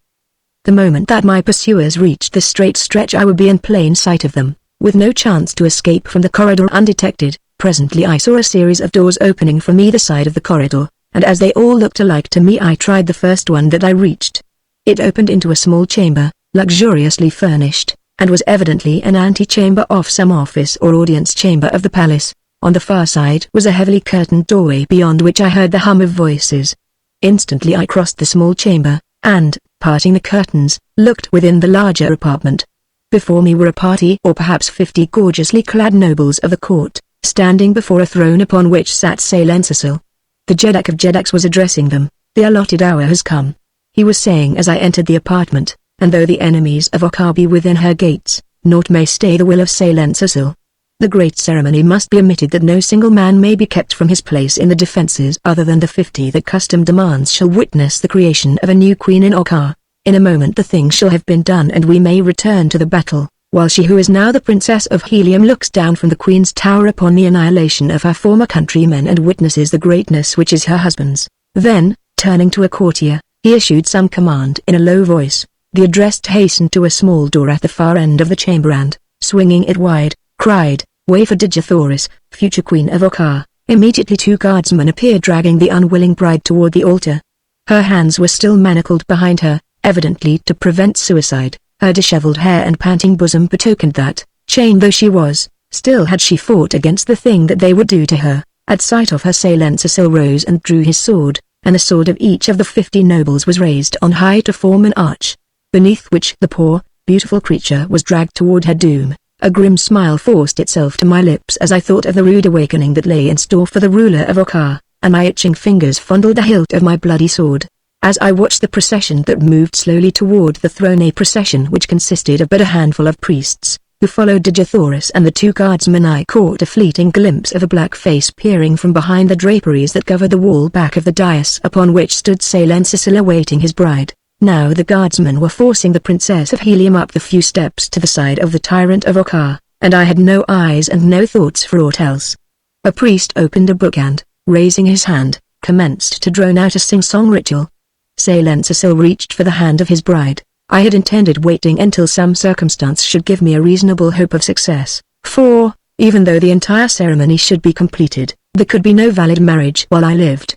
What I was most concerned in, of course, was the rescuing of Digithoris. I wished to take her from the palace of Salencesil, if such a thing were possible, but whether it were accomplished before or after the mock marriage was a matter of secondary import. When, however, I saw the vile hand of Salencesil reach out for the hand of my beloved princess, I could restrain myself no longer, and before the nobles of Okkar knew that aught had happened, I had leapt through their thin line and was upon the dais beside Digithoris and Salencesil. With the flat of my sword I struck down his polluting hand, and grasping Digithoris round the waist, I swung her behind me as, with my back against the draperies of the dais, I faced the tyrant of the north and his roomful of noble warriors. The Jeddak of Jeddaks was a great mountain of a man, a coarse, brutal beast of a man, and as he towered above me there, his fierce black whiskers and moustache bristling in rage, I can well imagine that a less seasoned warrior might have trembled before him. With a snarl he sprang toward me with naked sword, but whether Salencesil was a good swordsman or a poor I never learned, for with Digithoris at my back I was no longer human, I was a Superman, and no man could have withstood me then, with a single, blow, for the Princess of Helium. I ran my blade straight through the rotten heart of Okkar's rotten ruler, and before the white, drawn faces of his nobles Silencer rolled, grinning in horrible death, to the foot of the steps below his marriage throne. For a moment tense silence reigned in the nuptial room. Then the 50 nobles rushed upon me. Furiously we fought, but the advantage was mine, for I stood upon a raised platform above them, and I fought for the most glorious woman of a glorious race, and I fought for a great love and for the mother of my boy. And from behind my shoulder, in the silvery cadence of that dear voice, rose the brave battle anthem of Helium which the nation's women sing as their men march out to victory.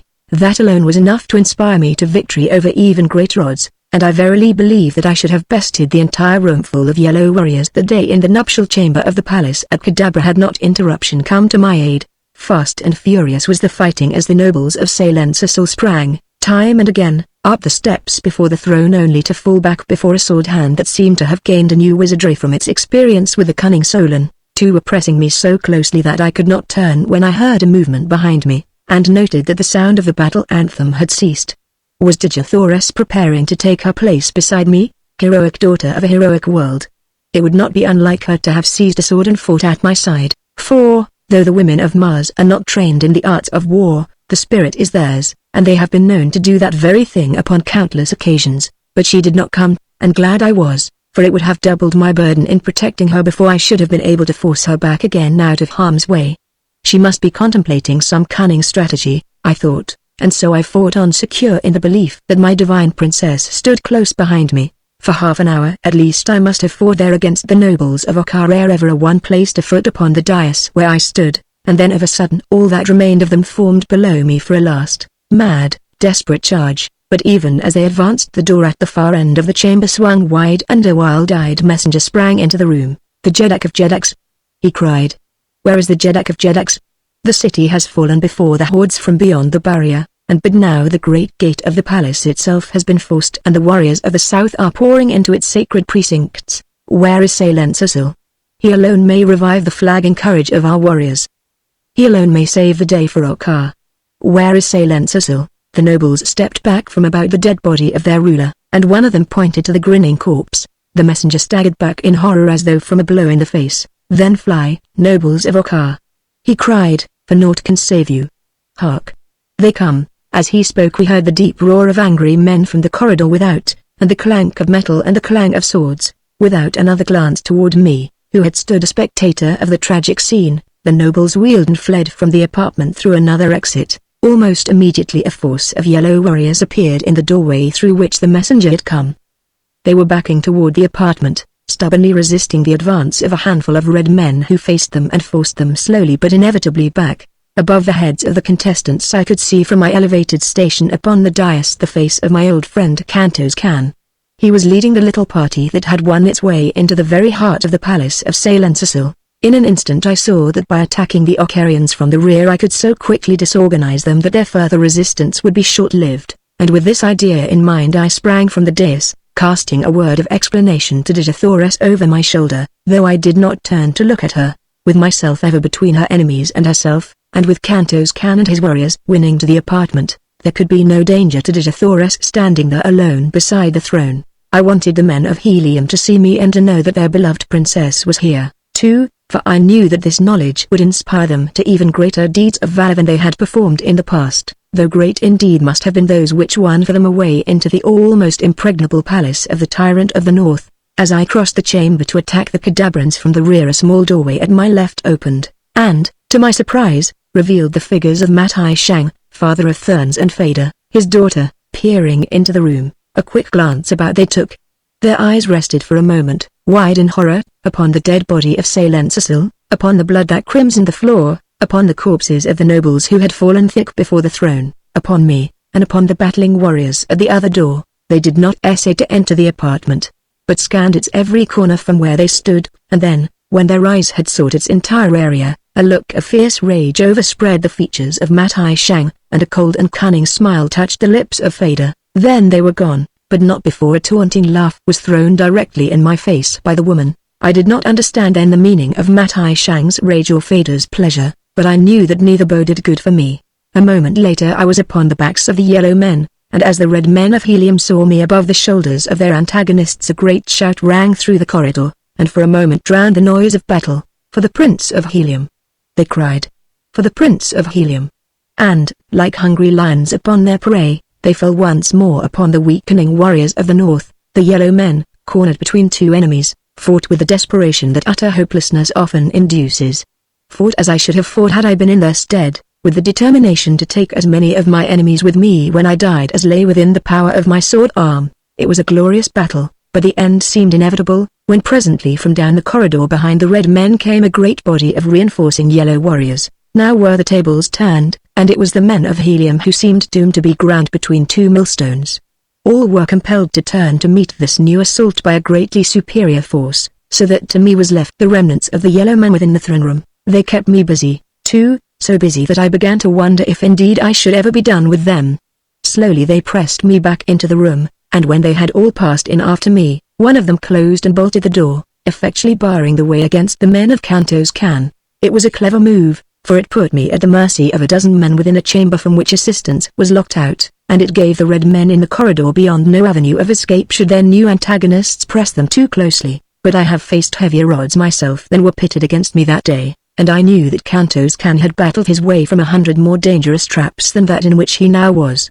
So it was with no feelings of despair that I turned my attention to the business of the moment. Constantly my thoughts reverted to Dejathoris, and I longed for the moment when, the fighting done, I could fold her in my arms, and hear once more the words of love which had been denied me for so many years. During the fighting in the chamber I had not even a single chance to so much as steal a glance at her where she stood behind me beside the throne of the dead ruler. I wondered why she no longer urged me on with the strains of the martial hymn of Helium, but I did not need more than the knowledge that I was battling for her to bring out the best that is in me. It would be wearisome to narrate the details of that bloody struggle, of how we fought from the doorway, the full length of the room to the very foot of the throne before the last of my antagonists fell with my blade piercing his heart, and then, with a glad cry, I turned with outstretched arms to seize my princess, and as my lips smothered hers to reap the reward that would be thrice ample payment for the bloody encounters through which I had passed for her dear sake from the South Pole to the North. The glad cry died, frozen upon my lips, my arms dropped limp and lifeless to my sides. As one who reels beneath the burden of a mortal wound I staggered up the steps before the throne. Dejathoris was gone. Chapter 15 Rewards. With the realization that Dejathoris was no longer within the throne room came the belated recollection of the dark face that I had glimpsed peering from behind the draperies that backed the throne of Salensasil at the moment that I had first come so unexpectedly upon the strange scene being enacted within the chamber. Why had the sight of that evil countenance not warned me to greater caution? Why had I permitted the rapid development of new situations to efface the recollection of that menacing danger? But, alas, vain regret would not erase the calamity that had befallen. Once again had Dejathoris fallen into the clutches of that arch-fiend, Thurid, the black data of the firstborn. Again was all my arduous labor gone for naught. Now I realized the cause of the rage that had been writ so large upon the features of Matai Shang and the cruel pleasure that I had seen upon the face of Fada. They had known or guessed the truth, and the Hecador of the Holy Therns, who had evidently come to the chamber in the hope of thwarting Salensasil in his contemplated perfidy against the high priest who coveted Dejathoris for himself, realized that Thurid had stolen the prize from beneath his very nose. Fada's pleasure had been due to her realization of what this last cruel blow would mean to me, as well as to a partial satisfaction of her jealous hatred for the Princess of Helium. My first thought was to look beyond the draperies at the back of the throne, for there it was that I had seen Thurid. With a single jerk I tore the priceless stuff from its fastenings, and there before me was revealed a narrow doorway behind the throne. No question entered my mind but that here lay the opening of the avenue of escape which Thurid had followed, and had there been it would have been dissipated by the sight of a tiny, jeweled ornament which lay a few steps within the corridor beyond. As I snatched up the bauble I saw that it bore the device of the Princess of Helium, and then pressing it to my lips I dashed madly along the winding way that led gently downward toward the lower galleries of the palace. I had followed but a short distance when I came upon the room in which Solon formerly had held sway. His dead body still lay where I had left it, nor was there any sign that another had passed through the room since I had been there, but I knew that two had done so: Thurid, the Black Data, and Dejathoris. For a moment I paused uncertain as to which of the several exits from the apartment would lead me upon the right path. I tried to recollect the directions which I had heard Thurid repeat to Solon, and at last, slowly, as though through a heavy fog, the memory of the words of the firstborn came to me. follow a corridor, passing 3 diverging corridors upon the right, then enter the 4th right-hand corridor to where 3 corridors meet, here again follow to the right, hugging the left wall closely to avoid the pit. At the end of this corridor I shall come to a spiral runway which I must follow down instead of up. After that the way is a long but a single branchless corridor, and I recalled the exit at which he had pointed as he spoke. It did not take me long to start upon that unknown way, nor did I go with caution, although I knew that there might be grave dangers before me. Part of the way was black as sin, but for the most it was fairly well lighted. The stretch where I must hug the left wall to avoid the pits was darkest of them all, and I was nearly over the edge of the abyss before I knew that I was near the danger spot. A narrow ledge, scarce a foot wide, was all that had been left to carry the initiated past that frightful cavity into which the unknowing must surely have toppled at the first step. But at last I had won safely beyond it, and then a feeble light made the balance of the way plain, until, at the end of the last corridor, I came suddenly out into the glare of day upon a field of snow and ice. Clad for the warm atmosphere of the hothouse city of Cadabra, the sudden change to Arctic frigidity was anything but pleasant, but the worst of it was that I knew I could not endure bitter cold, almost naked as I was, and that I would perish before ever I could overtake Theurid Digithoris. To be thus blocked by nature, who had had all the arts and wiles of cunning man pitted against him, seemed a cruel fate, and as I staggered back into the warmth of the tunnel's end I was as near hopelessness as I ever have been. I had by no means given up my intention of continuing the pursuit, for if needs be I would go ahead though I perished ere ever I reached my goal, but if there were a safer way it were well worth the delay to attempt to discover it, that I might come again to the side of Digithoris in fit condition to do battle for her. Scarce had I returned to the tunnel than I stumbled over a portion of a fur garment that seemed fastened to the floor of the corridor close to the wall. In the darkness I could not see what held it, but by groping with my hands I discovered that it was wedged beneath the bottom of a closed door. Pushing the portal aside, I found myself upon the threshold of a small chamber, the walls of which were lined with hooks from which depended suits of the complete outdoor apparel of the Yellow Men. Situated as it was at the mouth of a tunnel leading from the palace, it was quite evident that this was the dressing room used by the nobles leaving and entering the hothouse city, and that Thurid, having knowledge of it, had stopped here to outfit himself and Digithoris before venturing into the bitter cold of the Arctic world beyond. In his haste he had dropped several garments upon the floor, and the telltale fur that had fallen partly within the corridor had proved the means of guiding me to the very spot he would least have wished me to have knowledge of. It required but the matter of a few seconds to don the necessary all-you-skin clothing, with the heavy, fur-lined boots that are so essential a part of the garmenture of one who would successfully contend with the frozen rails and the icy winds of the bleak Northland. Once more I stepped beyond the tunnel's mouth to find the fresh tracks of Thurid and Digithoris in the new-fallen snow.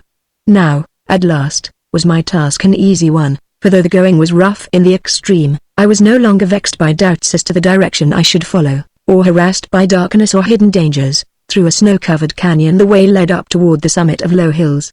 Beyond these it dipped again into another canon, only to rise a quarter-mile farther on toward a pass which skirted the flank of a rocky hill. I could see by the signs of those who had gone before that when Digithoris had walked she had been continually holding back, and that the black man had been compelled to drag her.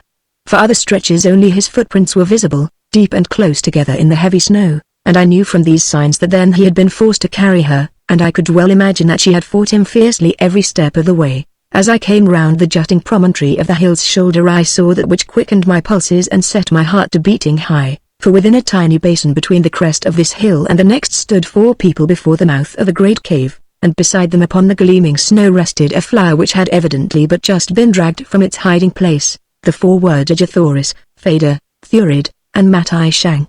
The 2 men were engaged in a heated argument, the father of Thurns threatening, while the black scoffed at him as he went about the work at which he was engaged. As I crept toward them cautiously that I might come as near as possible before being discovered, I saw that finally the men appeared to have reached some sort of a compromise, for with Fader's assistance they both set about dragging the resisting Digithoris to the flyer's deck. Here they made her fast, and then both again descended to the ground to complete the preparations for departure. Fader entered the small cabin upon the vessel's deck. I had come to within a quarter of a mile of them when Matai Shang espied me. I saw him seize Thurid by the shoulder, wheeling him around in my direction as he pointed to where I was now plainly visible. For the moment that I knew I had been perceived I cast aside every attempt at stealth and broke into a mad race for the flyer. The 2 redoubled their efforts at the propeller at which they were working, and which very evidently was being replaced after having been removed for some purpose of repair.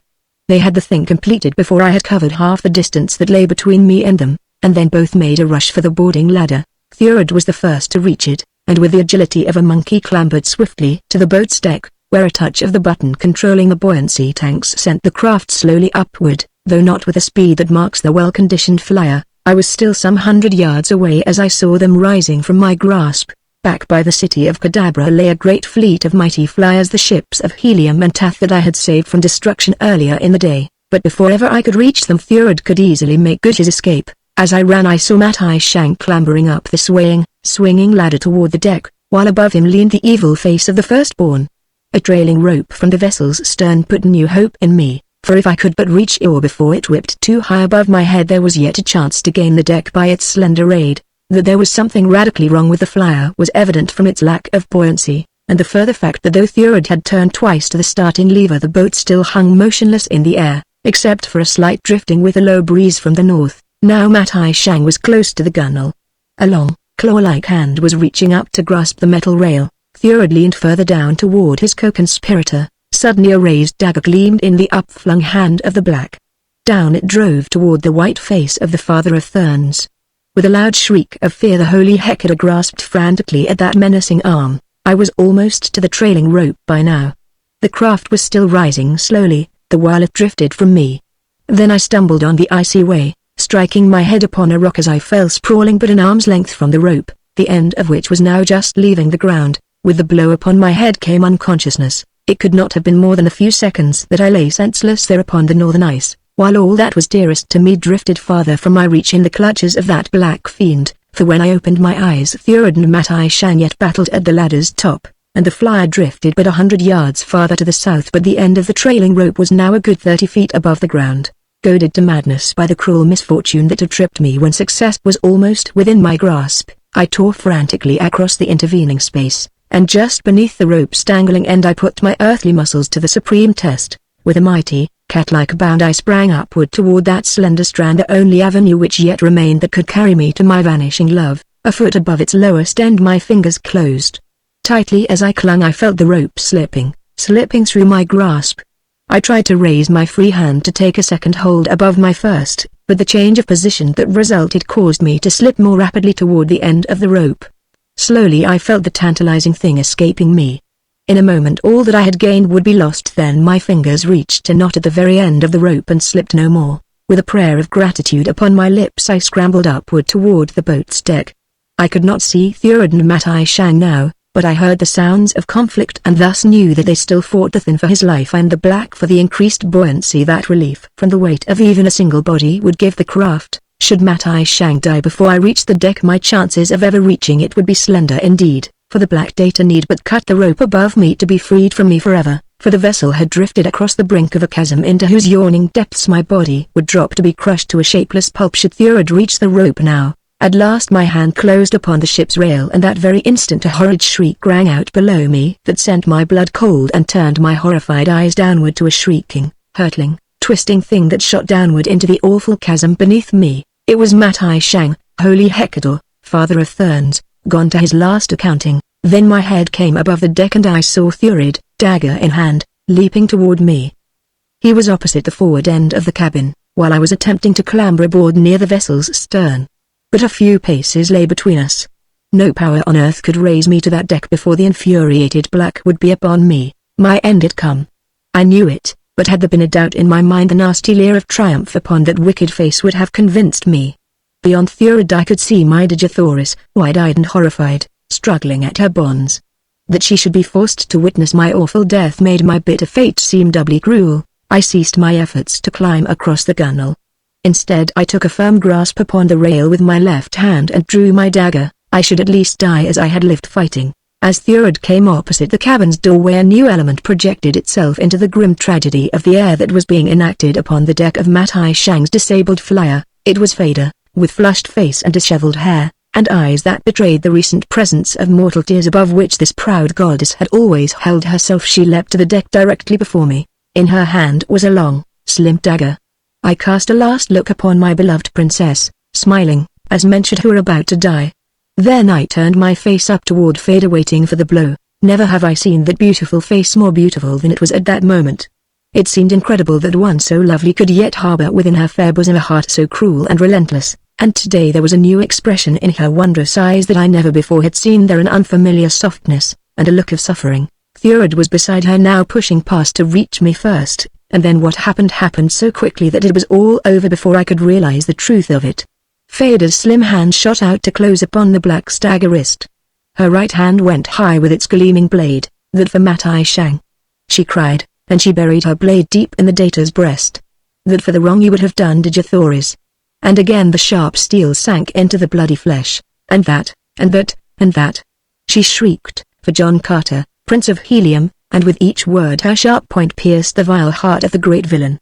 Then, with a vindictive shove, she cast the carcass of the firstborn from the deck to fall in awful silence after the body of his victim. I had been so paralyzed by surprise that I had made no move to reach the deck during the awe-inspiring scene which I had just witnessed, and now I was to be still further amazed by her next act, for Feda extended her hand to me and assisted me to the deck, where I stood gazing at her in unconcealed and stupefied wonderment. A wan smile touched her lips. It was not the cruel and haughty smile of the goddess with which I was familiar.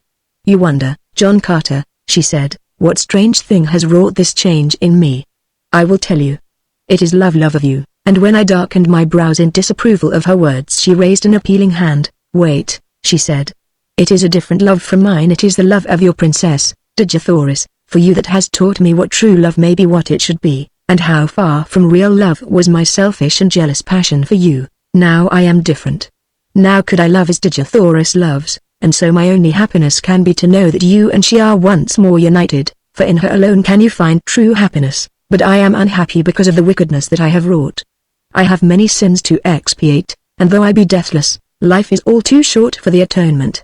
But there is another way, and if Feda, daughter of the holy Hecador of the holy Therns, has sinned, she has this day already made partial reparation, and lest you doubt the sincerity of her protestations and her avowal of a new love that embraces Jathoris also, she will prove her sincerity in the only way that lies open, having saved you for another. Feda leaves you to her embraces." With her last word she turned and leapt from the vessel's deck into the abyss below. With a cry of horror I sprang forward in a vain attempt to save the life that for 2 years I would so gladly have seen extinguished. I was too late. With tear-dimmed eyes I turned away that I might not see the awful sight beneath. A moment later I had struck the bonds from Jathoris, and as her dear arms went about my neck and her perfect lips pressed to mine, I forgot the horrors that I had witnessed and the suffering that I had endured in the rapture of my reward. Chapter 16 The New Ruler. The flyer upon whose deck Jathoris and I found ourselves after 12 long years of separation proved entirely useless. Her buoyancy tanks leaked badly. Her engine would not start. We were helpless there in mid-air above the Arctic ice. The craft had drifted across the chasm which held the corpses of Matai Shang, Thurid, and Feda, and now hung above a low hill. Opening the buoyancy escape valves I permitted her to come slowly to the ground, and as she touched Jathoris and I stepped from her deck and, hand in hand, turned back across the frozen waste toward the city of Kadabra. Through the tunnel that had led me in pursuit of them we passed, walking slowly, for we had much to say to each other. She told me of that last terrible moment months before when the door of her prison cell within the Temple of the Sun was slowly closing between us. Of how Feda had sprung upon her with uplifted dagger, and of Thuvia's shriek as she had realized the foul intention of the thin goddess. It had been that cry that had rung in my ears all the long, weary months that I had been left in cruel doubt as to my princess' fate, for I had not known that Thuvia had wrested the blade from the daughter of Matai Shang before it had touched either Jathoris or herself. She told me, too, of the awful eternity of her imprisonment, of the cruel hatred of Feda, and the tender love of Thuvia, and of how even when despair was the darkest those two red girls had clung to the same hope and belief that John Carter would find a way to release them. Presently we came to the chamber of Solon. I had been proceeding without thought of caution, for I was sure that the city and the palace were both in the hands of my friends by this time, and so it was that I bolted into the chamber full into the midst of a dozen nobles of the court of Salensasil. They were passing through on their way to the outside world along the corridors we had just traversed. At sight of us they halted in their tracks, and then an ugly smile overspread the features of their leader, the author of all our misfortunes. He cried, pointing at me, "We shall have the satisfaction of a partial vengeance at least when we leave behind us here the dead and mutilated corpses of the Prince and Princess of Helium. When they find them," he went on, jerking his thumb upward toward the palace above, "they will realize that the vengeance of the Yellow Man costs his enemies dear. Prepare to die, John Carter, but that your end may be the more bitter. Know that I may change my intention as to meeting a merciful death to your princess. Possibly she shall be preserved as a plaything for my nobles." I stood close to the instrument-covered wall, Digithoris at my side. She looked up at me wonderingly as the warriors advanced upon us with drawn swords, for mine still hung within its scabbard at my side, and there was a smile upon my lips. The yellow nobles, too, looked in surprise, and then as I made no move to draw they hesitated, fearing a ruse, but their leader urged them on. When they had come almost within sword's reach of me, I raised my hand and laid it upon the polished surface of a great lever, and then, still smiling grimly, I looked my enemies full in the face. As one they came to a sudden stop, casting affrighted glances at me and at one another. "Stop!" shrieked their leader. "You dream not what you do." "Right you are," I replied. "John Carter does not dream. He knows that should one of you take another step toward Digithoris, Princess of Helium, I pull this lever wide, and she and I shall die together. But we shall not die alone." The nobles shrank back, whispering together for a few moments. At last their leader turned to me. "Go your way, John Carter," he said, "and we shall go ours." "Prisoners do not go their own way," I answered. "And you are prisoners of the Prince of Helium." Before they could make answer, a door upon the opposite side of the apartment opened and a score of yellow men poured into the apartment. For an instant the nobles looked relieved, and then as their eyes fell upon the leader of the new party their faces fell, for he was Talu, rebel prince of Marantina, and they knew that they could look for neither aid nor mercy at his hands. "Well done, John Carter," he cried. "You turned their own mighty power against them. Fortunate for Okkar is it that you were here to prevent their escape, for these be the greatest villains north of the ice barrier," and this one pointing to the leader of the party would have made himself Jeddak of Jeddaks in the place of the dead Salensisil. "Then indeed would we have had a more villainous ruler than the hated tyrant who fell before your sword." The Okkarian nobles now submitted to arrest, since nothing but death faced them should they resist, and, escorted by the warriors of Talu, we made our way to the great audience chamber that had been Salensisil's. Here was a vast concourse of warriors, red men from Helium and Tath, yellow men of the north, rubbing elbows with the blacks of the firstborn who had come under my friend Xoda to help in the search for me and my princess. There were savage, green warriors from the Dead Sea bottoms of the south, and a handful of white-skinned Therns who had renounced their religion and sworn allegiance to Xoda. There was Dardos Mors and Mors Kajak, and tall and mighty in his gorgeous warrior trappings, Carteris, my son. These three fell upon Digithoris as we entered the apartment, and though the lives and training of royal Martians tend not toward vulgar demonstration, I thought that they would suffocate her with their embraces. And there were Takas, Jeddak of Thark, and Kantos Khan, my old-time friends, and leaping and tearing at my harness in the exuberance of his great love was dear old Woola, frantic mad with happiness. Long and loud was the cheering that burst forth at sight of us. Deafening was the din of ringing metal as the veteran warriors of every Martian clime clashed their blades together on high in token of success and victory. But as I passed among the throng of saluting nobles and warriors, Jeds and Jeddaks, my heart still was heavy, for there were two faces missing that I would have given much to have seen. The Thuvndir and Thuvia of Tath were not to be found in the great chamber. I made inquiries concerning them among men of every nation, and at last from one of the yellow prisoners of war one learned that they had been apprehended by an officer of the palace as they sought to reach the pit of plenty while I lay imprisoned there. I did not need to ask to know what had sent them thither, the courageous Jeddak and his loyal daughter. My informer said that they lay now in one of the many buried dungeons of the palace where they had been placed pending a decision as to their fate by the tyrant of the north. A moment later searching parties were scouring the ancient pile in search of them, and my cup of happiness was full when I saw them being escorted into the room by a cheering guard of honor. Thuvia's first tact was to rush to the side of Digithoris, and I needed no better proof of the love these two bore for each other than the sincerity with which they embraced. Looking down upon that crowded chamber stood the silent and empty throne of Okkar. Of all the strange scenes it must have witnessed since that long-dead age that had first seen a Jeddak of Jeddaks take his seat upon it, none might compare with that upon which it now looked down, and as I pondered the past and future of that long-buried race of black-bearded yellow men I thought that I saw a brighter and more useful existence for them among the great family of friendly nations that now stretched from the South Pole almost to their very doors. 22 years before I had been cast, naked and a stranger, into this strange and savage world. The hand of every race and nation was raised in continual strife and warring against the men of every other land and color. Today, by the might of my sword and the loyalty of the friends my sword had made for me, black man and white, red man and green rubbed shoulders in peace and good fellowship. All the nations of Barsoom were not yet as one, but a great stride forward toward that goal had been taken, And now if I could but cement the fierce yellow race into this solidarity of nations, I should feel that I had rounded out a great life work, and repaid to Mars at least a portion of the immense debt of gratitude I owed her for having given me my Digithoris. And as I thought, I saw but one way, and a single man who could ensure success of my hopes.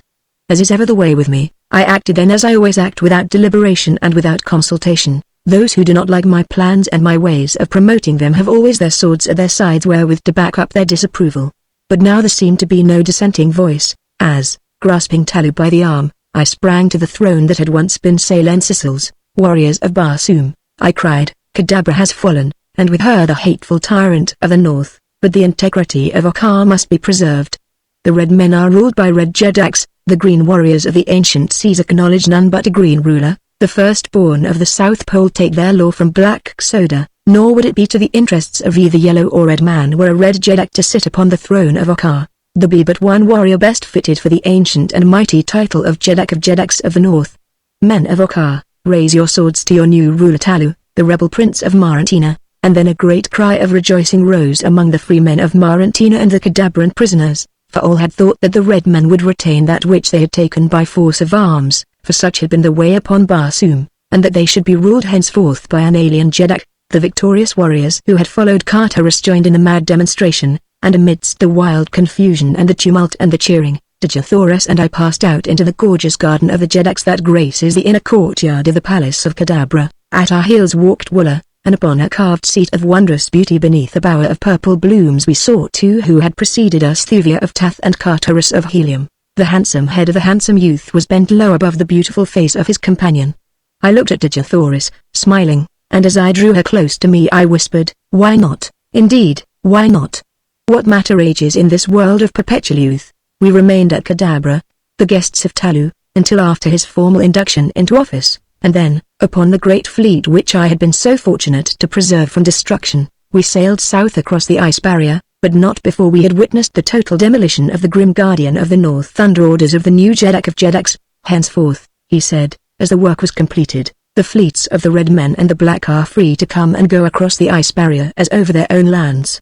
The carrion caves shall be cleansed, that the green men may find an easy way to the land of the yellow, and the hunting of the sacred apartment shall be the sport of my nobles until no single specimen of that hideous creature roams the frozen north." We bade our yellow friends farewell with real regret, as we set sail for Tath.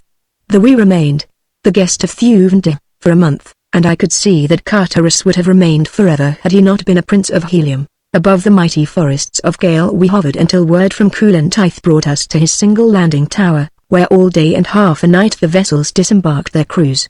At the city of Gale we visited, cementing the new ties that had been formed between Gale and Helium, and then one long to be remembered day we sighted the tall, thin towers of the twin cities of Helium. The people had long been preparing for our coming. The sky was gorgeous with gaily trimmed flyers.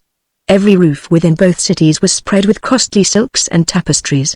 Golden jewels were scattered over roof and street and plaza, so that the two cities seemed ablaze with the fires of the hearts of the magnificent stones and burnished metal that reflected the brilliant sunlight, changing it into countless glorious hues. At last, after 12 years, the royal family of Helium was reunited in their own mighty city, surrounded by joy-mad millions before the palace gates. Women and children and mighty warriors wept in gratitude for the fate that had restored their beloved Ardos Mors and the divine princess whom the whole nation idolized. Nor did any of us who had been upon that expedition of indescribable danger and glory lack the plaudits. That night a messenger came to me as I sat with Digithoris and Carterus upon the roof of my city palace, where we had long since caused a lovely garden to be made that we three might find seclusion and quiet happiness among ourselves, far from the pomp and ceremony of court, to summon us to the temple of reward where one is to be judged this night. The summons concluded, I racked my brain to try and determine what important case there might be pending which could call the royal family from their palaces on the eve of their return to Helium after years of absence, but when the Jedak summons no man delays. As our flyer touched the landing stage at the temple's top we saw countless other craft arriving and departing. In the streets below a great multitude surged toward the great gates of the temple. Slowly there came to me the recollection of the deferred doom that awaited me since that time I had been tried here in the temple by Zataris for the sin of returning from the valley door and the lost sea of Chorus. Could it be possible that the strict sense of justice which dominates the men of Mars had caused them to overlook the great good that had come out of my heresy? Could they ignore the fact that to me, and me alone, was due the rescue of Carteris, of Digithoris, of Mors Kajak, of Tardos Mors. I could not believe it, and yet for what other purpose could I have been summoned to the Temple of Reward immediately upon the return of Tardos Mors to his throne? My first surprise as I entered the temple and approached the throne of righteousness was to note the men who sat there as judges.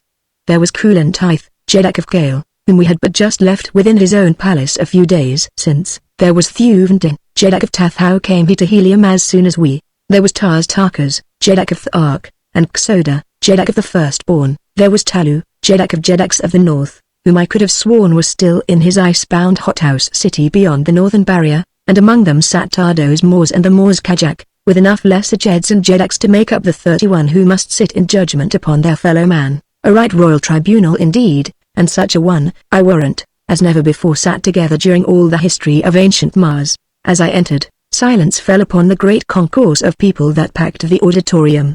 Then Tardos Mors arose. "John Carter," he said in his deep, martial voice, "take your place upon the pedestal of truth, for you are to be tried by a fair and impartial tribunal of your fellow men." With level eye and high-held head I did as he bade, and as I glanced about that circle of faces that a moment before I could have sworn contained the best friends I had upon Barsoom, I saw no single friendly glance, only stern, uncompromising judges, that to do their duty. A clerk rose and from a great book read a long list of the more notable deeds that I had thought to my credit, covering a long period of 22 years since first I had stepped the Oka sea bottom beside the incubator of the Tharks.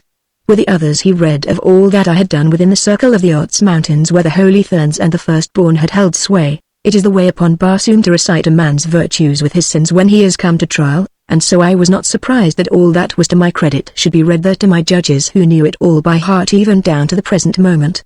When the reading had ceased Tardos Mors arose. "Most righteous judges," he exclaimed, "you have heard recited all that is known of John Carter, Prince of Helium, the good with the bad.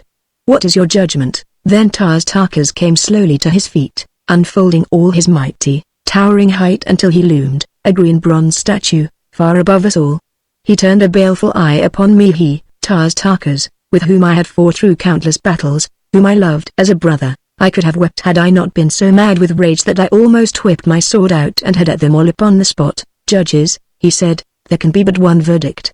No longer may John Carter be Prince of Helium." He paused, "but instead let him be Jeddak of Jeddaks, Warlord of Barsoom." As the 31 judges sprang to their feet with drawn and upraised swords in unanimous concurrence in the verdict, the storm broke throughout the length and breadth and height of that mighty building until I thought the roof would fall from the thunder of the mad shouting. Now, at last, I saw the grim humor of the method they had adopted to do me this great honor, but that there was any hoax in the reality of the title they had conferred upon me was readily disproved by the sincerity of the congratulations that were heaped upon me by the judges first and then the nobles. Presently 50 of the mightiest nobles of the greatest courts of Mars marched down the broad Isle of Hope bearing a splendid car upon their shoulders, and as the people saw who sat within, the cheers that had rung out for me paled into insignificance beside those which thundered through the vast edifice now, for she whom the nobles carried was Digithoris, beloved Princess of Helium. Straight to the throne of righteousness they bore her, and the Tardos Mors assisted her from the car, leading her forward to my side.